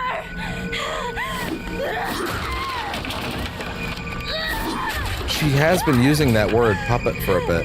Would we consider that to be a puppet, not a doll? Because I've been calling it a doll, but maybe it would be better to call it a puppet.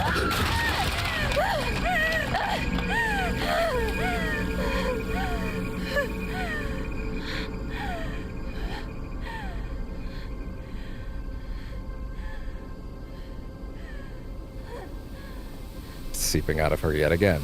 It always seeps out of her then.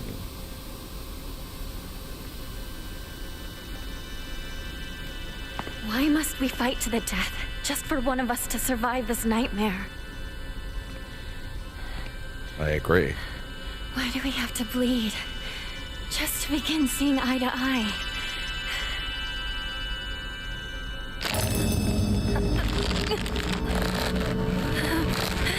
Fusion dance!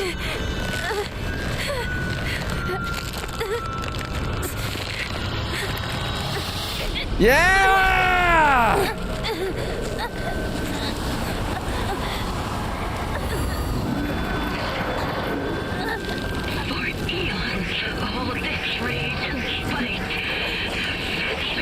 Eons?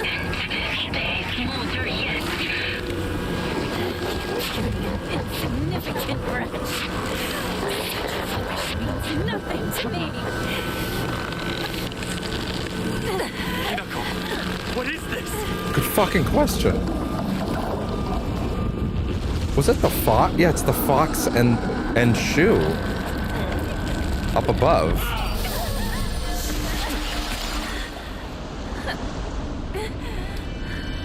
The fox and shoe battling. If you imagine if you only did one of those endings, you didn't know which the other one was. Once in a blue moon, humankind produces an extraordinary girl who is blessed with divine power. Upon her birth, Oh, his a spell mask is finally came placed on our clan's successor. that stirs within him a desperate desire to go and seek out that extraordinary girl and make her his wife. Okay, is this for real? Or are we tripping balls on pills right now? Once in a blue moon. Humankind produces an extraordinary girl. That's with divine power. He was spiritually fated to create that contract. A spell is placed on the clan's successor. What, the spell of being horny? Like what? That stirs within him a desperate desire to go and seek out that extraordinary girl and make her his wife.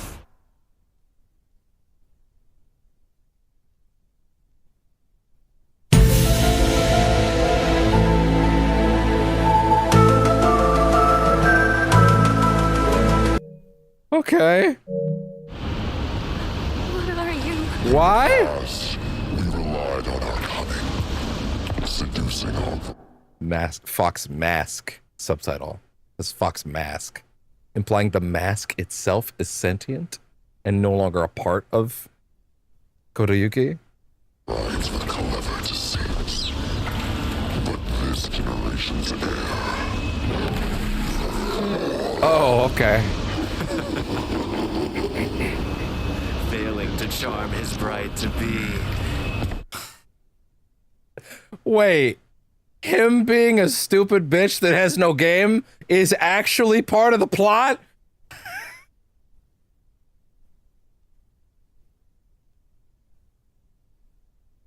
It's actually a major plot beat that he has no game? All of our past successors had tons of game. This wasn't even a problem back then. They were all super down. But you, apparently, no. No, apparently he's got nothing for you. What a stupid bitch.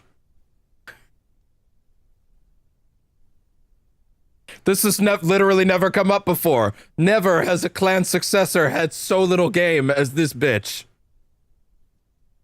Demonstrates what an inexperienced failure he is. He's like, hey, wait a minute, hold on. Oh. Kodayuki, no. He just... all he wanted was for us to get married and be happy together. He tried so hard. He was alone all that time. Don't laugh! Don't you dare laugh at him! What he suffered, you will never understand! You monster! This is interesting because it is specifically the Fox one that's defending him.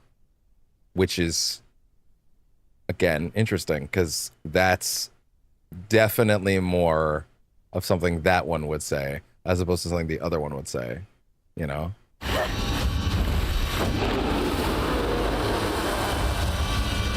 Oh.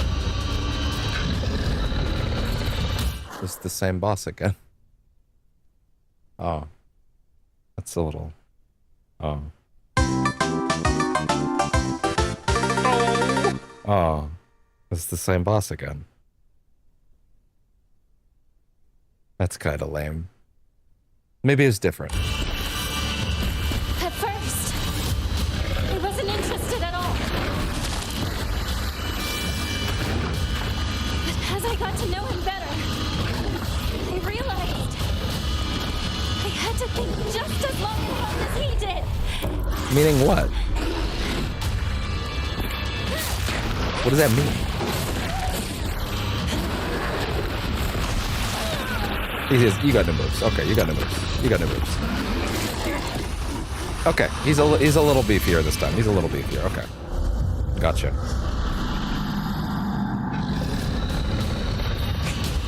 Understood. At first, I wasn't interested at all. But as I got to know him better, I realized I had to think just as long and hard as he did. Okay, you have significantly less downtime with which to heal is something I'm noticing immediately. You are not quite the same. I wasn't interested at all. As I got to know him better, I realized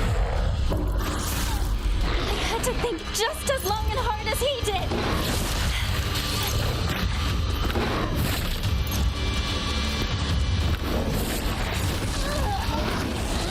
Oh man. Okay. That's not what I wanted at all.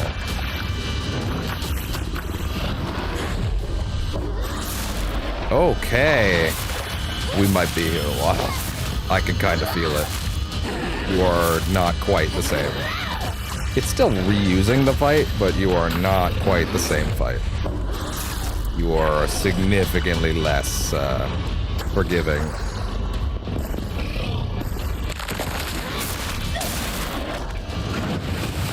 Or that wasn't the fight.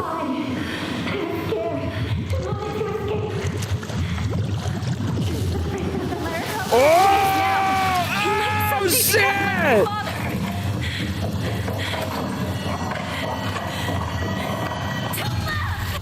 Oh, this is fucking awesome. Sorry, I was too busy screaming to parse the dialogue.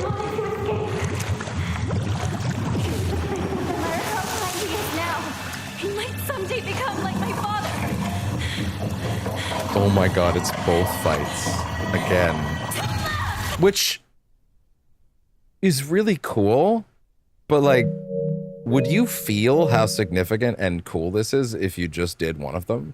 Because I can totally see there being people who read, like, okay, listen, the game spells out that there are multiple endings, and it's not saying good and bad. Other people online are saying good and bad. I don't think the ending where you fought this version of Shu is a bad ending.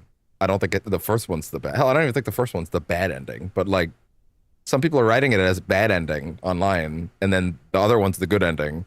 I don't see how that one's the good ending. I think they're all just endings. This is clearly the true ending.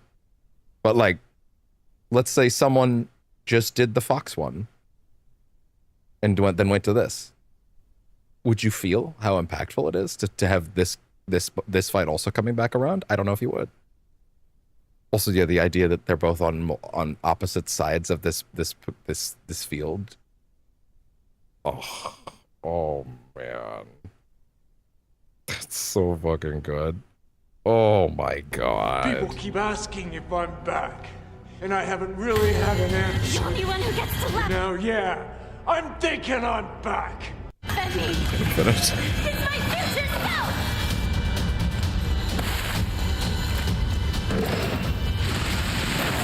There's definitely going to be a final version of them after Giving this. into his feelings. What will change? What will happen? I kind of wouldn't mind hearing some of this again. That's okay. Now, are you going to put me back at the beginning of the Fox? Or that? You're putting me back in the Fox. Okay. Well, shit. Wasn't interested at all. Okay, well, there you go, I guess. As I got to know him better, I realized I had to think just as long and hard as he did.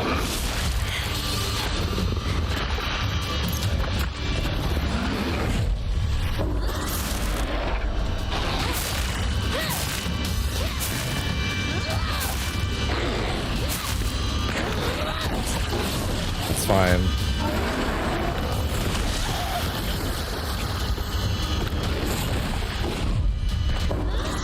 Oh, that's garbage.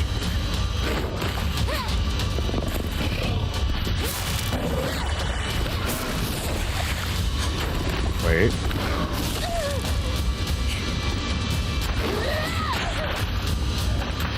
Wait.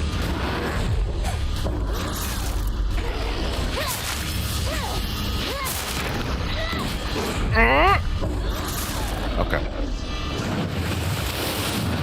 Yeah, let me appreciate this again. But also, whoa, doing this all at once. No matter how high he is now,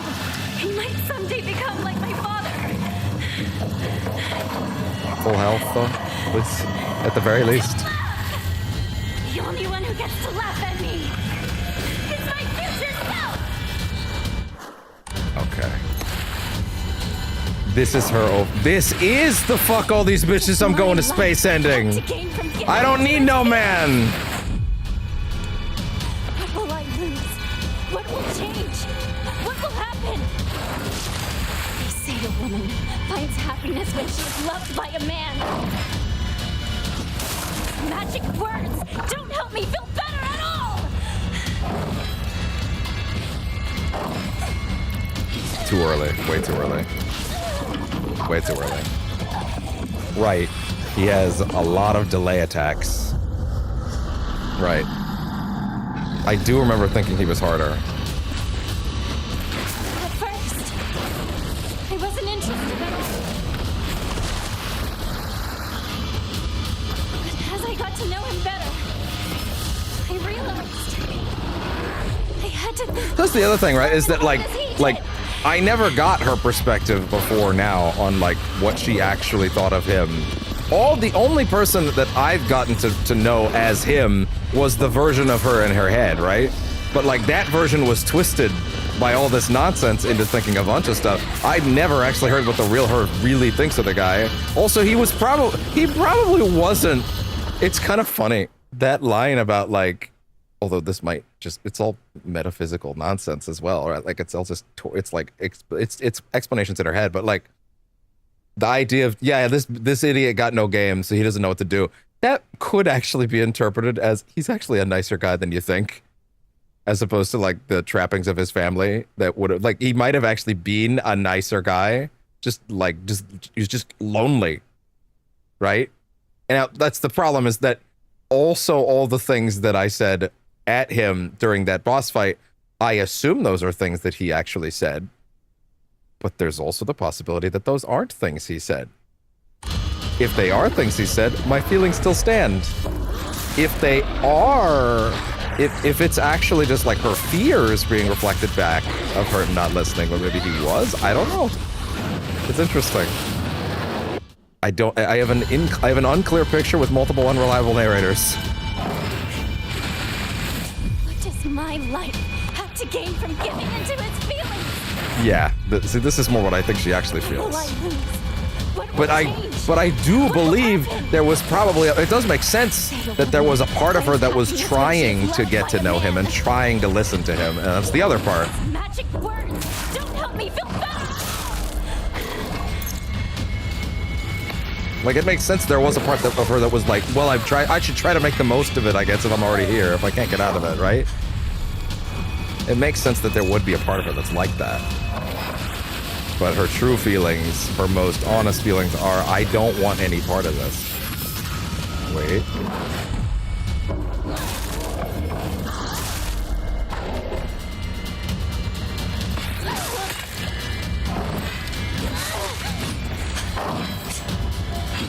Oh boy. I feel like I should have had that, but sure. That's fine. Oh boy.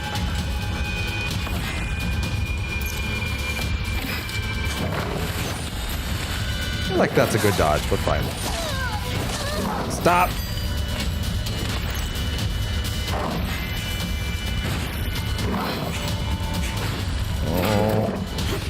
Oh my god, really? Just dodge. Come on. Okay. This is really cool. Oh, of course. Oh my god, really? At the same time?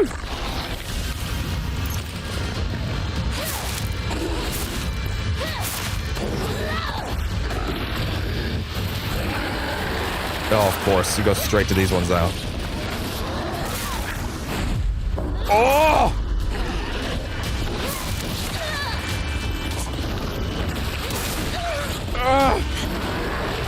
That's a lot of problems. Oh my god.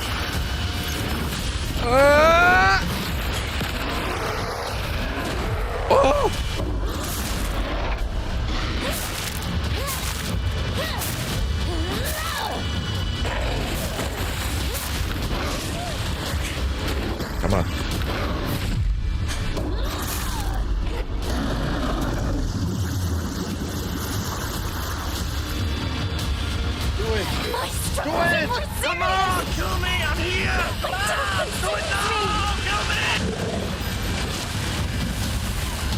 sure of whether or not we have the courage to spread our wings and overcome it all. Look at them putting you far away so all her dialogue can play.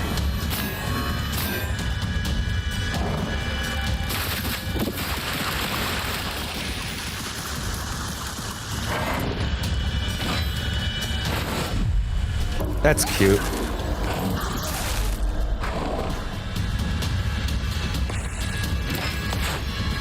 Oh!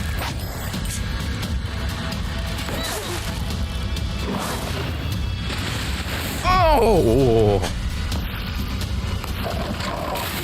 Ah, that's fair. That's... No! Oh! That's rough.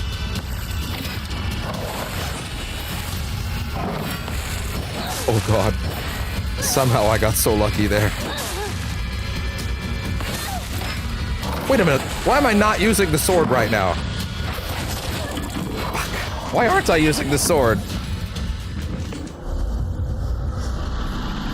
I have access to it still. This sucks because I can't actually build a build successfully around like both right now. You would have to, you actually do need to. Both of the playstyles were. He's summoning the enemies already. Okay, we're not back to the first phase. We're not back to the first phase. Okay, there you go. We actually did get checkpointed that time. Okay, there we go. That's good. Okay, so it's not do the whole thing again. The first phase is beating both of them once.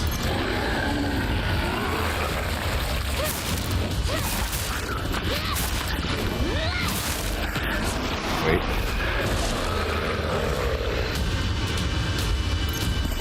Wait, no, not this. Now it's... Oh.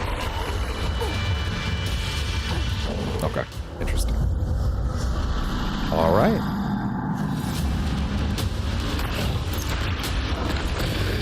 I do need to remember that I also have access to that.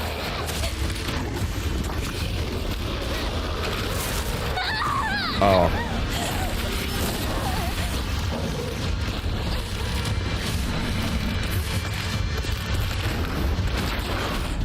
Oh my god. Wait, keep an eye on him.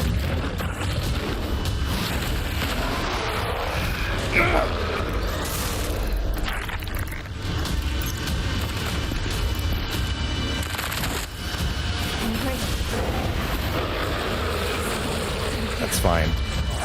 Come here.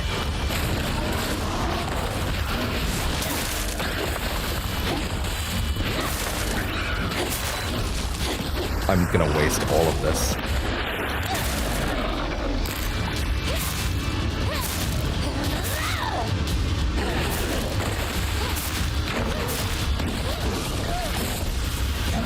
Careful.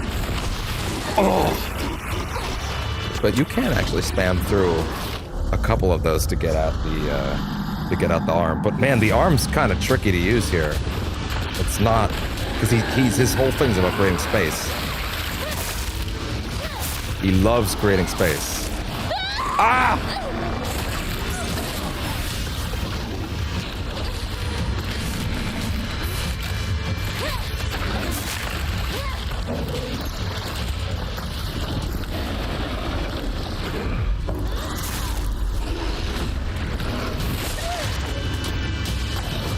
Wait, come on. He's gonna do it again. No. Wait, nope. Dodge again? Nope. Too late. Too early. Too late, I guess.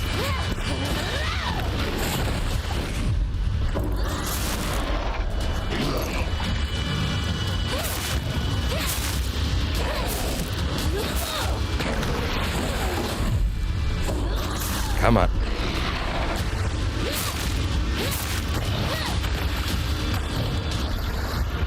Come on.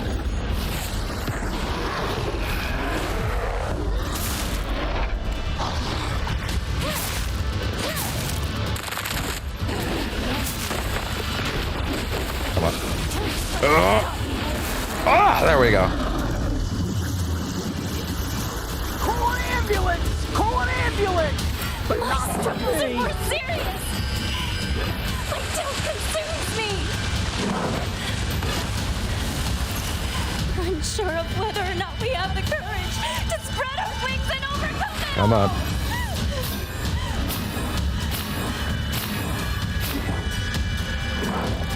Sword. Oh. Use it. What's left of it. Let it guide us. Even though it's just a regular sword now.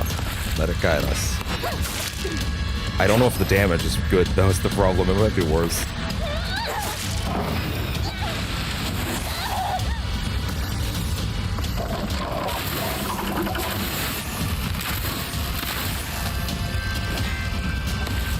Okay, this might actually be a worse tactic.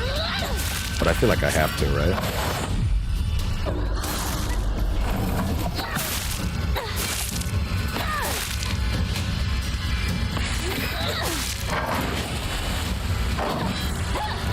Oh!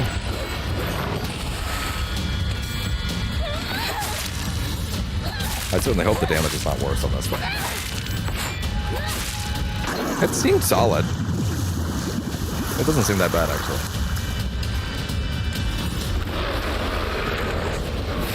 You completely whiffed that, idiot. Also, this should be phase 3, so I should have gotten another checkpoint there. Oh boy. Kotayuki struggled so much. The night's over whether he should give up his whole life for his first love.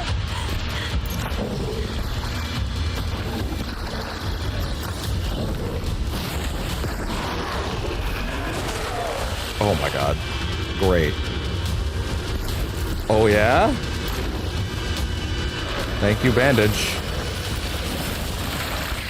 Oh boy. Ugh.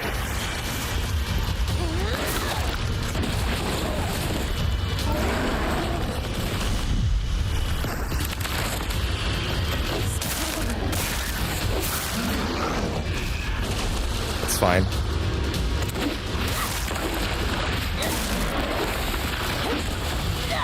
I picked it up. If you really want to marry me, then know this.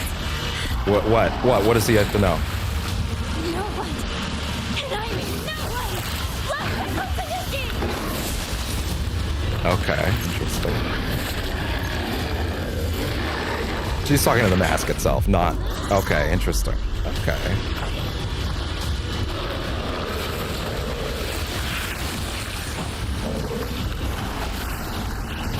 Ah!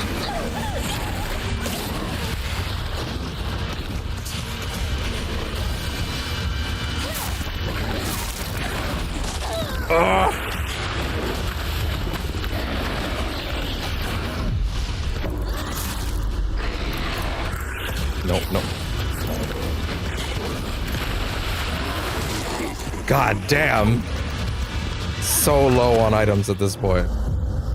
But we definitely got a checkpoint.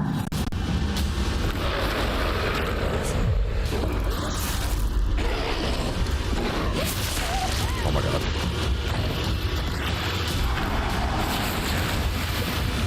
Oh god. Yep, I walked right into it.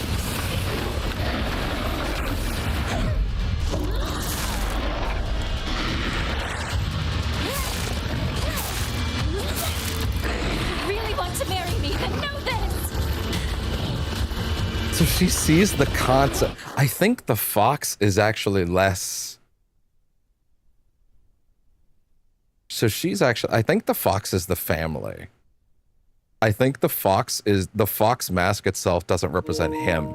He represents him. That's why during his boss fight, every time that he wanted to talk, the fox mask shrank and it just left him behind.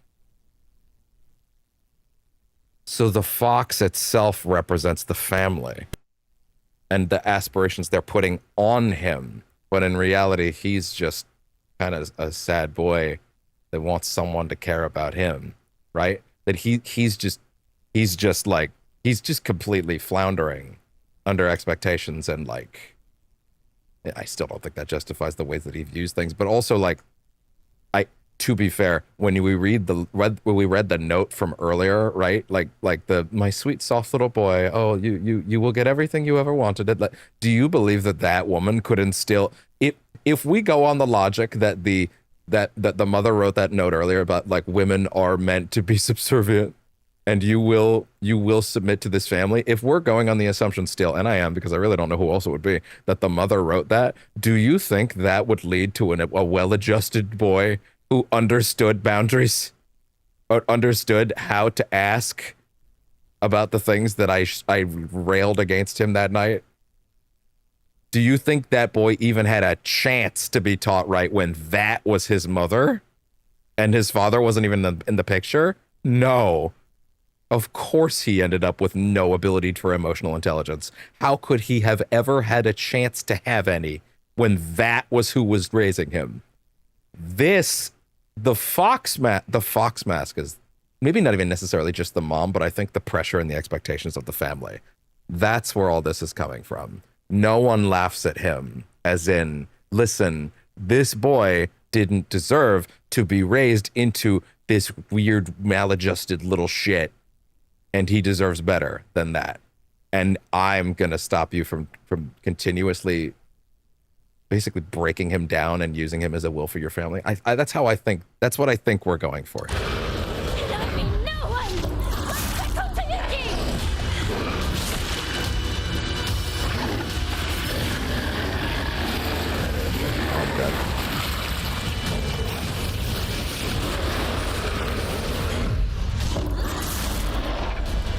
Oh boy, nope.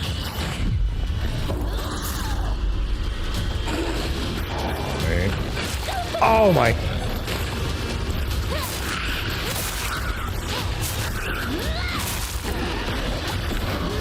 Ah, he had a parry. But yeah, we're definitely on the third round, which I would hope is the last one. And I would hope if there's another boss after it, they will give me some more health items.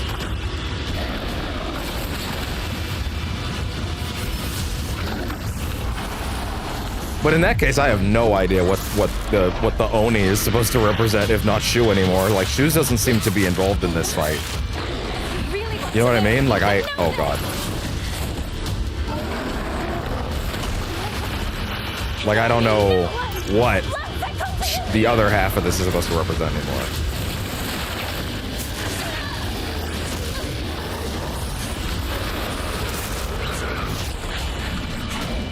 There's a bandage over there, and I want it. Where did it go?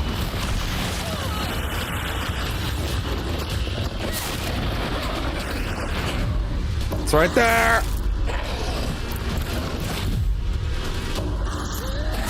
Oh, I missed it. I whiffed it. Do your little shout. Come on. There's another bandage. Okay, careful.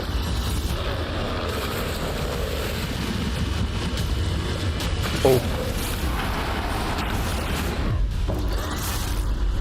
You're very dodgeable. Man, again, I don't know how you would do this shit without that. Oh. Oh!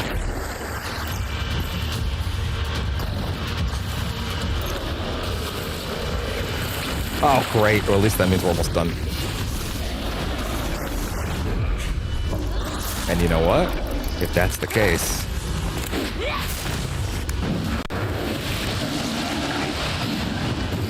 they're gonna fuse into something. No matter what we choose in the end, we will fix it. And if we don't agonize over that decision, then it won't matter what we choose. Yeah, I don't know what he's supposed to represent anymore. Just let us think! Think over our lives in silence! We don't need your meddling! She's got the sword. They still think I'm using the sword. This is our story.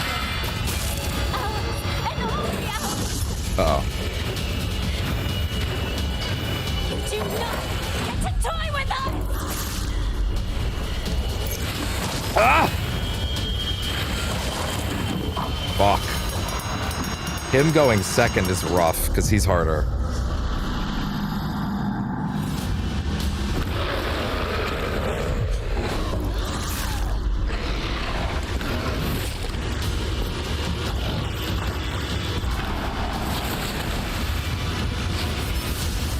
Come on.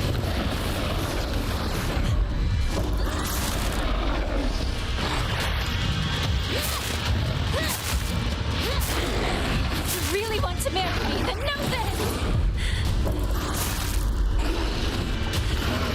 No one, not me, no one, loves to come to me!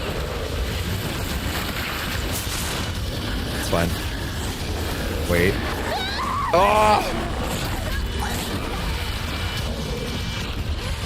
Get off my screen. Fucking PC bullshit.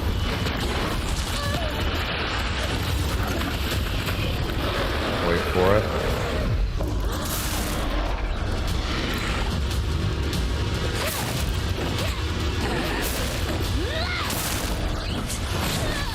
Too early.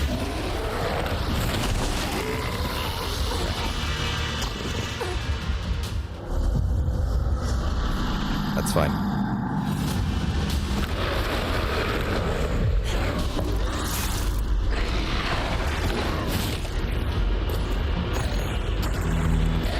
Too early. Come on. Come on.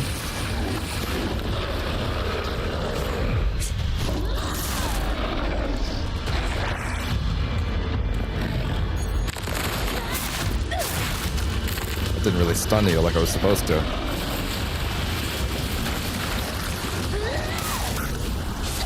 Get ready to dodge. To marry me, then know this! Oh my god. And I mean no one! Loves to come to Yuki! Okay.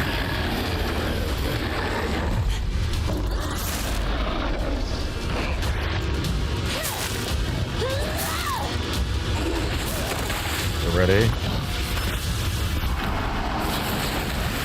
Come on. Come on. Come on.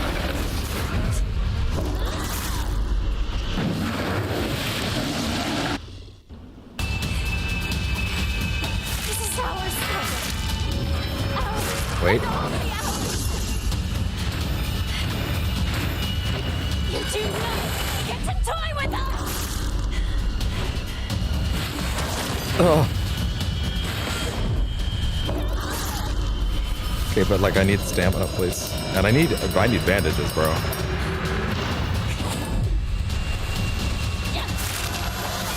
Oh! That sound cue's all I had. Oh, medkit, medkit, medkit, medkit! No! Back up more! Oh!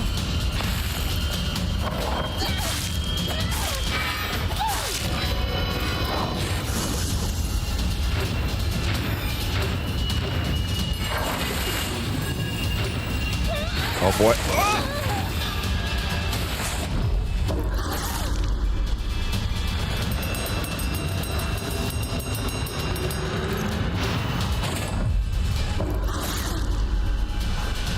Wait. There it is. Repair it.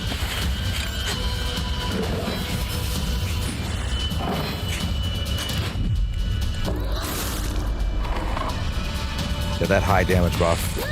Or high durability buff. That was fucking risky and stupid and you shouldn't have done it, but I'm glad you did.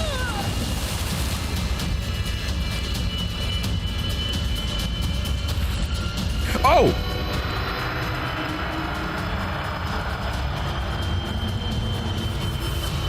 Bandage. Sanity. Oh!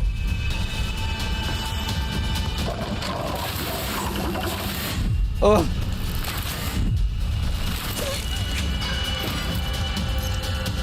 Come on. Come on. Okay. Bring it back. Come on. Ah!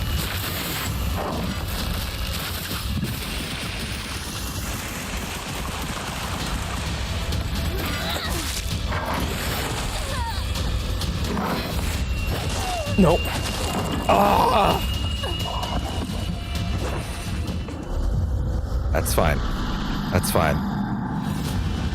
That's fine. How'd I whiff that? I think my eyesight is failing me. So many colors. Kotayuki struggled so much. He agonized over whether he should give up his whole life for his first love.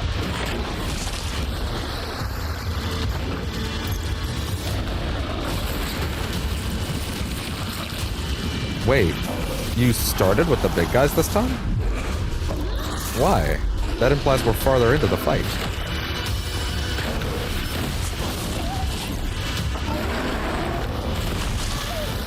Come on.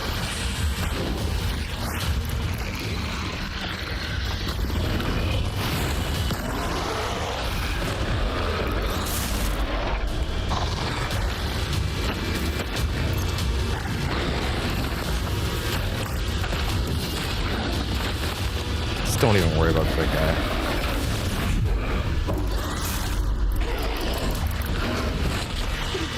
Wow, okay.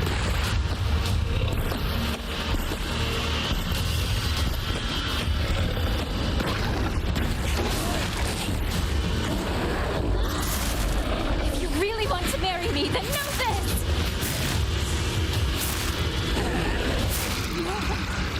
And I mean no one loves the Kotayuki!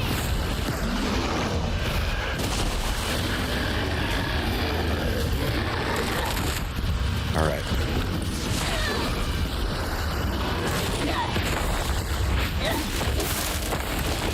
No, I don't want the big guy. I don't care about the big guy. I need you to hit him.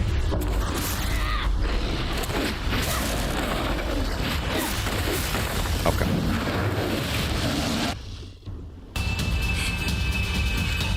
This is our struggle. Ours, and only ours. Okay. Do not get to toy with us! Ugh!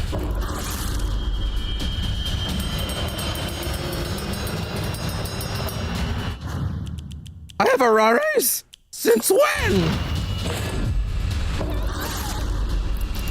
Would have been great to know.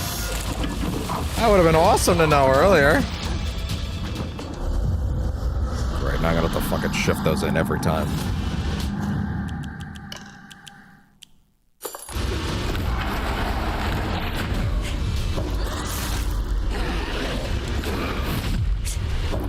That's free at this point. That's free. You hit that double, he's got nothing.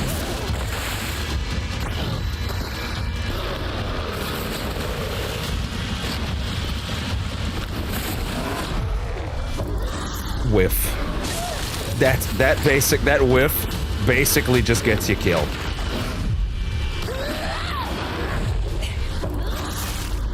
You really want to marry me, then know this! Why were they still giving me health items if I had Araras to go? The game should have been like, no, you've got health items, fuck you.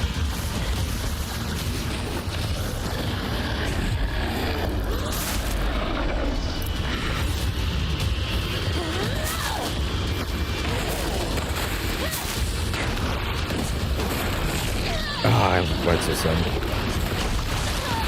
Way too soon. Oh god. That was fucking close.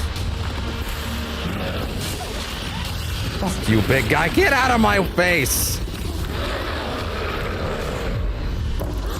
This ain't about you! Don't give up! Trying. This is our struggle. When did I get the med kill? And only ours! Do not get to toy with us! Oh. Come on.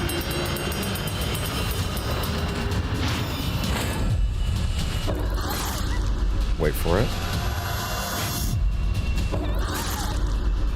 There you go. I'm gonna take that real quick.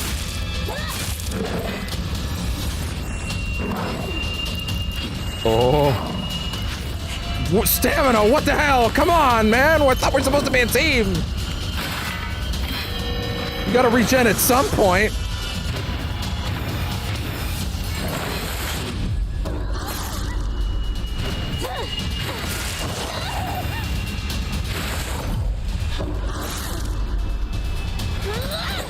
Oh god.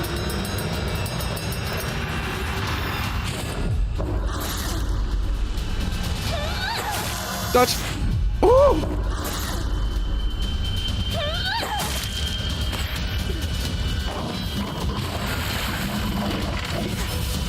Okay.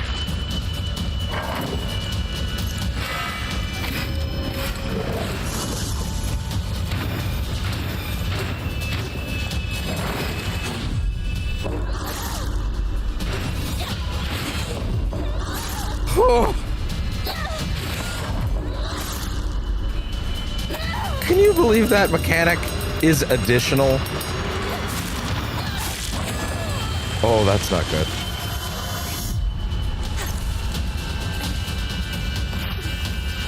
Like that's not even a base mechanic. You have to put on a charm for that.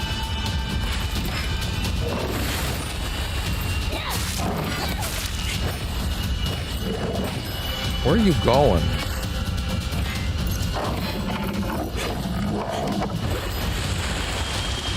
Wait. Too early. Oh. You're gonna start casting now. Or not.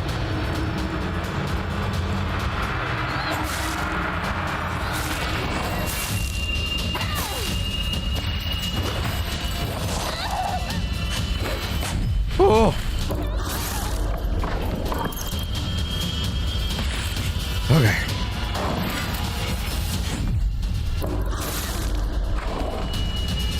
Come on. Oh no. Mistakes were made.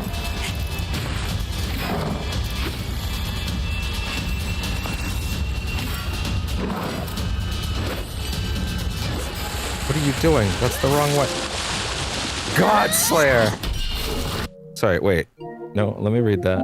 What'd that say? Defeat both the Tsukumogami and the Kyuubi within 10 minutes of the fight starting. Game, I did not beat those in 10 minutes. You have to count deaths. Otherwise, that's BS. I didn't earn that. How could the fights even go on longer than 10 minutes if you're not counting the deaths? Not saying that, like, you know, I'm not happy to take that trophy. I'm just saying, I didn't do that. I did not succeed at that task. It was the doll. So it was both of them? What are you? Who are you? Sorry. I'll make sure to perform the last rites.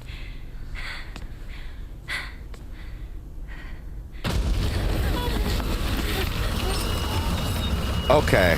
Are we getting a real final boss now? Because you better give me some health items first. Are you two okay? I don't know.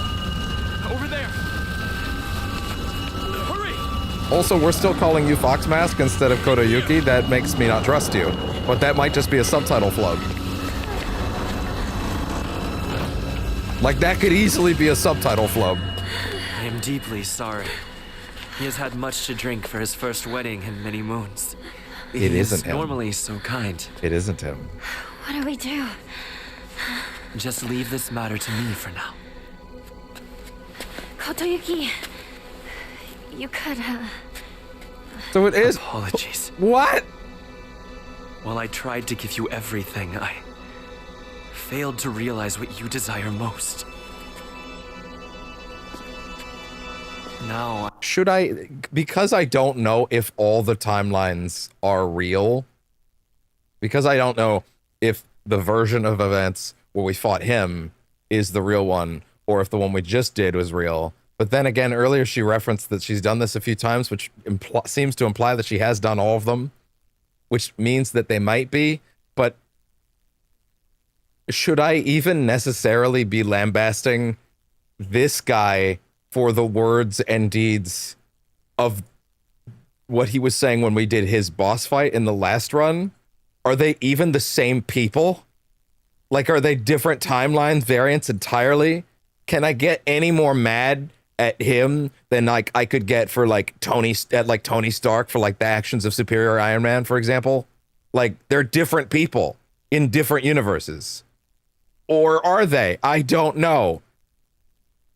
I'm dealing with an unreliable narrator, and I don't know what things he actually thinks. This is a problem, because if by this line of logic, you could also say nothing in the game matters. Nothing anyone says in the game matters by that point, because you don't know who to trust and who's saying what and who actually believes what. I wish I could spend like an hour with all of these characters outside your head and I could make up my mind. I know. We both share the same desires. Because I don't think this is actually representative of Kotoyuki. I want to know whether my love for you is more than the mere whim of a spell. Because there's no magic spell! That's just in her head! She read something somewhere and then used it as a coping mechanism to make it all make sense.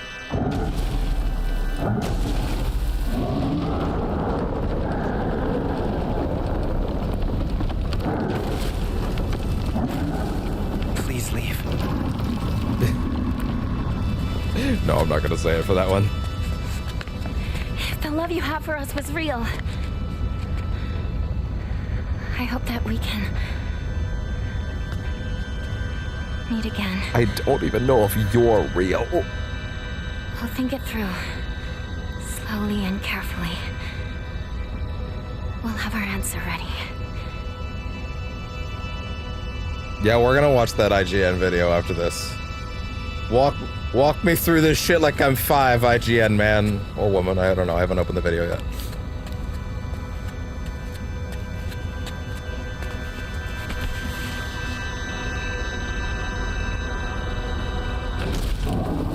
I would rather someone else's, but like someone else's has probably been like 40 minutes or something, and I know we're not doing that. Show me the real world, please. I'm begging you.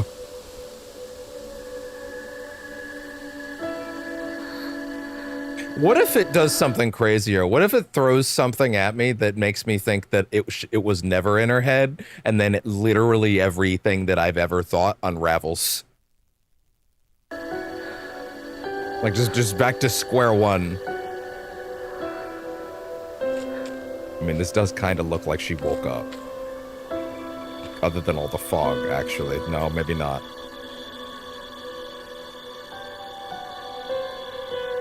She's had a bad trip. Bad trip, man. Bad trip. Is that what you're gonna end up?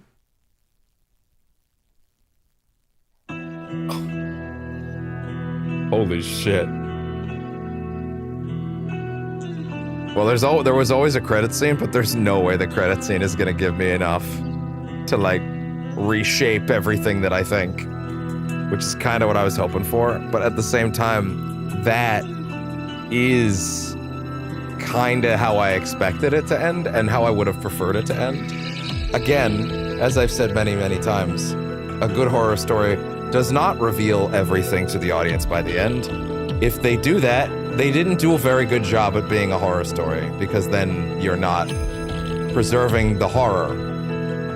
The worst thing you can do in a horror story is explain it. The minute you do that, you've ruined the horror.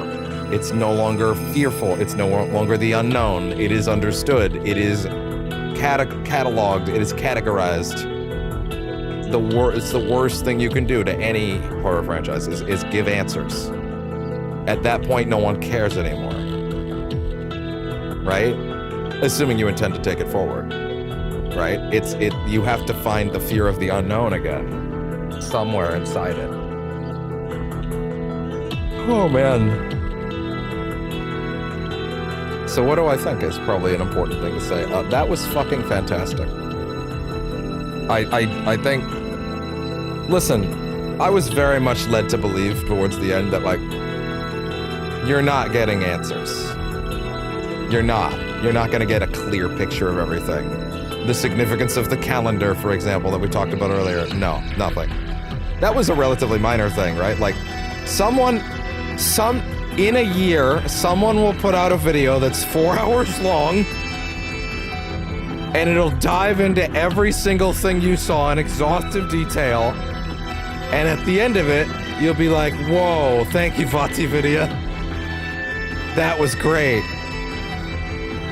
But there's probably still a little more at the end of the credits. But like, yeah, that was fantastic. There is so much to chew on here and talk about and dissect. And yet, I am extremely interested to go to that one video I had a few weeks ago, or whenever it was, like a week and a half ago or something, and like open up, let me see, Silent Hill F, all cutscenes.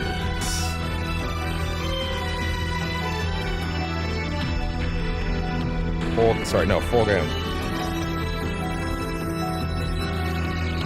Because I want to see that, I specifically want that video I had a little while ago that I opened during the end of the first session, or the first playthrough, so that I can skim through it and see what the hell the other 6 hours of that video actually were. You know what I mean? Like, I'm fascinated.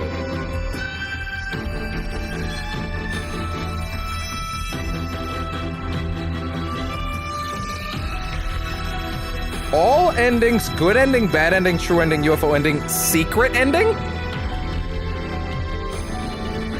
To be fair, this is Shirako, and Shirako tends to write shit weirdly.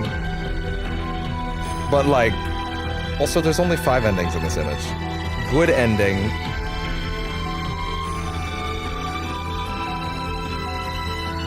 No, even by that logic, unless you're, well, okay, there are 5 things in that, so he must be counting that one as the secret ending, and then maybe he's counting the true ending as the Kotoyuki one, where you fought the fox. Maybe, I don't know. Either way, it doesn't matter. This is external nonsense. This is not actually like anything I really need to solve.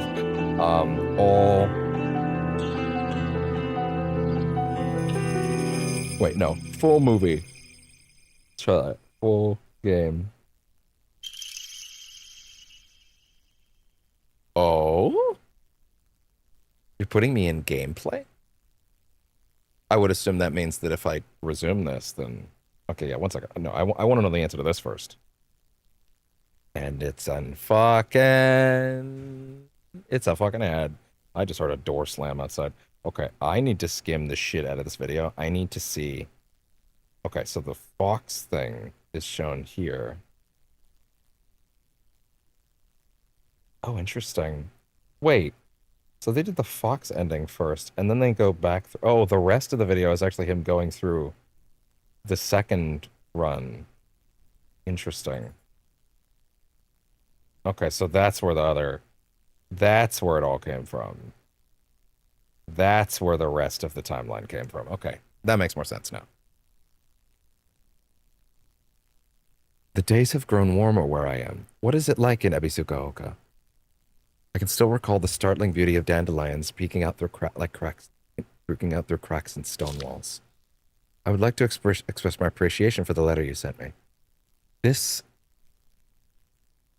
So were she and him actually writing letters in advance?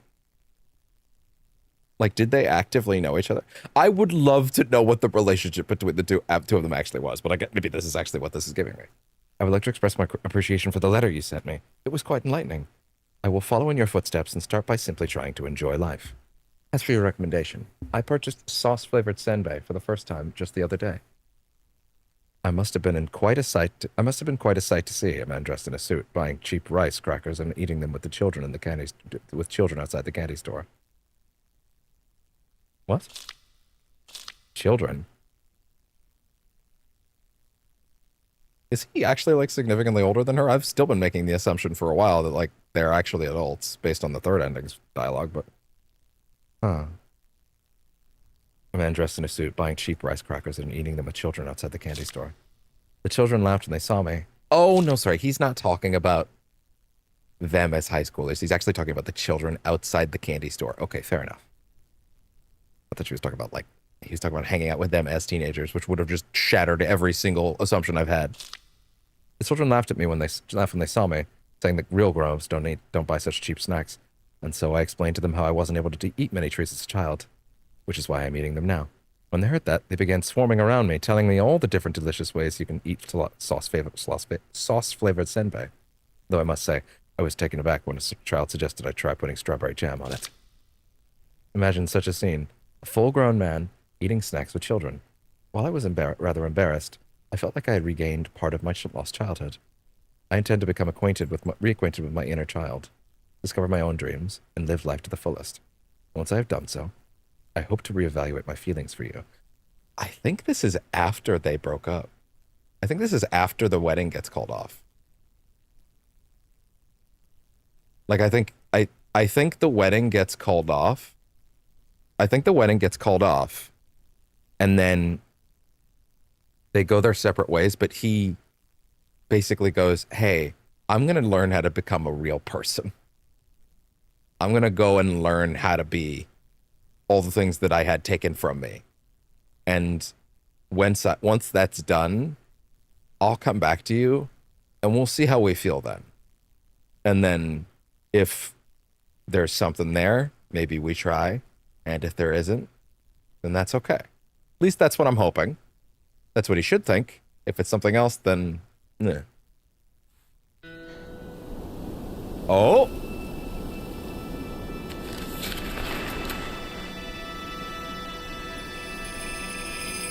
So we're not in the real world then? Girl! So, what should we do about our future? I don't know! It's not real. There's not physically two of them. An idea. He grew to love someone deeply. To do anything. Everything he could for them. I want to live a life that full of passion. He inspired them. To pour my whole heart into things. To live with such passion that I might actually propose to Kotoyuki when I'm ready. Okay, yes, it is that. They're going their separate ways after the marriage is annulled or called off or whatever. But she's also an adult at this point, so I'm assuming. No, not assuming. She's definitely an adult. This is an internal conversation happening between herself that she sees as her teenage self, but this is a conversation happening internally amongst the brain cells of a fully grown adult woman. So she's saying, with a little more worldliness in her, probably more appreciation of that person in life in general, able to more cogently think to herself, hey, me and this guy are going to go our separate ways. And then we will come back to each other many years later. And she said might propose, not I will, might. As in, she is going to take her own destiny into her own hands and make her own choices when she's made up her mind. So she will now go off, live her life, and maybe they will come back to each other at the end, and they will decide then. And this is the crucial part. It's not, oh, so she just gets with him in the end? Oh, that's stupid. Oh, that's lame. No. You're missing the point. The point is, she's saying right now, I have not made my decision yet. But my life is about making choices. I'm allowed to make my own choice. I want to live my life for me first. And then someday, me and that guy are going to talk again. And we'll see what I feel then, when I have lived my life first. She's not saying, oh, I will marry him. She's saying, maybe at that point in my life, I will have decided that is actually what I want. She's not saying, I will want that, or I do want that, and I'm putting it on layaway till later. She's saying, I might want that by then. I might want that by then. I might actually be able to see that by then. She's not saying she will. The point is about the choice. The point is that she now has the choice to decide later if she likes him or not. She can give him a genuine chance. And you know what? That's the core theme of the game. It was never about, fuck both of these bitches, I'm going to space. It was about her having the freedom to make the choices she wants. If she wants to make them, even if they make her miserable. So the decision to say, I am going to try to live my life, and maybe one day, maybe I will want that. Maybe I will want the guy by then. I don't know yet. I have to live my life first. But we're going to find out one day. That's the point of this. It's not about, like, it's not about figuring out what she does or doesn't want. It's about, no, this is my life. I'm going to live it. I don't know what I'll feel by then. She's not saying I will or won't. She's saying I should have I wanted the freedom to choose for myself. The fact that she's saying she would propose to him is that if it came up again, if she decided she did want him, she would make the choice to propose to him herself. It's her choice. You know what I mean? That's the important part. I can definitely see some people misinterpreting this as, oh, so she's just going to get with the guy anyway. That's not the point. The point is they're both going to go off and they're both going to get some of that life and live and grow and see who they become by then. And if those people they grow into work for each other, why not? As long as it's her choice this time and not his or someone else's, she's okay with that. She should be allowed to choose whoever she wants if she wants to. That's the whole point. I can definitely see some people misinterpreting this as like, oh, so she has to have the man. No, it's the fact that she all she ever wanted was the choice. Does she want the guy or not? If yes, tick this box. If no, tick that box. You know what? This has actually given me just enough to chew on, to feel very, very happy with the answers that I was given. I also want to pour my heart into something. Not sure what yet, though. Exactly. Very specific.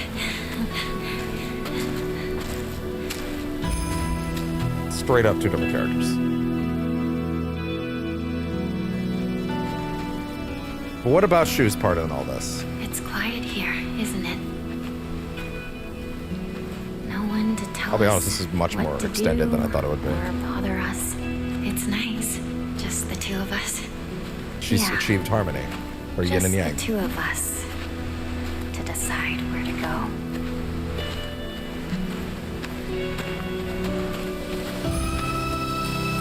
Let me see her. Let me see her as herself. Just once. Show me what she actually looks like. Once. That's all I want. Just once. Show me what she actually looks like. I don't think it's ever been this quiet in Ebisugaoka. It's really beautiful. And it is all ours. Our silent Ebisugaoka. Together. What the fuck does Ebisugaoka translate to? Hold on. Hold on. Are you fucking kidding me? Translate. Ebisugaoka. I'm gonna fucking lose my shit.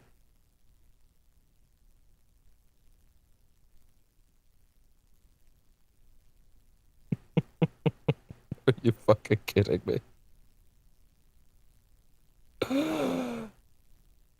Are you fucking kidding me? It was right in front of me the whole time. Oh my god.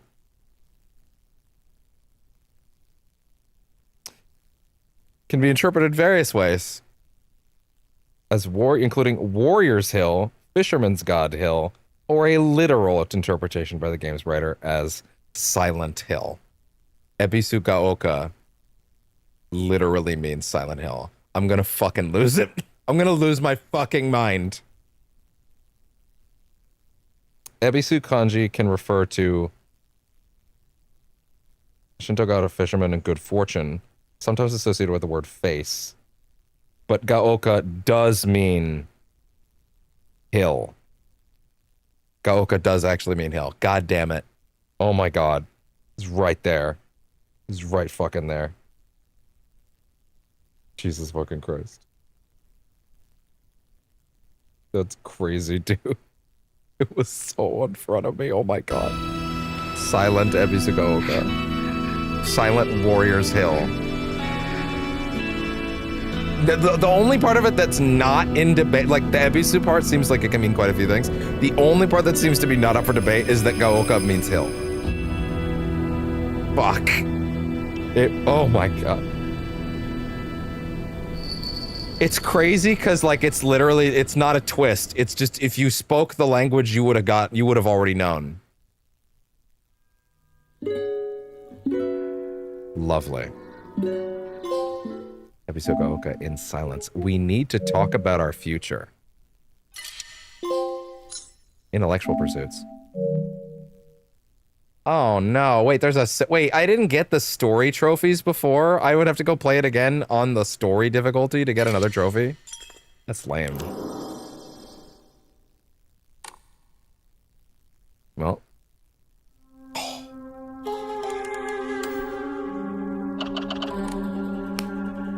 Well, that was in fact Silent Hill F. We truly were the Ebisu Gaoka Hills. We truly were the Kamurocho Hills. I almost stopped the stream right there before I remembered that we were actually going to go watch that IGN explainer and put everything in place. It's weird. I kind of feel like I don't need to. Like, I kind of feel like I've got it, broadly speaking. But I also feel like there might be some extra things in here. So, I'm going to go ahead and slide us over there. I'm going to go ahead and cue that up first.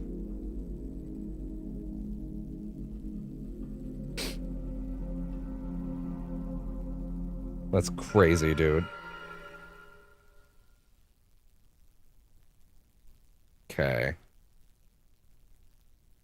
Where is it? Okay, fucking don't turn off your sound for the ad here. Don't need to talk about the RBC Royal Bank app. Oh my god, it's another 20 seconds. We live in a hell society. It's another ad. It's Walmart. This is so great. This is what we wanted. The consequences I have to pay for being able to put this on the TV. Okay, here we go. Ending explained. Even though I feel fairly confident in my own interpretations of a lot of things, let's just tell it to me like I'm 5. Let's just get it out there. Also, I don't exactly need to go tell you that IGN's video needs a like. I think they'll be fine. Hinako, don't go. Your father's just worried. I'm gonna go see my friends. I think they'll be just fine. Hinako Shimazu's journey in Silent Hill F is a complex and emotional one that sees her transform both metaphorically and physically as she progresses through the quiet town of Ebisugaoka. Crazy we never got to see the arm scene again. In both settings, she undergoes rituals and battles that it's put like her the craziest thing in the whole game, familial probably. relationships, and identity under a close microscope, which leads to plenty of introspection. What begins as a teenager taking some time away from a hostile home environment to visit friends soon becomes a treacherous path. Not quite. steeped in metaphor from It's a path frame laden with choices one. that will shape her future, consequences she needs to make peace with, and outcomes that can drastically alter the way the story is interpreted. If you've taken the time to On the collect right video, all the right? documents Link, okay, scattered gotcha. around Ebisugoka and the Dark Shrine, you'll have that's not the right, fragmented but that's a bad pieces of Hinako's pronunciation. complicated story. So that's why you two didn't get into a Complicated relationship, is correct. We don't need to talk about that right now. Let's go. Ultimately, it's a story about Hinako being forced into marriage and abandoning her childhood before she's ready, and being met with the adult version of herself that she tries so hard to resist. This We never saw manifests we never differently, saw however, the with adult new version of endings her. available after the first run, as well as new documents and interactions. There are 5 endings in total to unlock, but one of those is the UFO ending. We won't be Obviously breaking the that down true in one. this video, as it's a joke ending that's expected from the Silent Hill franchise. So, with that in mind, we'll talk you through all the other endings in Silent Hill F and what that means for Hinako.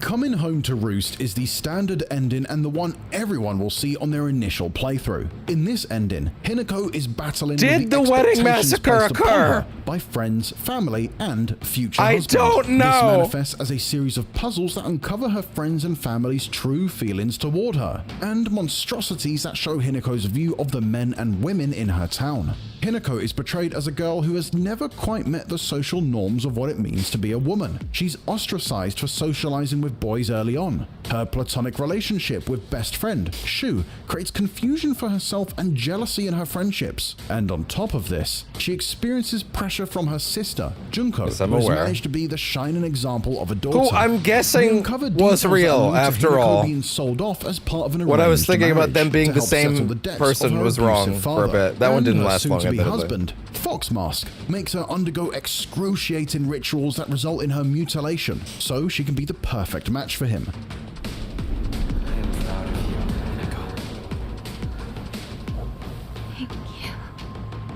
Not wanting to emulate her mother, who Hinako sees as just as much of a villain as her father for staying with him, her internal fight is one of resisting societal and familial pressure, and wanting to choose the path that feels right for her. As we return to Hinako's home for a final time, her mother praises her beauty, while her father is unable to make eye contact with her. He casts her out of the family home, saying that if she steps inside, she won't ever truly be able to come back. Yeah, this is true. This isn't your home anymore.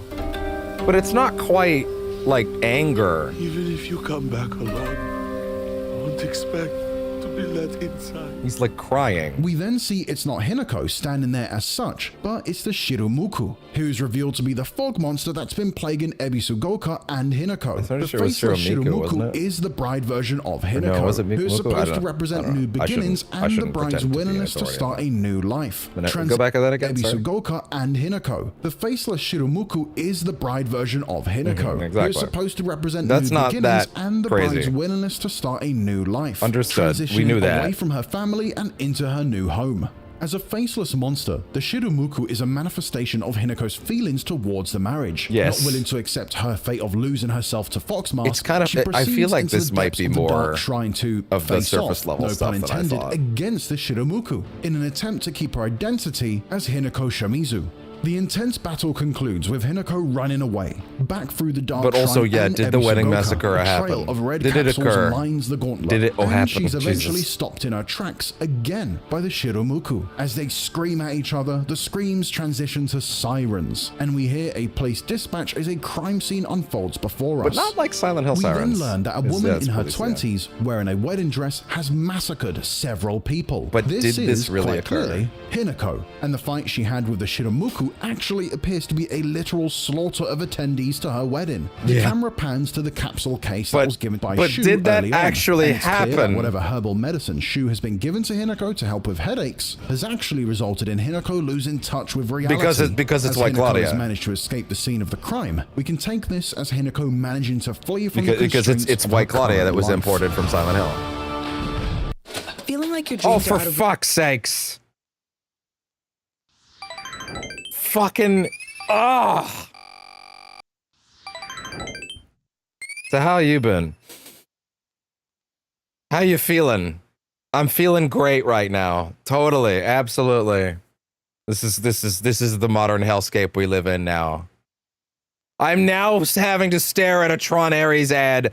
Am I really being expected to look at Jared Peto's face right now? I am trying to get to the end of this stream.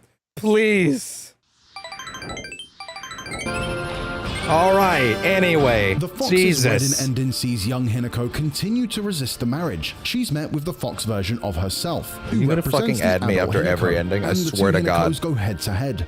Fox Mask provides Fox Hinako with an elixir, which sees child Hinako exorcised of a demon that Fox Mask claims to possess her, taking away her ability to resist the marriage. Yes. Shu appears and attacks Taking away Fox her Mask, ability claiming to to resist the defend marriage. Hinako, whom he swore to always protect. His anger shows that the friendship between the two of them has been altered by Hinako's need to grow up and assume the role of a wife. If she does this, it not only changes her life, but also Shu's. Yes. We also learn that Fox But that's Mask not is Koto Yuki, up to who was him. the boy attacked by the fox that we see in the flashback that Hinako has as she goes Oh, through it was the playground specifically on her him way that back was- to her family that home. was hit by the Hinako fox. helped him during the attack, establishing a connection between the two from an Okay. early age. Okay. Her conflict about marriage remains the same, and she wishes that she Okay, just needed to be like, I think we ran through that scene the 2 or 3 times after that, so I think I did need to re-internalize that. Yeah, okay, so that is the moment they met.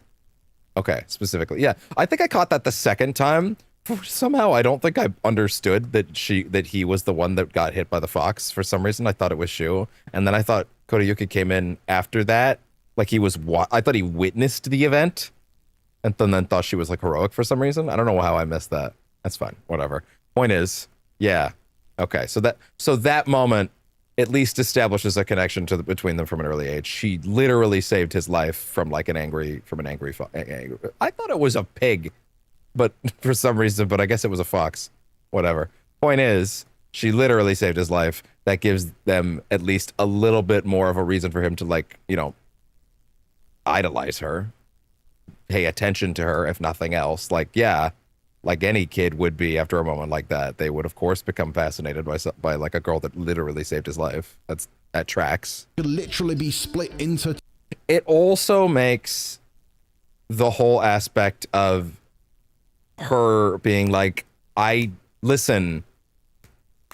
still think that the fox spirit more represents the mother and the family's expectations more than him, right?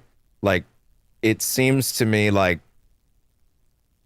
all that dialogue in the last fight of her being like, listen, no one's gonna laugh at this little fucking kid.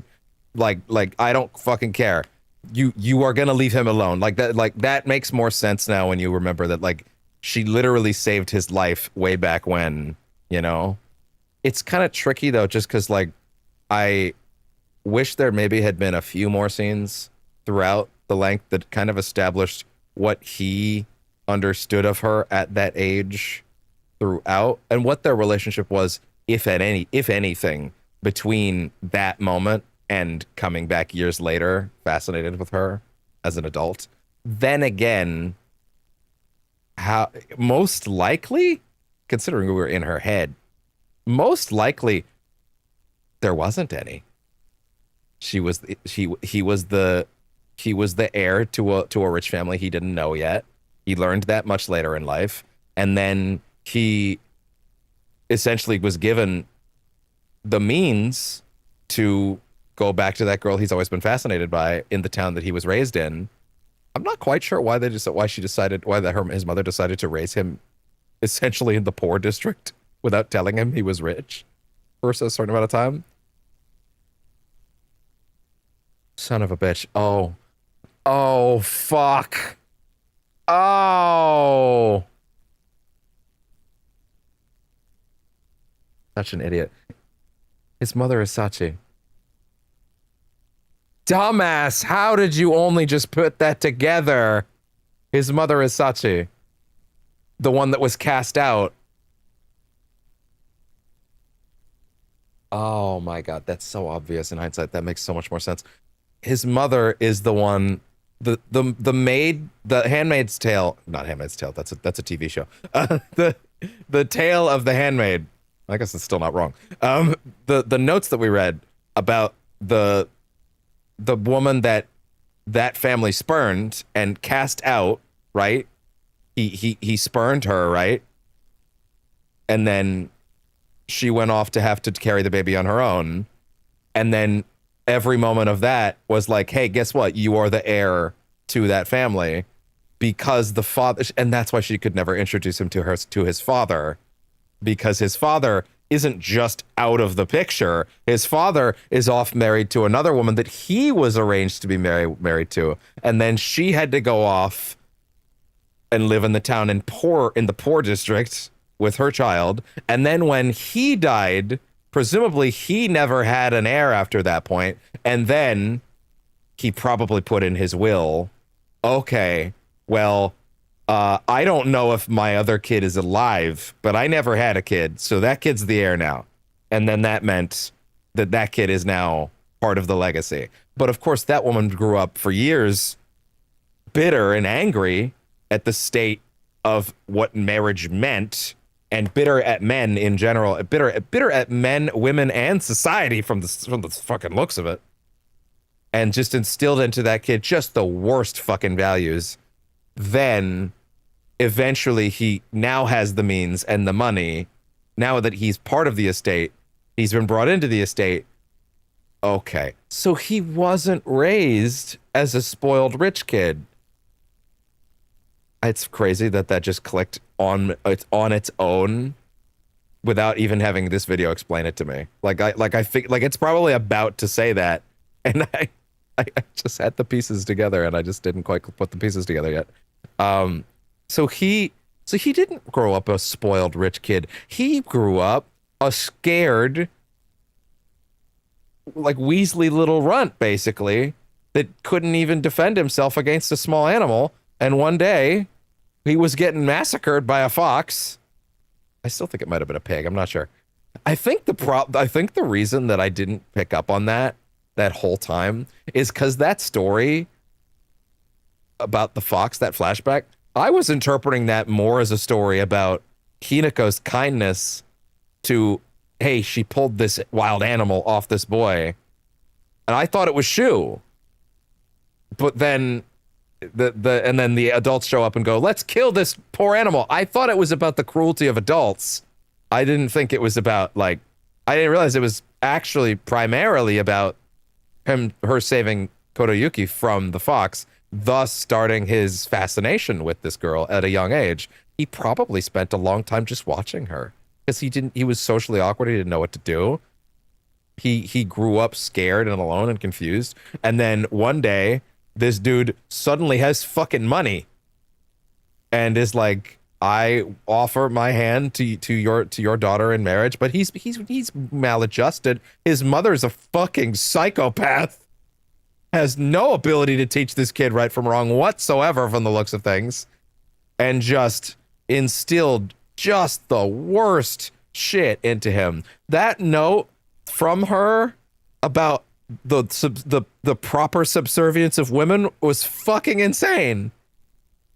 And I thought for a minute, so this was written by a man, and that's why I had that moment earlier today where I was like, wait a minute, no, he didn't have his dad in the picture. And we went and reread the notes, and I was right. Yes, his dad was not around, but I couldn't put the pieces together of why his dad wasn't around until I realized the timeline is that the maid's notes were from the previous generation.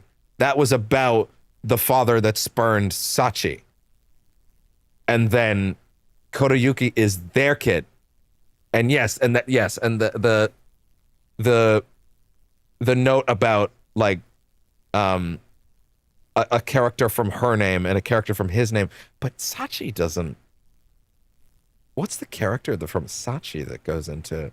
I might also be misremembering the name, but what part of that character goes into Kotoyuki? There must be. She must mean Japanese characters, like the kanji, because they can all mean. They have a lot of multifaceted meanings. So, but that's probably where that came from. Hell, we just read about how many words that Gaoka, Ebisu Gaoka, actually can technically translate to, other than apparently literally meaning Silent Hill, and it was right in front of my nose the whole time. Yeah, that clicked. That just clicked. That was his mom. Okay, and then, yeah, because I assumed that those notes were written at similar time periods, but no, the maid was the previous generation back, and then she was spurned by him, and then not the maid, but Sachi, she gets burned by the family. She has to go live in poverty. That's why Kodayuki grew up outside of poverty. He wasn't raised a spoiled rich kid. He got it when his dad died, and presumably had put something in the will that was like, yeah, so I never had an heir, and the family's not going to die here, so I guess I'll just admit that I had a secret kid. So that kid's rich now. That seems to have been what happened there. We did miss one of the notes, but hey, maybe one of these videos. Not one of these videos. We're only doing this one, but maybe this will cover that. 2. Hence the dual manifestations of her. Just gonna quickly run that back a little bit. Who was the boy attacked by the fox that we see in the flashback that Hinako has as she goes through the It was playground. a fox? I thought it was a pig for some reason. Home. Hinako helped him during the attack, establishing a connection between the two from an early age.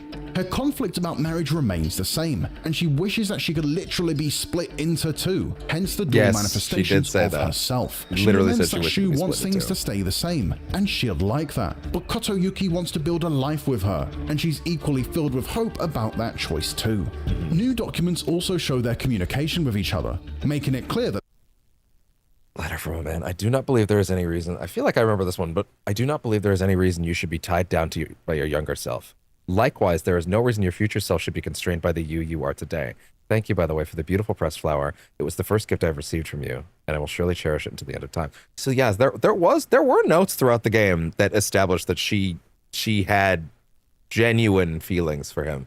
I think, yeah, now that that's clicked into place, it's like, okay, yeah, no, it all seemed like it was coming from spoiled rich kid place, but now taking that away from my perception of him does radically alter how I perceive him. Like, he didn't grow up spoiled and rich. If anything, he grew up with nothing. He grew up lonely. He grew up scared. He grew up weak. He grew up terrified. He grew up also instilled with a horrible mother that instilled terrible ideas into him about how, like, the subservience of the people around him mattered, and she was very clearly bitter in a way that the bitterness took over her to the degree that she just became all about the money. Like, the family's mine now. Like, all of this is my expectation. I don't care. This shit's mine. Like I will take from him what I deserved all these years. Like I'm entitled. And listen, girl, you were screwed over. I get it. I understand that part. It's the anger that seems to have twisted you. And that's unfortunate. There has been a courtship between Hinako and Kotoyuki, and she hasn't simply been sold off. Shu's anger at the revelation. Yeah, hold on. New documents also show their communication with each other, making it clear that there has been a courtship between Hinako and Kotoyuki, and she hasn't simply been sold off. Yeah, that was a problem for a while, with the perception of things, is that it wasn't necessarily a letter from a man. Yeah. It wasn't necessarily it wasn't necessarily just a being sold off. Oh, that also makes everything the dad said earlier about, like, I thought that you and Shu would have been better together, but clearly this is what you want. It makes it make more sense. It wasn't necessarily her being like him not asking her, or her being like, yeah, it's okay. It's just her literally being torn between not being sure what she wants and wanting the freedom to make that choice on her own time, on her own merits, at her own pace. She did actually have feelings for him, which is fun. Oh, hi, bud. Thanks. Shu's anger at the revelation leads him to confessing that he gave Hinako the red capsules to force her to look inside herself. Yeah. But that they can also be dangerous. Exactly. He gives her the white Claudia, fully knowing they could be dangerous. I love you too. Fully knowing they can be dangerous. He did clinical trials on himself, which is insane.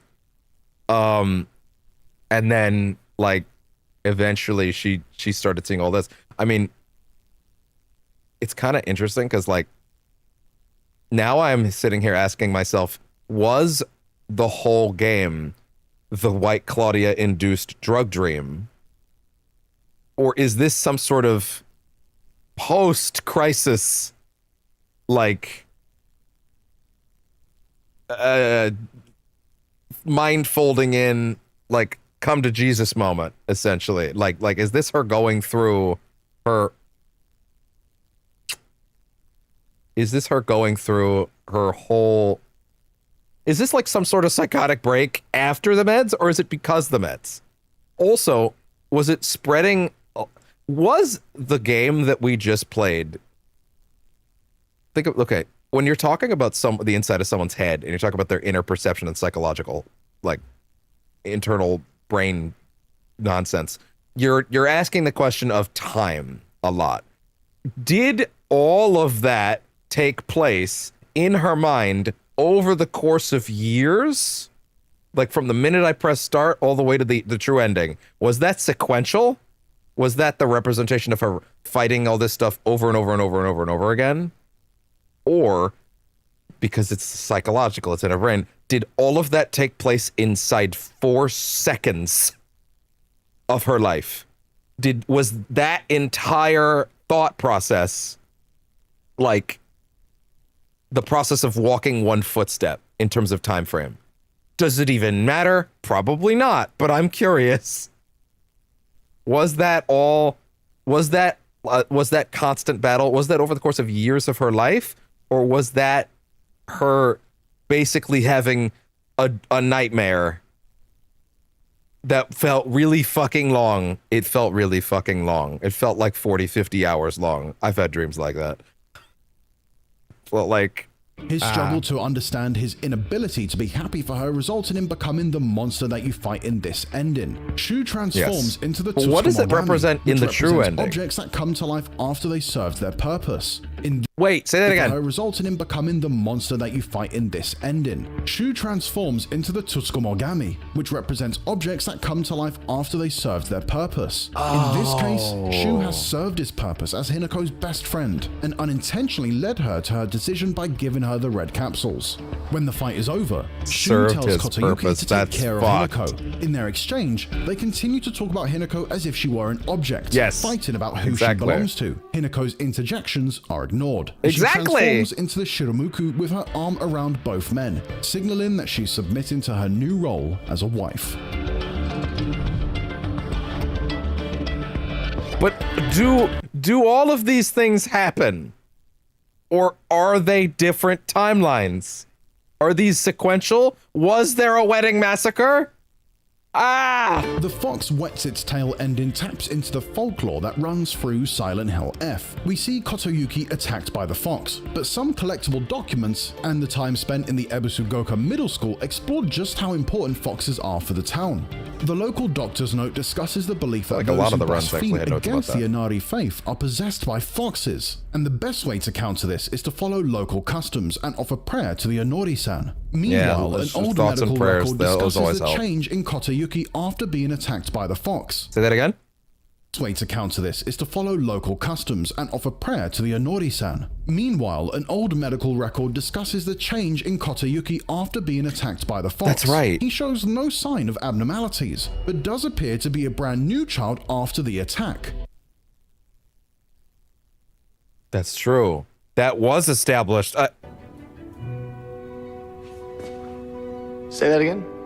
By the fox, but some collectible documents and the time spent in the Ebusugoka... Are we implying...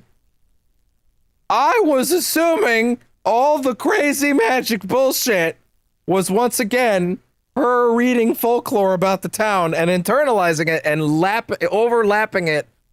overlapping her own society's metaphors onto her story to make it make sense, like a coping mechanism. Are you telling me there was actually magic bullshit going on? Middle school explored just how important foxes are for the town. The local doctor's note discusses the belief that those who blaspheme against the Inari faith are possessed by foxes, and the best way to counter this is to follow local customs and offer prayer to the Inori-san. Meanwhile, an old medical record discusses the change in Kotoyuki after being attacked by the fox. He shows... Yes, sorry, wait. Counter Maybe this I wouldn't mind rereading some of this. Follow local customs and offer prayer to the Inori-san. Meanwhile, an old medical record details the practices with me, controlled substances in their treatment. Discusses the change in Kotoyuki after best to look the other way. Legislation. After being attacked by the fox. Sort of curse. Maybe more nuanced than that. He shows no... Tale of a housewife who was possessed by the fox or just some scraps of food. Sign of gratitude. The tale claims the pious shaman was possessed by the fox and given premonitions of a coming famine. Sign of abnormality. Influence of today's media. But does a fox's wedding is a common expression used for times when it rains while the sun is still shining. According to the older folk here in Ebisugaoka, however, they also use this expression when a young girl was spirited appear to be away. a brand new child after the attack, and Wedding. in fact improves his academic performance. Say that again. Being Literally, say that attacked by again. the fox. He shows no. Say that again. As a sign of gratitude, the fox showed her the whereabouts of a hidden sign of abnormalities, but does appear to be a brand new child after the attack, and in fact improved. There have been sightings of foxes coming into town, provoke the children. I'm concerned for any children who may try and chase or provoke the creatures. Improves his academic performance. Improves his academic performance. Attacked by. But is that like? Is that okay? Hold on. That can be interpreted two ways. One, crazy magic bullshit, actually possessed by a fox spirit, or, follow me here, a child was it? You're saying so? Now I didn't understand. See, again, that other that note that he just mentioned, although it hasn't been put on screen, about like the doctor meeting with the kid after the fox attack, right? And him seeming like a different kid, and his academic scores improved, right? Right. Okay, so that wasn't the when you first read that comes off like, oh wow, like there was a body switch, like something inhabited him, right? Follow me here for a second. Now that I understand that was Kodayuki, and that was right after that the fox attack in question was Hinako saving him. I'm here to posit a slightly more realistic possibility than fox god possession. The boy fell in love and was like, oh, I have a reason to live? I'm gonna take my studies more seriously now. Wait, what do you mean? What do you mean, I have a reason to be alive? Oh, well, like tap dancing down the street, boy is in love, suddenly his scores improved. Yeah, no, I've seen that before. That checks out. Perhaps a slightly more reasonable explanation. Oh, he's infatuated. He now has a reason to live in his brain as a small child that clearly felt alone and like nothing mattered.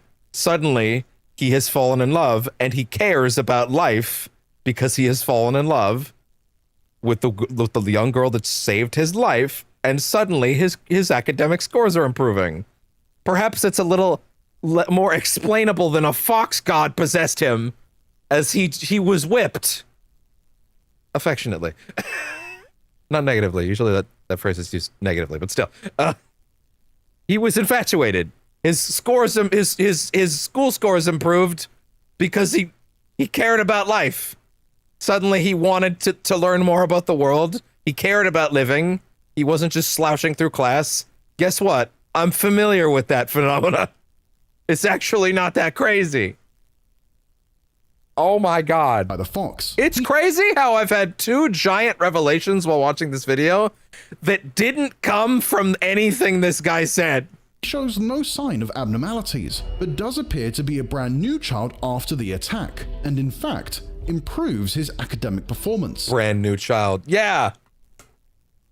He saw a girl. That girl was cool. His entire worldview shifted. That happens sometimes. There's a before and there's an after. He wasn't body swapped. He has cooties. It's that simple. When we reach the Dark Shrine in this ending, we see a much stronger Hinako who can fight back against her sister, Junko, Fox Mask, and her alternative self. First, Fox Hinako attempts to stop young Hinako. Why would you put the which sword results in a away? fight against the Shiramuku. What's wrong with you?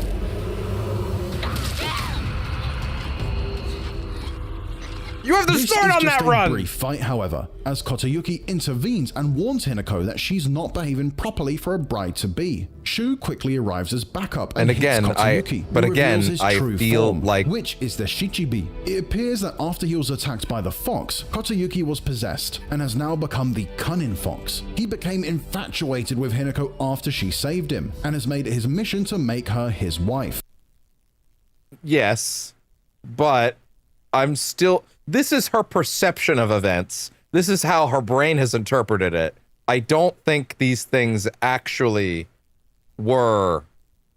Like, I think this is all in her head. I think it's her overlaying folklore onto her perception of the events in ways that make sense to her, right? She's filling in gaps and trying to make it make sense. But I don't think there's literally a fox... there's literally fox possession going on. Like...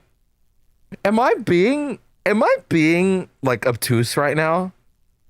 Am I like refusing to accept that this story has supernatural leanings, despite the fact that it's a Silent Hill game and that series obviously has supernatural leanings? You'd think that wouldn't be that crazy, but I just feel like when we're dealing with psychological horror, it's more about the metaphor, the way that these things connect. In her head, the metaphor works, but like, I do think this is about a fairly... In reality, she had a fairly normal upbringing, minus the abuse, that was just kind of her doing her daily life. It looked like when the 4 kids were hanging out at the beginning. I feel like most of her days were like that, right? And then all this stuff started happening because that stupid idiot gave her White Claudia that apparently grows in his backyard because his parents imported it from America. It was brought here from there. Some people mistakenly thought that some people apparently thought that it was imported from here to Silent Hill, but apparently there's some notes. I think we did even read them on the second run. There did seem to be some notes that implied it was actually the reverse. That the White Claudia was actually brought here from Silent Hill. It wasn't necessarily native to the location. It was actually the reverse. It actually would have been a totally fine explanation to have it be. It grows here natively. It wouldn't actually break anything in the main series. I love you. He's a good boy. But it does. It's probably a little less convoluted to have it be, yeah, a traveling merchant from America brought some here and then they just started planting it in their backyard because they're herbalists, right? Because they don't know, right? And thus the town's influence comes further this way. But I really do feel like we were primarily in her head the whole time, right? She was having a White Claudia induced drug dream at the same time. Like, again, I don't know. Maybe my perception of these things will change over time. Maybe I will come to accept that this is less of a she's overlaying folklore onto her perception of reality as a coping mechanism, and more she is actually, maybe the fox spirit's real. Maybe that was more honest than I thought, which still neat and still cool. But I feel fairly confident that this is a coping mechanism.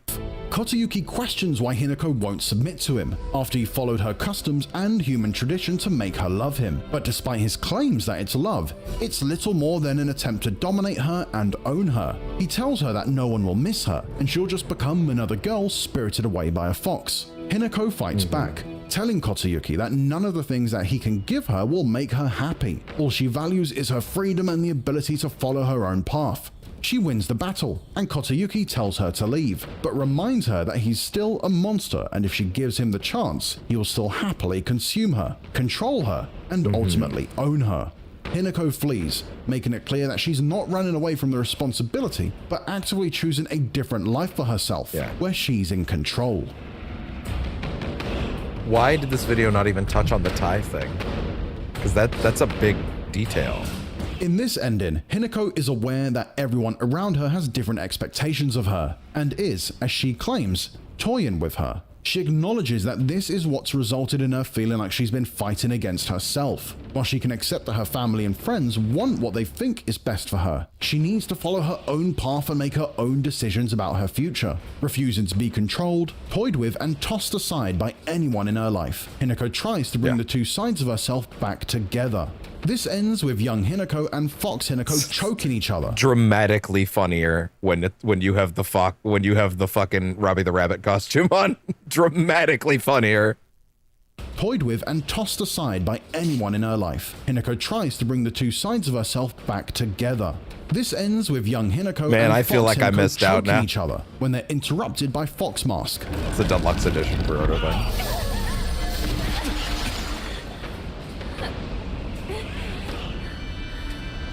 Sorry, there was actually some important dialogue Fox there. Mask.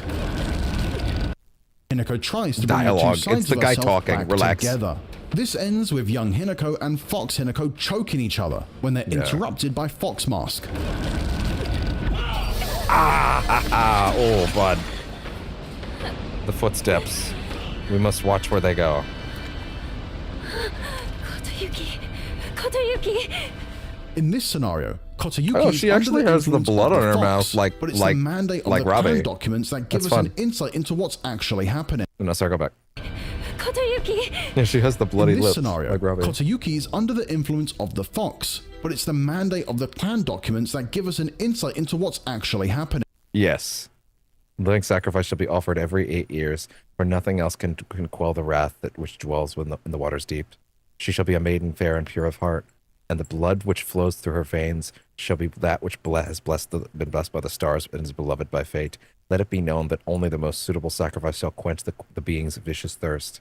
The duty of finding such a sacrifice shall fall upon the head of this house. It's revealed that, occasionally, a woman will be born with divine power, and it's up to the successor of the clan to seduce her and make her his wife. So, it's not just the expectations of family and friends Hinako needs to worry about, but it appears that her fate was already determined for her. We know that other women have gone missing in Ebisugoka. That is true. And he does mention the missing posters. So it's not... Again, I was operating on many assumptions that a lot of the supernatural elements were, like, again, psychological. Her layering things over. To be fair, the game is overtly leaving many things up to interpretation. I'm sure... Okay, you know what? I think this video is primarily just trying to put all the main pieces together. But as far as interpretation goes, I don't think the game gives you enough to definitively say that, like, I'm wrong about, like, to say that I'm wrong about, like, it like her layering folklore over things in order to make them make sense, right? At the same time, where the fuck would she have found notes in her real life that read out something along the lines of, like, where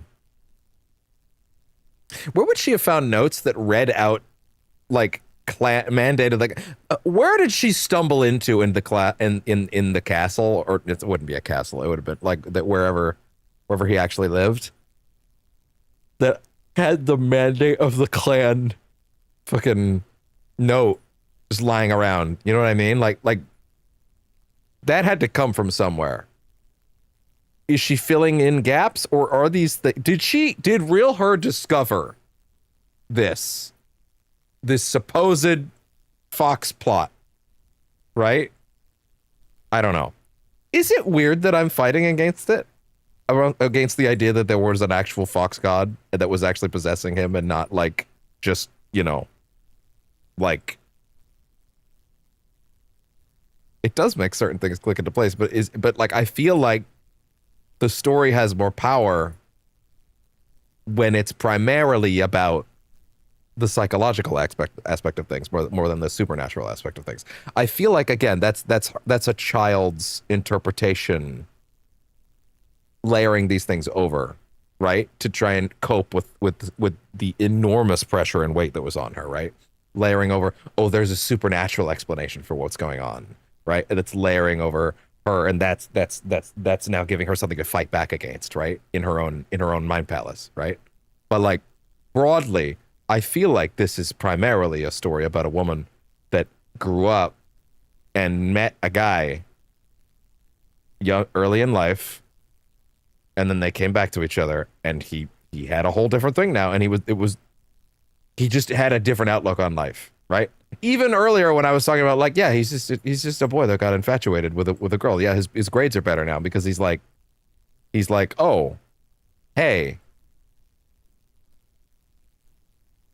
he was bitten by a fox though. And again, that was the other part of that story that probably didn't help the fact that I didn't click on that earlier, is the fact that I thought that was a pig. It looked like a pig in the silhouette the first and second time I saw it. So I wasn't even thinking about it being a fox. So the element of like a fox biting him and then possessing him wasn't even in my head, because I'm like, it's not a fox, it's a pig. It looked like a pig to me. And all the people looking at it literally just talked about like, get that animal. Kill that animal. That animal deserves to die, which is psychotic. But like, you know, that's what they were saying. They didn't say that fox. I like it, and I looked at the silhouette. I'm like, that's a pig. That's clearly a pig to me. But whatever. I don't know how the pig got into town, but I thought it was a pig. Whatever. So yeah, that probably shattered my ability to register that element, huh? Thanks to the notice boards, stones marked with messages, and pictures of faceless women that go back. Her fate was already determined for her. We know that other women have gone missing in Ebisugoka, thanks to the notice boards, stones marked with messages, and pictures of faceless women that appear in the Dark Shrine. With this, it seems that members of the clan were attempting to satisfy the gods and find the girl born with the divine power, and ultimately, this was Hinako for Kotayuki. So does that imply that like they grabbed a lot of other, like, did they marry? Did they like snatch like a bunch of other girls in the same? I assumed those wanted posters were from missing posters. I assumed those were like ages back, but no, it seems like, did they actually snatch many more girls before Hinako? Because that's a long time to sit inside Kotayuki before making the move. I don't know. It's in the gods, Hinako explains that she believes Kotayuki genuinely loves her and wanted the marriage with her to work, but she also says it's a tough decision for him to make, and he thought long and hard about whether marriage was right for him as well. Regardless, she believes that she can face the future together, as they cast aside the belief that their relationship was arranged for them, and they've had no choice in the matter. Yeah. The two Hinakos emerge victorious, and both are protected by Fox Mask. It becomes clear that he has his own obligations, as does Hinako. They both have a desire to work out whether their love is real or not, and whether they're just conforming to expectations and pressure. This results in both of them deciding to live a life of passion and try to enjoy things before they make the commitment to be together. Hinako is able to bring two sides of herself back together again, and her quiet Ebisugoka represents her ability to decide how she wants to live her life without external influences. And there you have it, our breakdown of the many endings in Silent Hill F. Are there any details that you noticed in your playthrough? Okay. So, broadly, before we wrap this up, and we are wrapping this up, I feel like there will be a bit of a debate over the years, as in the years between. Oh, I was gonna say this and the next one, but like this is a clear done story, right? Like, I feel fairly confident in my read personally at this point. Maybe this will change. That the supernatural elements were a coping mechanism for her as she was wrestling with a lot of complicated emotions and trying to make sense of it all in the eyes of a child, right? But also, we have also established that a lot of this stuff happened in her head when she was already an adult, right? Right? Like he's not trying to marry the teenager. He's in his 20s. That's what the hint about the tie and the dress are in the third ending, What's Its Tail ending. That's implying that they don't actually look like what we're seeing them as kids. This dialogue occurred when they were older. Shu is also in his 20s. She is also in her 20s. I guess it's not, doesn't necessarily have to be 20s. They could be older than that for all I know. They could be much older than that. Who knows?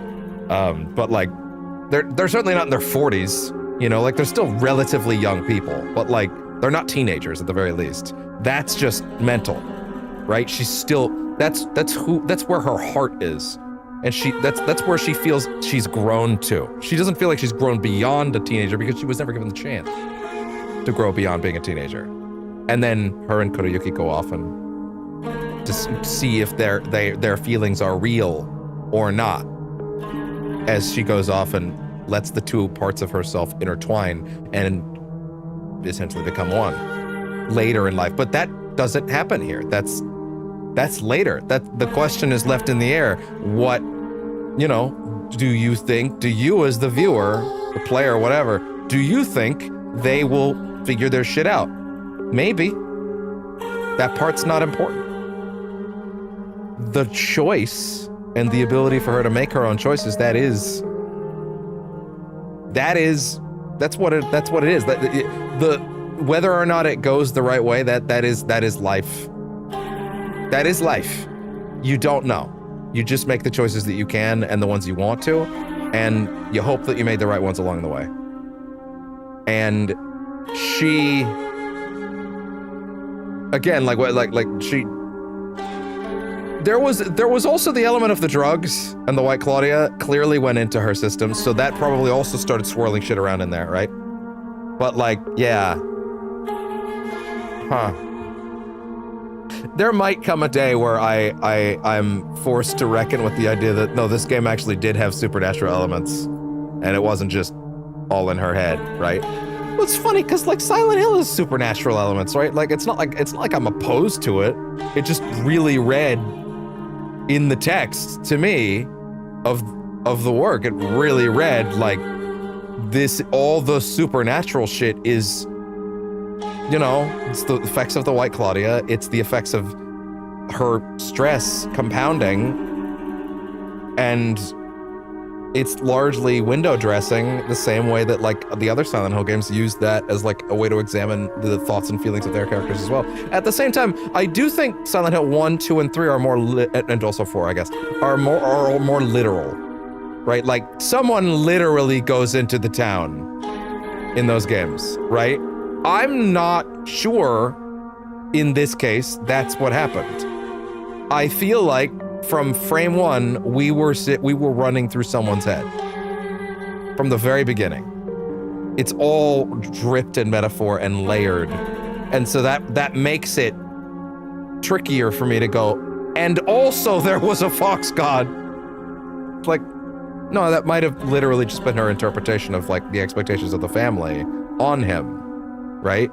It doesn't necessarily need to be like there is a literal layer that you can follow, right? Okay, let me put it this way.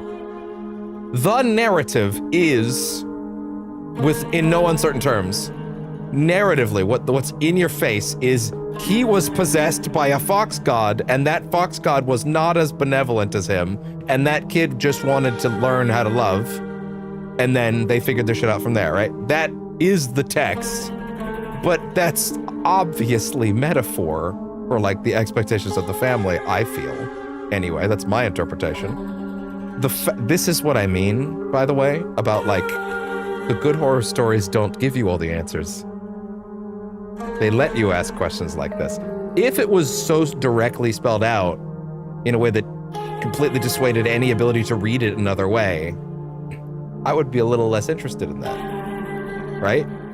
It's cool that we have a really neat way to look at this and read it like that, you know? Well, yeah. I'm very impressed with this game. I'm incredibly happy with it. I was a little salty that it kept me away from my second run of Chronos, which I've been so eager to get back to. It won't surprise anybody to know that I like that game more personally for me because I love Dead Space, and that game is the second coming of Dead Space in every way that matters. And I love it, and I want to play it again. And I will play that game many more times than I play this game, simply because structurally, this is a tricky game to replay. Right? Like, until someone makes like here's all the optional stuff across different runs. Here's every variant of every scene video, right? So that I can have that on the side and run that. And then I just do the true ending, right? And then I run the other endings, right? That way I can see every variant in one go. That seems like the only way to revisit this game. Is like every major cutscene, pull up a YouTube video that has all the variants of every scene, so you only have to play it once. If I could play it once again and appreciate it and get the full scope of things, and maybe load a few endings and saves like that, sure, that would probably be the optimal way to revisit this. But I kind of can't imagine doing that. But that's okay, because you don't need to replay everything. Some things can just sit. That being said, I love revisiting things. I do. But like, this one is in the same way I've never revisited Nier Replicant. But weirdly enough, I did revisit Nier Automata. Well, just because that game plays so well. But I've also tried to start Nier Automata a few times and then abandoned it on the 9S run. So like, I did finish it the first time, just to be clear. Like, I fully finished it the first time. I just mean on revisits. I would sometimes fall off at the 9S run. I wouldn't always go all the way through the 9S run because I just got kind of tired of it. The 9S run's fine. It's just do it again. And there's a lot less that's new in the 9S run than there is in these runs, funny enough. Like, there's a lot less. There's new sections at the end, at least, when they separate, but broadly, it's very similar for the first majority of the time, you know? But anyway. Aces. Very good. I would have swapped to Chronos, but it is 10:30. I did not think we'd actually get this far. I didn't think this would be a 6-hour stream, I'm gonna be honest. But between theme dissection, talking about meaning, talking about themes, talking about perceptions of parenting, talking about treating the people around you good, about between dissecting character motivations, all that stuff, and then also getting that video in at the end that kind of just made sure I had certain pieces together. Yeah, that shit's good. I eagerly await the first person, the first woman. I'm gonna be real. Guys, hold my hand out, like, hold my hand out like Pa Kent. Don't. Guys,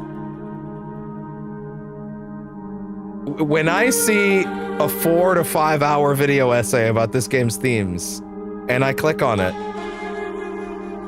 if I hear a voice that sounds even vaguely like my own, I don't want it. I don't need 4 hours of a dude dissecting this game's themes. I'm not saying you can't. I'm saying, let the ladies do theirs first, please. I need their takes on this first, please. They have a lot more to say about this, I'm sure. I'm not saying we don't have anything to say. Jesus, I've been talking for hours. Obviously, I think I have things to say. But like, please, ladies to the front of the line on this one. Like, please. The F truly did stand for feminism. Like, that wasn't a joke. That was clear in session 1. The session is not titled that because I just figured that out. That was the bit. I said in session 1 I would call the last one this. I said that outright. That was the bit. I knew. We knew. Trust me. It was not a surprise. You can check session 1. I said that out loud. Not just full of shit. I said that. I knew that. But anyway, yeah. At least I think it was session 1. It was like session 1, 2, or 3 at the very least. Point is, yeah. Please, give me like, when I click on a 4-hour video essay about all the themes being dissected in this game, I hope that's from a lady. Because I need to not listen to a guy give his thoughts on this until I've heard what all the ladies think. Please. This one needs that. It's very for y'all. Please. Let them have this. It's okay. Also, horror is a very female-led genre anyway, so that's really not that crazy. But anyway. It's probably like the most feminist genre we have, to be honest. Like, overtly, in terms of like how long it's been pro-women. Probably more visibly than any other genre horror, to be honest. Like, genuinely. Like, Alien wasn't the first one to have a female protagonist, but you know what I mean. Like, the final girl is a concept for a reason. Anyway. Yeah, no, we're not going to switch to Chronos tonight. It's 10:30. I would only be on it for a little bit. Tomorrow, Chronos. Chronos second run. I'm very excited. Hard mode. I wanted that game to kick harder. Really badly. I'm really excited for that. Hell, I may tack on a third run where we do hard mode outside of New Game Plus just because I want to try it. Not right away, though. I would like to put some more space on that. I'd probably come back to it. Besides, like I said, Bat Month is gonna be after that. Yeah. There you go. We're gonna do all those Batman games. There we go. That'll be fun. Where's the logo? The work in progress logo. Bam. Anyway. I really wish I could find a generator that would let me take the Batman Arkham like logo and put any text I wanted in there, but that would probably be way too hard. Yeah, anyway. Thank you very much for tuning into the far more extensive than I intended, expected, or really wanted, but ultimately I loved every minute, even yesterday, which was the most worthless session. Until the very end when it spanned back into gear. I don't agree completely. You know what? I don't completely agree with having the third run be broadly the same until you get here. I really wish they had left a few more things out there and just changed a few more elements along the way, but hey, it is what it is. What are the hidden trophies, actually? I'm curious now. Escape the fog monster without getting hit. I never did that? That's the beginning. Open the shrine vault at the shrine path without getting hit. Shrine vault at the shrine path. Arrived at the Nishido residence without making a single mistake on the scarecrow puzzle. Fuck. I mean, if you know which ones to go for still. But like, even on story difficulty, I didn't manage that. Defeated the giant monster in front of the Cheeseroos original store. I never did that. That's true. I never went and kicked his ass. He's just hanging around. Defeated Rinko without getting hit by her puppets. Oh, there you go. Defeated Hinako's father before her mother. Oh yeah, I never did that. Just shut up for once, Dad. That's really good. Yeah, no, I never got him first. I always ended up getting her first. So they knew that would be harder. Which means there's totally dialogue unique to getting him first. Well, I mean, I figured that, but I just never was gonna try it because he's clearly the bigger problem, and it's easier to get her first. Caught up with the fog monster caught up with the fog monster 3 times. Okay. Defeated the Shiromiko without dying once. That's probably on the first run. Defeated the Tsukumogami without getting hit by a single arrow. Fuck. Where were the other Amas? That was weird. How do you not repop them? Anyway, whatever.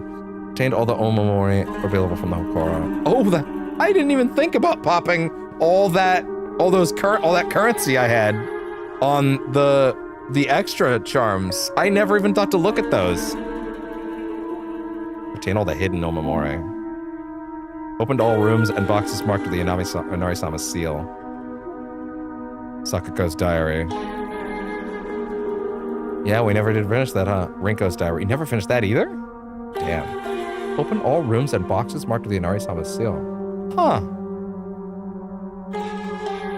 Huh. Was that in the house? Sorry, real quick, I want to check something. I'm just kind of curious. Is there like a place that I can... Yes! I can technically load this one real quick. I'm just curious. Hold on. Bring me to a save point. I literally just want to go buy all of them. Oh, for fuck's sakes. No, come on. Okay, fine, whatever. Yeah, and it's one fight. Y'all just couldn't let it be! How many times I gotta teach you this lesson?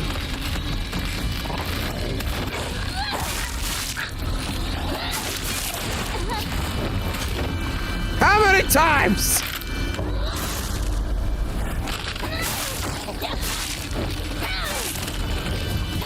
Out of my way! Come on! I literally just want to know what they are, because, like, I didn't spend any of that shit. I literally forgot. Oh my god. Call an ambulance! Call an ambulance! But not for me! Uh-huh. Sure thing. You son of a bitch!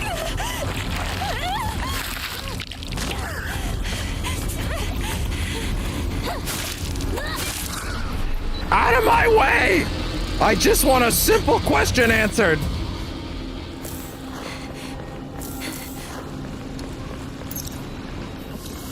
Do I have to fight another fight before I'm allowed to get to the save point? Because that's all I want.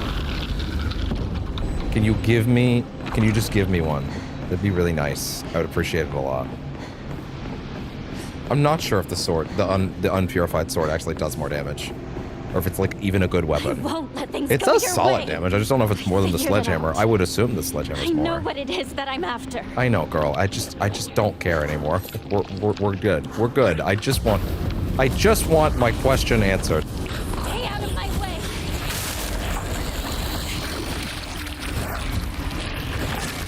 Tank it.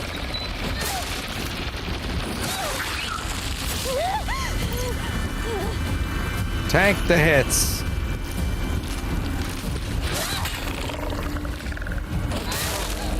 The obstacles in my path. Get out. This girl's so strong. The strongest Silent Hill protagonist. Yeah, let Silent Hill be a format that any creative that wants to take a stab at whatever story they want to tell can just do whatever they want. This is clearly the thing they should have done with this brand years ago. Let whoever wants a crack at it tell any kind of story they want with the trappings of monsters, fog, town, puzzles. Just let it be a canvas. Seriously, it's what it should have been years ago. Instead, so many creatives just hammered down. The town is the place. We go to the town, and it's just, no, that was not what it was about. Even in Silent Hill 1 through 3, it's not all about the town. Silent Hill 3 doesn't take place in the town for half the game. And then Silent Hill 4 doesn't take place there for almost any of it. It was never about the town as a physical location.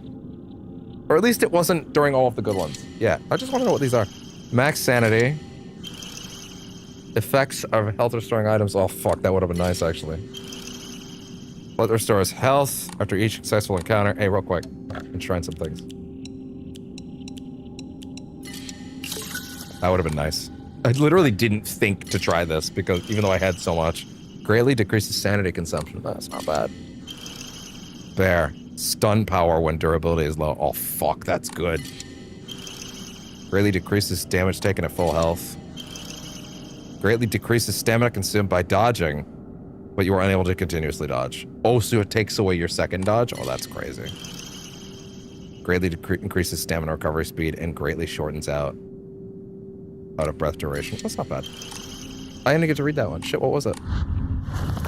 Hold on. No, hold on. Let me read it. What was that? Bamboo? Butterfly. Crab. Slightly restores health after each successful counter. That's pretty good. I think that was it.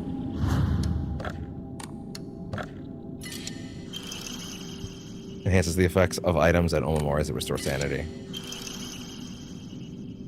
Restores spare weapons durability upon defeating an enemy. Oh, that's good! Damn, and even with everything, I didn't get all of them. That's crazy. Wow. Well, anyway. Girl, you've earned some rest. You've earned some fucking rest. And so have I. Thank you very much for tuning into Percentage Chance again. If you did, as always, leave a like, comment, Do the things that people on YouTube tell you to do. If you want to support the channel directly, the donation box is there. That being said, you might consider saving your donation for the, because I am actually going to do the force me to play Suicide Squad donation incentive when we play Batman for those 4 games. But if we don't hit it, of course those 4 games, that's a lot of time. That's a lot of time to hit it. But if we don't hit it, not happening. So, it's by the way, it's gonna be the same price as what it currently is, because that's the current goal. If I get that money, I'm good. I'll do it. I'll do it. But yeah, no, not unless. Maybe people will be more incentivized if it's about active torture. Let a whale know. Let a whale know you can torture me. Oh my god, I just realized the vertical is not on the ending slide. Whatever. Let a whale know you can torture me. Let him know for Bat Month. Whatever I end up calling it. I still need to figure out the exact title. It's gonna be Bat Month or Batman Arkham Month, whatever. The trick with month is just that I don't know if I'm actually gonna be able to keep it within October or not. Like, I actually don't know. But those games aren't like crazy long, so like, I don't know. Whatever. Anyway. And with that, I bid you adieu. No Chronos tonight. Yeah, it's 10:40. No Chronos tonight. But tomorrow. Thank you very much. This was quite the journey. Much more than I bargained for. But hey, that's probably for the best, considering there's no new games coming for a while for me. Like, until next year. I'm really starting to let that settle in, so we'll see. Unless I can get my hands on the altars. Although I do have that copy of Expedition 33 as well. But I think we're going to be digging into the other stuff for a while. That's fine. Because I want to hold out until a certain thing happens, possibly at the end of November. Until I know exactly what I want to do with Expedition 33. So we'll see. Thank you very much for tuning in to Percentage Chance. I will see y'all. Why is the Percentage Chance logo not there? Oh. Because, is that, wait. Oh my god. Wait, the logo's not on the main screen? On the fucking closing menu? Are you serious? What? No way. No way. I never put it in here? I thought I did.